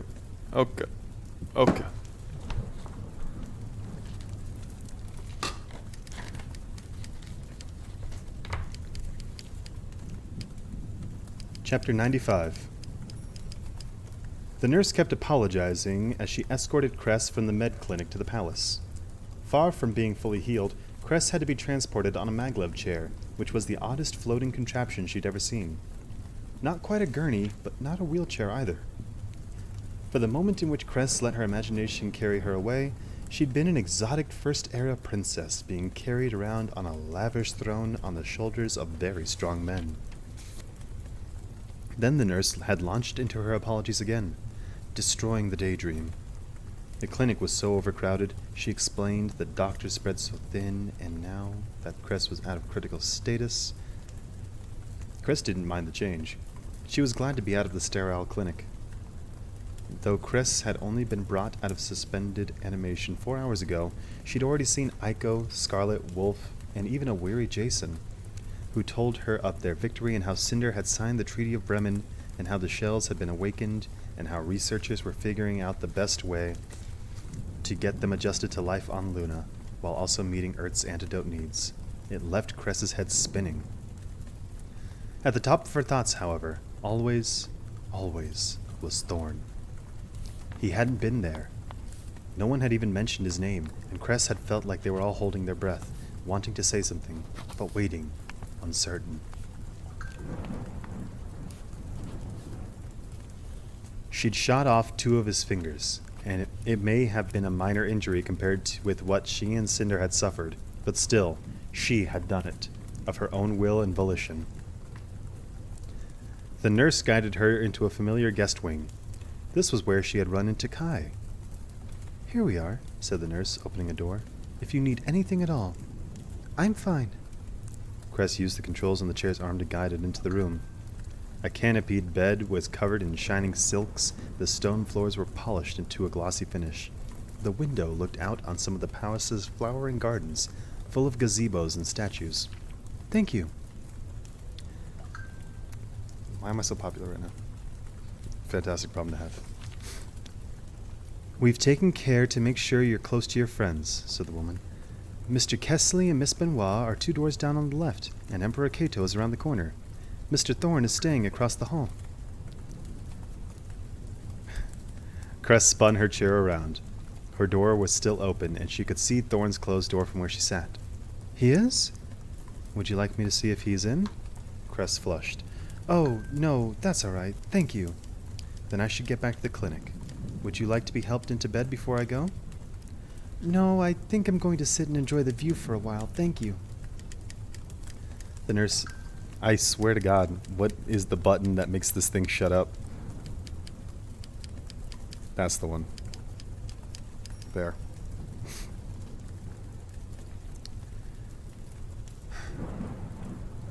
The nurse left, shutting the door behind her. Cress took in a deep breath. The fine guest quarters smelled of lemon cleaner and a bouquet of white lilacs that sat on a desk. They were already wilting, though, and Cress wondered how long they'd been there. Perhaps this room had been set up for someone else, perhaps one of the Earthen diplomats who had already gone home. Mr. Thorne is staying across the hall. She stared at the door, willing him to appear. Her stomach was throbbing where Thorne had stabbed her, when he'd been under Lavana's control.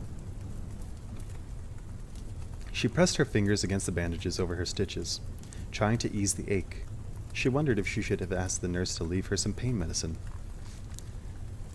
She took in a deep breath, feeling the sting in her ribs as her lungs pressed against them. She would be brave. She would be heroic. She would make her own destiny. She urged her floating chair to the door and yanked it open. Thorne stood in the hallway. He jumped, clasping his hands behind his back, a rigidly formal stance. He was clean-shaven with his hair neatly combed, and he was wearing brand-new clothes, a blue-collared shirt rolled to the elbows and khaki pants tucked into brown boots. Cress squeezed herself against the back of the chair, feeling inadequate. Though she'd showered away the suspensions tank's goop, she still wore the paper-thin gown from the clinic, and hadn't even had a chance to comb her hair. "Captain!" she breathed. "Sorry," he said, clicking his heels. "Were you leaving?" "No, I thought I'd come see you." Thorne looked caught off guard, but then an edge of relief turned up on one side of his mouth. Up on one side of his mouth. He leaned down and placed his hands on her armrest, his right hand cocooned in a cast. "You're supposed to be resting," he said, pushing her backward and shutting the door with his foot. He took her back to the window and glanced around. "What can I get you? A port screen? A masseuse? Whiskey on the rocks?" She couldn't take her eyes off him. Even knowing he was alive, she hadn't completely believed in it until then. "You look..." She couldn't finish. Her eyes started to water. A grin in expectation of a compliment quickly turned to panic. "Oh, hey, what are you doing that for?" He crouched in front of her. "I don't think crying will be very good in your condition." She bit her lip hard. He was right. Already her warbling breaths were making her abdomen throb. She forced the tears to subside. Thorne took her hands, snaking his cast between her fingers. His skin looked tan and rugged against hers. "I'm sorry," he said. "I wanted to be there when they brought you out of the tank, but I was in a meeting when Scarlet come to tell me, and I couldn't leave, and I thought... I didn't know." He exhaled, a frustrated set to his mouth. "A meeting?" Cress said, not sure if this explanation made her feel better or worse. His expression brightened. "You'll never believe this. President Vargas himself wanted to meet me, the actual president of the American Republic. Guess what he said?" She considered. "He's giving you a Medal of Honor for your bravery?" "Close enough." Thorne's blue eyes gleamed. "He's giving me the Rampion." Her eyes widened. Launching to his feet, Thorne started to pace. "Well, I mean, he's leasing me the Rampion, but I can start making payments to purchase it from the military. Cinder asked him to pardon me if I promised not to steal anymore, yada yada, and she recommended me and my crew to head the efforts of distributing the Ledamosis antidote. But I need a ship to do it, which is why President Vargas made the deal. You should have seen how unhappy he looked about it. But I don't think he's my biggest fan, but he still did it." Cress clapped. "I'm so happy for you!" "Can you imagine? Me, in a legitimate job? And a job that's helping people, she beamed. I can imagine it very easily. I'm sure you're the only one. He stopped pacing long enough to grin at her. Warmth flooded her face, and she looked down, noticing his cast again. He would have to retrain himself how to fly with his injuries. I'm sorry about your hand, she stammered. Don't, he said quickly, as if he'd been expecting this apology. Scarlett and I are going to start a Missing Fingers Club. You might let Cinder be an honorary member. Sinking onto the edge of the bed, he stared at his cast, twisting it in the light. Plus, I'm thinking of getting some cyborg replacements. You know how Cinder's hand does all sorts of tricks? I think it might be nice to always have a toothpick handy. Or maybe a comb. He sounded distracted, like his words and thoughts weren't lining up with each other. When he dared to look up again, there was anxiety behind his eyes. I'm sorry too, Cress. I nearly killed you, and Lavanna almost killed me. His jaw flexed. I was the one holding the knife. I felt it. I felt it happening, and there was nothing I could do. There was nothing you could do, she agreed. Settling his elbow onto his knees, he leaned over, his head hanging between his shoulders. No, I know. He dragged his good hand through his hair. I know logically that it was her, not me, but... Cress, he sighed. I will have nightmares about that moment for the rest of my life. It wasn't your fault. Cress, that's not... Massaging the back of his neck, he peered up at her, but the look was so intense she had trouble holding it. Her blush deepened. He planted his hands on his knees, bracing himself. Will you stay on my crew? Her thoughts scattered. Your crew? I know. You've spent your entire life in space, removed from civilization. I understand if you say no, if you want to stay here on Luna, or even if you want me to take you to Earth. I'm sure you could stay with Kai for a while, who, lives in a palace. Thorne's expression darkened, which is probably really tempting compared with the cargo ship I'm offering. He started to pace again. But Wolf and Scarlet are staying on, just temporarily, until the disease is under control, and I had an idea. This assignment will take us all over the Republic.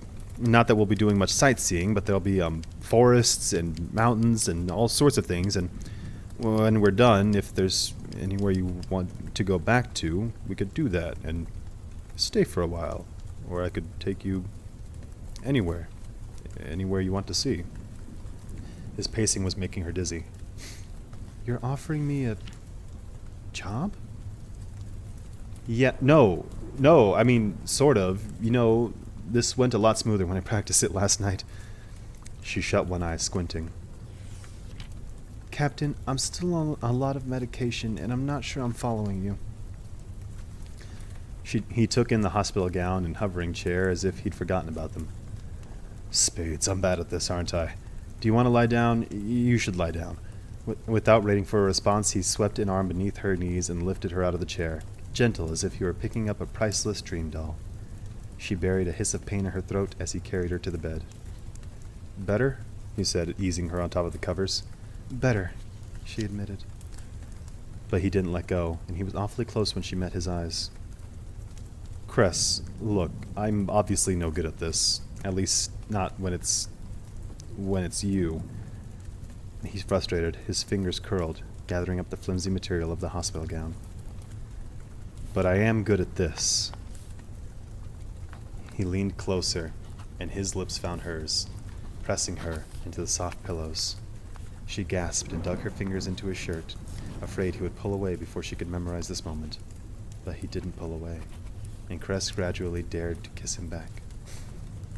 The mattress shifted, Thorne bringing a knee up to keep from crushing her. His cast brushed her hip, clumsily at first, but less so when he raised it to the side of her face to trace his bare thumb against her jaw. And his lips followed, to her chin, to her neck, the dip of her clavicle. Her body became liquid, and she thought, if they could bottle him, he would make the best pain medication. Thorne stopped kissing her, but she could still feel the brush of his hair against her jaw, the warmth of his breath on her shoulder.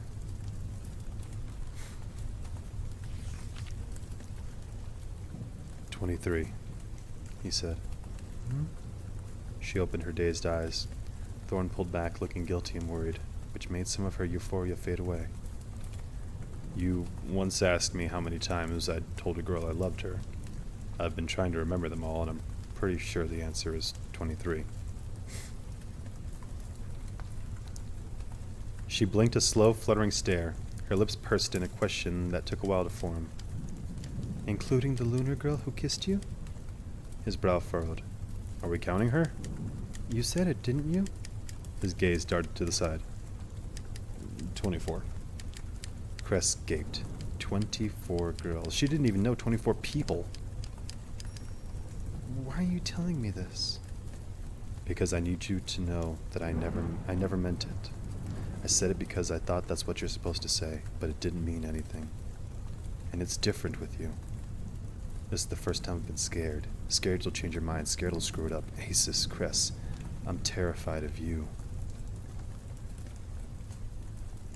Her stomach fluttered. He didn't look terrified. Here's the thing. Thorn crawled over her legs and lay down beside her, boots and all. You deserve better than some thief who's going to end up in jail again. Everyone knows it. Even I know it. But you seem determined to believe I'm actually a decent guy who's halfway worthy of you. So what scares me most, he twisted a lock of her hair between his fingers, is that someday even you will realize that you can do better. Thorn. Not to worry. He kissed the lock of hair. I am a criminal mastermind, and I have a plan. Clearing his throat, he started to check off things in the air. First, get a legitimate job. Check. Legally buy my ship. In progress. Prove that I'm hero material by helping Cinder save the world. Wait, I did that already. He winked. Oh, and I have to stop stealing things, but that's probably a given, so I figure by the time you realize how much I don't deserve you, I might kind of deserve you. His grin turned smug, and that's how that speech was supposed to go. That was a good speech, she said. I know. Scooting closer, he kissed her shoulder. Goosebumps erupted down her arm. Captain? Cress. She could not say it, although she realized he was right. It was sort of scary. Much scarier than it had been the first time she told him, out in the desert. It was different now. It was real. I'm in love with you. He chuckled. I should hope so, after all that. He leaned forward and pressed a kiss against her temple. And I love you too. Oh, my heart. Oh, my heart. Oh, my heart. My heart can't deal. My heart can't deal. My heart can't dealio, dealio.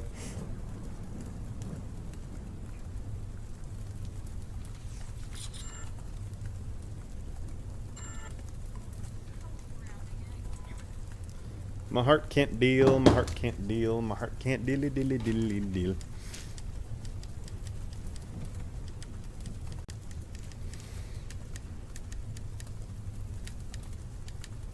Chapter 96. Winter picked up a stick from the ground and tossed it toward the protective fence around the enclosure, but the ghost Ryu just tilted his head to one side. Sighing, she dropped her hands into her lap. Her fits still came and went, but she'd been deemed lucid enough that the doctors allowed her to make the decision. Would she rather remain in the med clinic, where she could be restrained when her outbursts came, or would she rather be outfitted with shock bracelets that could incapacitate her when needed? She had chosen this imaginary freedom, thinking of Ryu and how his own collar would never let him leave the enclosure that must have seemed very escapable at first. Jason hated the idea. He had argued that her mind was fragile enough without fearing random shocks, but Winter had needed to get out of the clinic. She needed to get away from the nightmares that haunted her. She came to the menagerie often since her release, finding it one of the few serene places in a city that was fluttering with talk of reconstruction and political change. This was all very important, of course. She had always wanted her country to be a place where the people could speak their mind and be treated fairly, where people were given choices over the life they wanted to live. But the talk of it had made her head hurt. When the world started to spin out of control, she found it best to remove herself to somewhere peaceful and solitary, where she couldn't hurt anyone but herself. The delusions were no longer constant like they had been in the days following the battle. although her mind still tricked her into seeing her stepmother's shadow in the palace, waiting with a sharpened knife and cruelly kind words, or the flash of Amory's eyes following her down the corridors. Too often she smelled the blood dripping down the walls. The first time she'd come to the menagerie, Ryu's ghost had been waiting for her. In the uncertainty of the revolution, the gamekeepers had run away and had yet to be found. The animals had been hungry and restless, and Winter had spent the whole day hunting down the storage rooms where the food was kept, cleaning out the cages, and turning the menagerie back into the sanctuary she'd always known it to be. When Jason had come looking for her, he conscripted servants to help too. Staying busy helped. It was not a cure, but it helped. As far as anyone cared, she was the gamekeeper now, though everyone still called her princess and pretended she didn't smell like manure. Ryu laid his head in Winter's lap, and she stroked him between the ears, this sad ghost who wouldn't play fetch anymore. Princess. Ryu evaporated. Jason was leaning against the enclosure wall, not far from where he'd faked her murder, where she'd kissed him, and he'd kissed her back. With that memory, Winter was submerged in water and ice, and hot and cold. She shivered. Jason's brow twitched with concern. She stuffed the memory down. Not hallucination, just normal fantasy, like a normal girl might have when she had a normal crush on her best friend. You don't have to call me that, you know? No, yeah. You don't have to call me that, you know? She said, brushing her hair back from her shoulders. There was a time when you called me Winter. He leaned his elbows on the enclosure wall. There was also a time when I would come visit you without feeling like I was supposed to toss breadcrumbs to earn your favor. Breadcrumbs? Do I look like a goose? He tilted his head to the side. You don't look like an Arctic wolf either, but that's what the plaque tells me I'm looking at. Winter leaned back on her hands. I will not play fetch, but I might howl if you ask nicely. He grinned. I've heard your howl. It's not very wolf-like either. I've been practicing. You won't bite me if I come in there, will you? I make no guarantees. Jason hopped over the rail and came to sit beside her. She raised an eyebrow. You don't look like an Arctic wolf either. I also don't howl, he considered, though I might play fetch, depending on the prize. The prize is another game of fetch. You drive a hard bargain. Her lips curled upward, but when it seemed like Jason was going to return the smile, he looked away. You and I have had a request from Celine. Now that the treaty's signed, she wants to start discussing trade agreements between Luna and Earth, along with open communication, travel, access to Earth and media, stuff like that. Ryu bumped his head between Winter's shoulder blades. Pulling back her arm, she tried to scratch under his ear, but as soon as she touched him, he faded away. Jason was watching her. The wolf again? Don't worry, he's forgiven you. He frowned. What can we do to help Celine with her politics?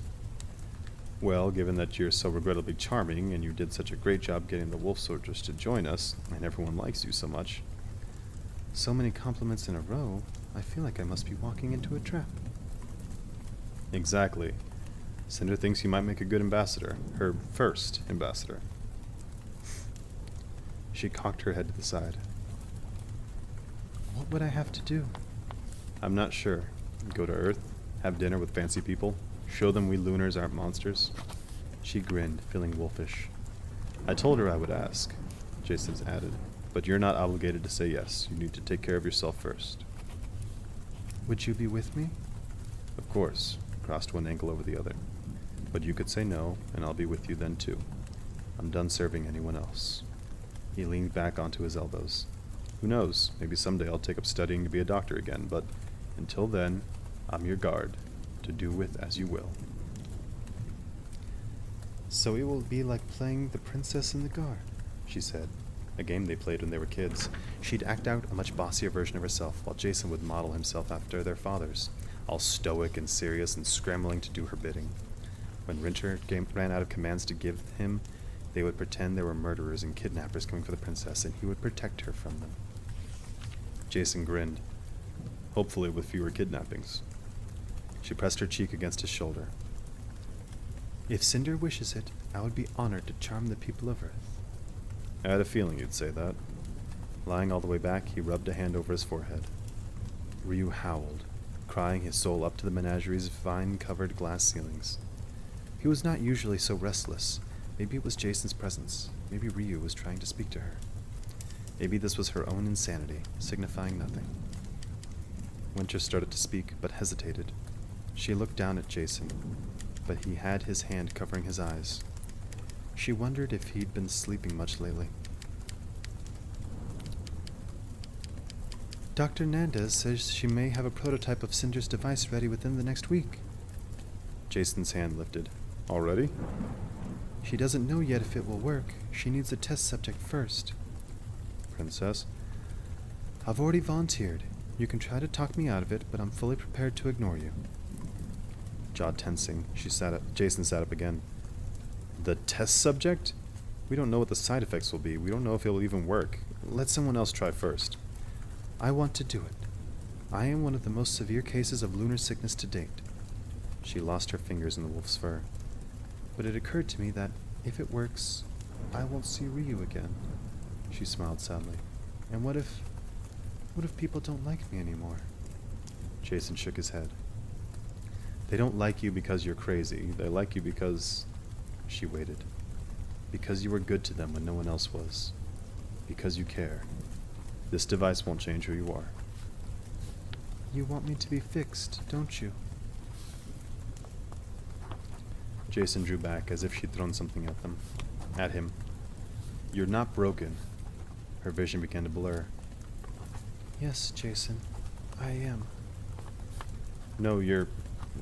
He growled a throaty, frustrated sound that made her feel giddy. Look, I would love to not have to worry about you anymore. That you'll hurt yourself or that someone will take advantage of you. But you're not... I'm delusional and crazy and damaged. I've known it a long time. We both have. Scarlet tells me all the time. You're perfect, he said, finishing his thoughts as if she hadn't interrupted. I don't care if you see dead wolves and turn into a living ice sculpture when you're having a bad day. I don't care if I have an imprint of your teeth on my shoulder. I don't care if you're fixed. He spat the word like it tasted bad. I want you to be safe and happy. That's all. Winter fluttered her lashes at him, and he turned away. Don't look at me like that. I want to be the test subject. She reached for his hand. I'll be safe and happy when I'm no longer afraid of my own mind. Pressing his lips into a thin line, Jason nodded, slowly. I just don't like the idea of you going first, he grumbled. Jason? He met her gaze again. Winter scooted closer and linked her arms with his. You think I'm perfect?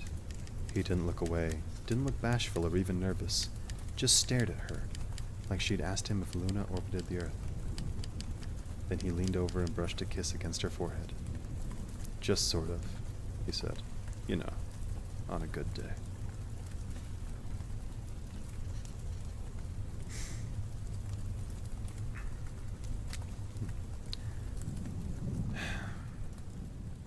Chapter 97. I like how we're going, and before I get to that, I like how we're going through each chapter and it's closing the loops and the resolutions and everything for everyone. Like, I like that we're getting this closure.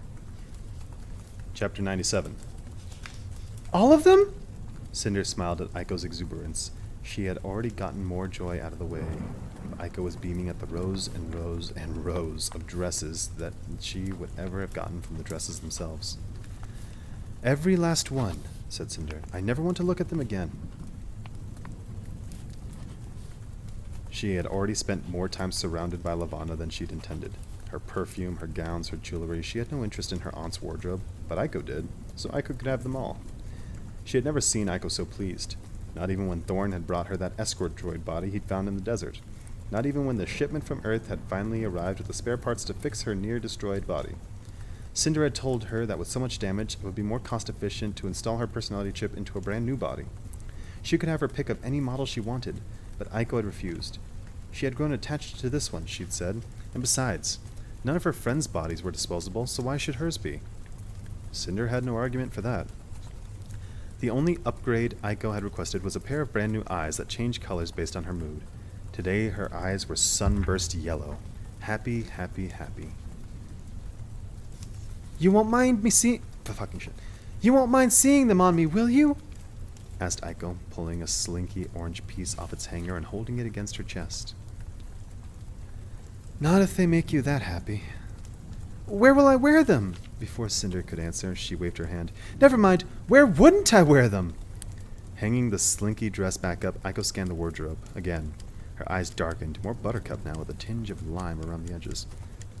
I think I feel guilty. Guilty? Huffing, Aiko planted her hands on her hips. Her concern lasted for a few moments before she beamed again. I know. I'll choose my 10 favorites and sell the rest on escort droid costume feeds. We can use the proceeds to build schools in the outer sectors or something charitable like that. Fingering a fine lace sleeve, she glanced at Cinder. What do you think? If Cinder's eyes reflected her moods, they would have been sapphire blue proud. I think that's a great idea. Aiko beamed and started working her way through the racks again, narrowing down her favorites while Cinder turned to face her reflection in the mirror that she had been loaned to from one of her earthen spaceships. She was still getting used to seeing herself looking so queenly. Her gown was brand new. Although she had intended to wear one of Winter's dresses again, a few Artemisian seamstresses had pleaded to be allowed to design her coronation dress, proclaiming what an honor it would be. Cinder hadn't even known she had expectations until the dress surpassed them. Done up in Luna's official colors of white, red, and black, the gown was made of more material than she'd ever seen in her life. The heavy white skirt draped around her like a bell, with a massive train that would follow her down the long, long aisle. Red and black gems were beaded along the skirt's hem and woven through the bodice. A modest neckline with capped sleeves fit her perfectly. She had expected the seamstress to also make gloves to cover her cyborg hand, but they didn't. No gloves, one of the seamstresses said when she asked, and no veil. A knock drew her attention to the door, and the guard, Kinney, entered. Your Majesty? He greeted. His respectful expression turned sour as he addressed Aiko. Madam Counselor. Aiko's eyes went coppery with pride at her new title, even though she met the guard with a sour glare of her own. Yes, Kinney? Said Cinder. The captain and his crew are requesting an audience. Ha! Thorn's voice carried from the corridor. I told you I could get him to call me captain. Cinder rolled her eyes. Let them in. They poured in before Kinney could admit them, all grinning and dressed formally for the occasion. Even Wolf was wearing a suit, though Cinder couldn't imagine it had been easy to find one to fit his altered body on such short notice. His red shirt matched Scarlet's stunning red dress, the fabric clashing spectacularly with her hair. Thorn was in a tuxedo and bow tie. He came in pushing Cress along on her floating contraption. Cinder had heard that her wounds were healing well, and she was expected to be walking in short bursts by the end of the week. She was wearing one of Winter's gauzy yellow dresses, hemmed to fit her. Jason was in his guard uniform, but had replaced the normal shoulder armor with dashing epaulets, making him almost prince-like beside Winter, who was even more breathtaking than usual in a white gown that would have looked plain on anyone else. Kai followed the group in a black dress shirt with a mandarin collar. He was carrying a silver platter topped with a round, single-tiered cake covered in swirls of pale yellow frosting. Cinder knew immediately that it wasn't from the royal pastry chefs, whose creations were almost too immaculate to touch. This cake, with its messy frosting and lack of decoration, was remarkably unpretentious. With a bow, the guard slipped out of the door. Aiko stuck her tongue out at his retreating back. What's going on? Said Cinder. The coronation starts in 20 minutes. You should all be seated by now. This was my idea, said Aiko, bouncing on her toes. I knew you'd be nervous, so I thought we'd have a celebration first. And you made a cake? Scarlet did, said Thorn. Scarlet brushed her hair off her shoulder. It's a lemon cake. My grandmother's special recipe, but... Her gaze swooped down Cinder's dress. You might want to wait until after the coronation so you don't get frosting all over yourself. Winter snorted and grabbed the tray away from Kai. Let's not be cruel. One should never save cake for later when it can be eaten now. She slid the cake onto a priceless silk divan. I've never had cake before, said Cress, drawing plenty of surprised looks. She was holding Thorn's hand, but for once she didn't shrink to come closer to him, even being even being the center of attention. Aiko crossed her arms. Can we please not start listing all the marvelous, wonderful food we've never had? That settles it then, said Thorn. Who brought the silverware? No one had, so Jason offered his dagger instead. They took turns cutting off bite-sized chunks of cake and frosting and eating it with their fingers until the cake resembled little more than the crater-pocked surface of the moon. Naturally, Cinder got some on her gown, a smear of yellow frosting on the enormous skirt. She was mortified until Aiko adjusted the skirt so the folds would hide it. It was inevitable, Aiko said with a wink. It's part of your charm. True, from oil and things to cake, yeah. Cinder started to laugh, but was startled into silence by a sudden... Oh, shit. Of course I had to rub my arm and book close. Hiccup in her chest. She looked around at the smiles and the arms draped over her shoulders and Winter daintily licking buttercream from her fingers. At the homemade cake, a gathering of friends, a celebration for her. They were silly things to be floored by, but she couldn't help it. She never had these things before. Gratitude swelled behind her sternum, and though she was still nervous, still terrified, she realized that she felt lighter than she had in days. Your Majesty? She looked up. Kenny had returned. It's time. Cinder gulped and stood, her heart thumping. The festive mood turned serious. Wolf, who had been holding the knife last, gobbled down a few extra bites before passing the knife back to Jason. Jason took one look at the frosting and crumb-covered blade and stuck it back in the cake for safekeeping. I'm ready, said Cinder. Breathings became difficult as the dress constricted against her stomach. I am ready, aren't I? Hold on! Aiko turned Cinder to face her. Smile! Cinder gave her a nervous smile, and Aiko nodded proudly. Nothing in your teeth. I'd say you're ready. Her friends gathered around her, pulling her into embrace after embrace, until she reached Kai, who wrapped his arms around her waist and kissed her. He tasted like lemon frosting. Thorn whistled. Aiko swooned. The kiss ended too quickly. What was that for? Cinder whispered against him. Kai scooped his arm around her shoulders and led her out of the queen's chambers.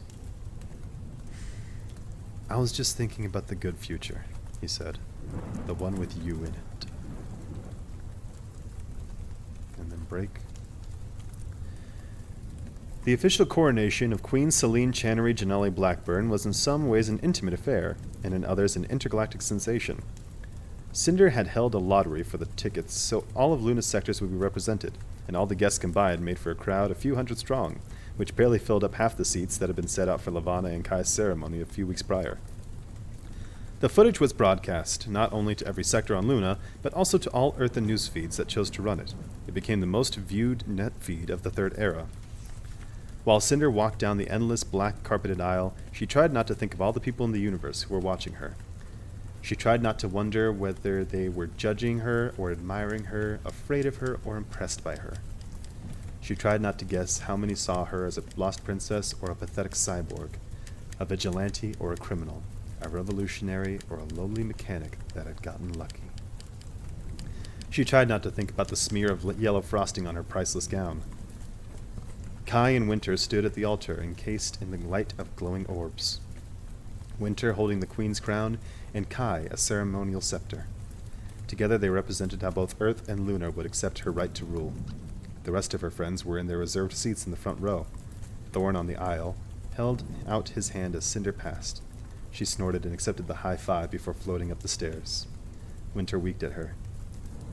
Well done, Cinder friend. You didn't trip. The hard part is over. Kai gave a smile meant only for Cinder, even though the entire universe was watching. She's right, that really is the hard part. Thank the stars, Cinder whispered back. Now let's get this over with. Taking in a long, shaky breath, she turned to face her kingdom. The blood had been scrubbed from the throne room floor, but the room was still a disaster. Toppled chairs and broken rails, cracked tiles and wall panels where bullets had hit them. Even the throne itself had a fracture in the stone from when Cinder had tried to shoot Lavanna. It smelled of chemicals and bleach from the cleaning. The horrors of the rebellion were starting to fade. Not, perhaps, for those who had lost friends and family, and Cinder knew there was still so much to be done in order for Luna to pick up the pieces of Lavanna's rule. But they were eager to start picking up those pieces right away. She'd begun compiling councils made up of both members from the Artemisian court and nominated citizens from the outer sectors to begin bridging the gap between the classes and figuring out how best to reallocate funds and labor. Already the families and the thaumaturges were starting to fight against her, but that was all right. It would take time, but they would adjust. She'd been sitting on her throne in the silent, chemical-filled air for what could have been hours, watching the city of Artemisia shimmering before her and Earth turning above the horizon. The doors opened. Kai poked his head in and Cinder tensed, feeling guilty to be caught on the throne, even if it was her throne, all alone in the darkness. "There you are," he said. "Sorry," she said. "I'm kind of hiding. Would you believe that when you're royalty, it is really difficult to find a moment of privacy?" Smirking, Kai shut the door behind him. He kept a hand behind his back as he came back toward her. "Might I suggest getting yourself a hooded sweatshirt? It makes a surprisingly adequate disguise." He paused when he spotted Earth over the balcony, all beautiful and enormous in the dark sky. "That's quite a view," Cinder nodded. "Not to justify what Lavanna did, but I can kind of understand why she wanted it so much." When Kai said nothing, she slid her gaze back to him, and she knew what he'd come here to say. Her heart sank. "You're leaving, aren't you?" He turned away from the view. "In 2 days. 2 earthen days." He frowned apologetically. "I've been gone for too long already." She tried to smother the despair that knocked into her. Kai would be gone. Thorn, Cress, Wolf, and Scarlet had already left, and Winter and Jason would be leaving on their first ambassadorial trip in the next few days. And then she would be alone. Well, she and Aiko would be alone. She'd been expecting it. She had known he couldn't stay forever. He had his own country to rule. "Right," she said, feigning confidence. "I understand. You've been a huge help. You and Kondaren. Is he leaving too?" Kai grimaced. "He is. I'm sorry." "No, you have a home. You have to go home. Of course you do." "You should come visit," he said, speaking fast. "Soon. It would be symbolic, I think, of the new alliance." He trailed off and scratched behind his neck, one hand still hidden. "Or I could make up a political dilemma that we need to work through, if that would help." Cinder forced a smile. "I'd like to come visit. Aiko and I are going to miss you." "I think you'll find that being a queen doesn't leave a whole lot of time for being lonely." "We'll see about that." Suddenly it felt awkward to be sitting on her throne while Kai stood below her. She stood and crossed her arms over her chest, drifting toward the balcony ledge. Anxiety was already growing inside her. 2 days, 2 more days, and he'll be gone.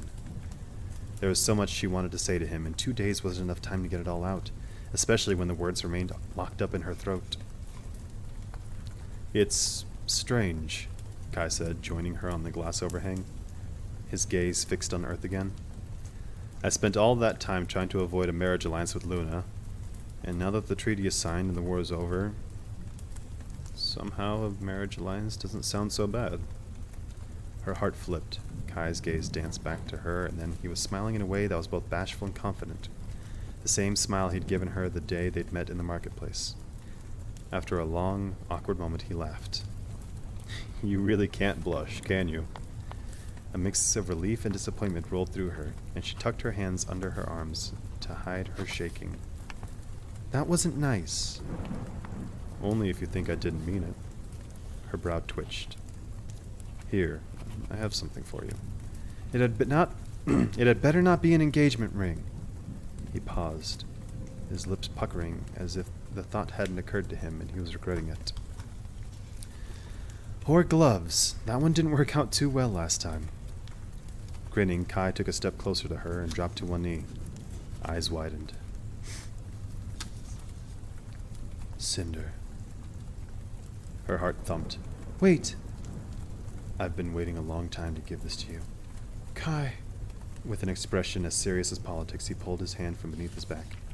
In it was cupped a small metal foot, frayed wires sticking up from the cavity where the joints packed with grease.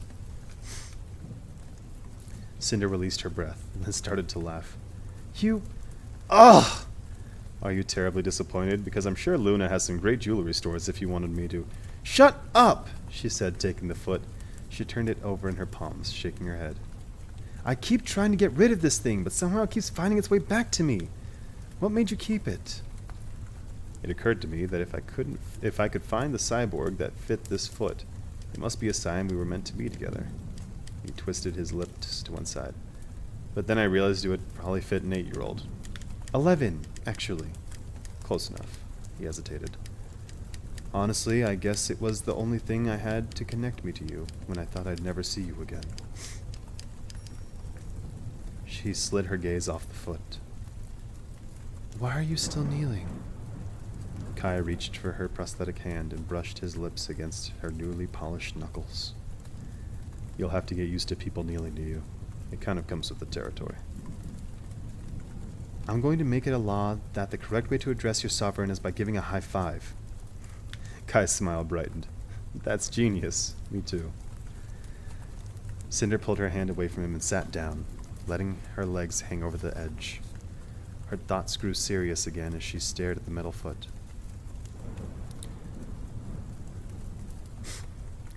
Actually, there's something I wanted to get your opinion on.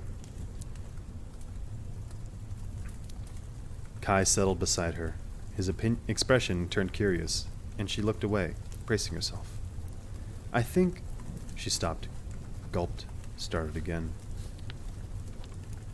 I've decided to dissolve the lunar monarchy.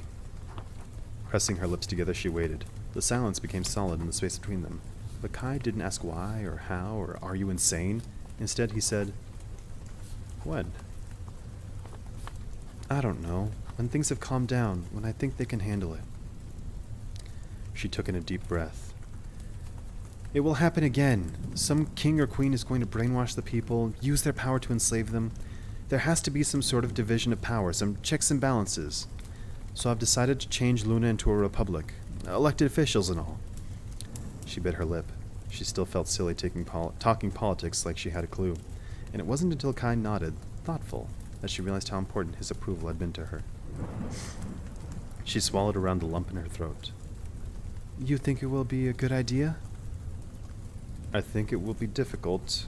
People don't like change, and even the citizens who were oppressed under Levana will immediately accept you as their new queen. Plus, they have that whole superstition about the royal bloodline. But I think you're right. I think it's what Luna needs. She felt as though an entire moon had been lifted off her shoulders. What will you do then, after you abdicate? I don't know. I hear Thorn is looking for a full-time mechanic. She shrugged, but Kai went on looking pensive. What? I think you should come back to the Commonwealth. You could stay in the palace as a lunar ambassador. It would be a show of good faith. Proof that Earth and Luna can work together. Coincide together.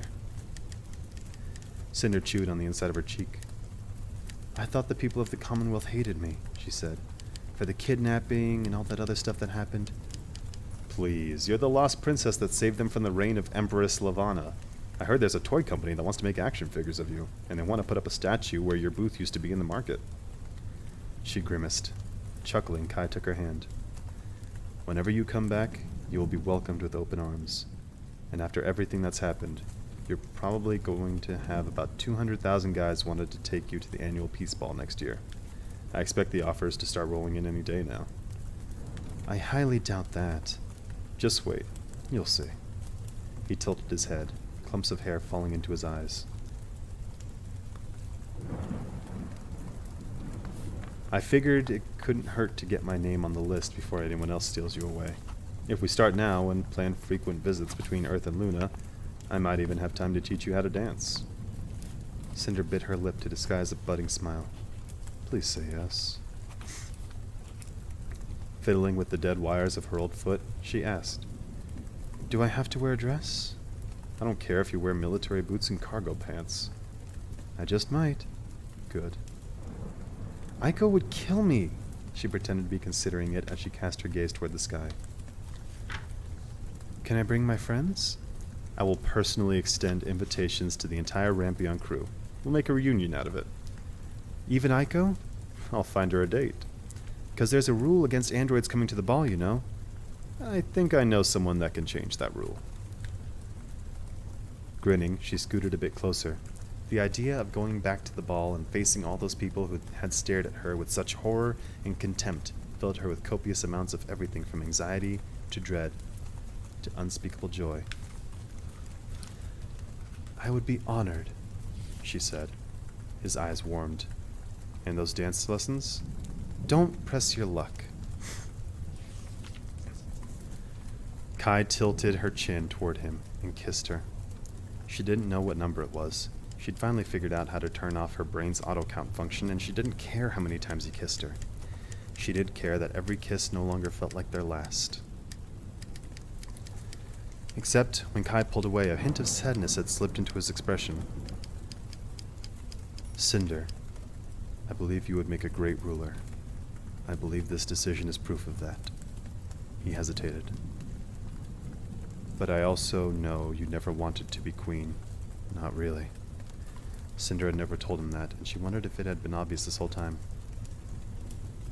But I have to ask if... Kai hesitated. But I have to ask if you think someday you might consider being an empress. Cinder forced herself to hold his gaze and to swallow the light-hearted joke that rose to the tip of her tongue. He wasn't teasing her about engagement rings and dance lessons. This was a real question from a real emperor who had the real future of his country to consider. If she wanted to be a part of his future, she'd have to be a part of it all. I would consider it, she said, and took in the first full breath she'd taken in days. Someday. His grin returned, full force and full of relief. He put an arm around her, and Cinder couldn't smother her own smile as she leaned against him, staring at Artemisia Lake and the white city and planet Earth surrounded by stars. She spun the cumbersome, hateful foot in her fingers. Ever since she could remember, it had been a burden, a constant reminder that she was worthless, she was unimportant, she was nothing but a cyborg. She held the foot over the water and let go.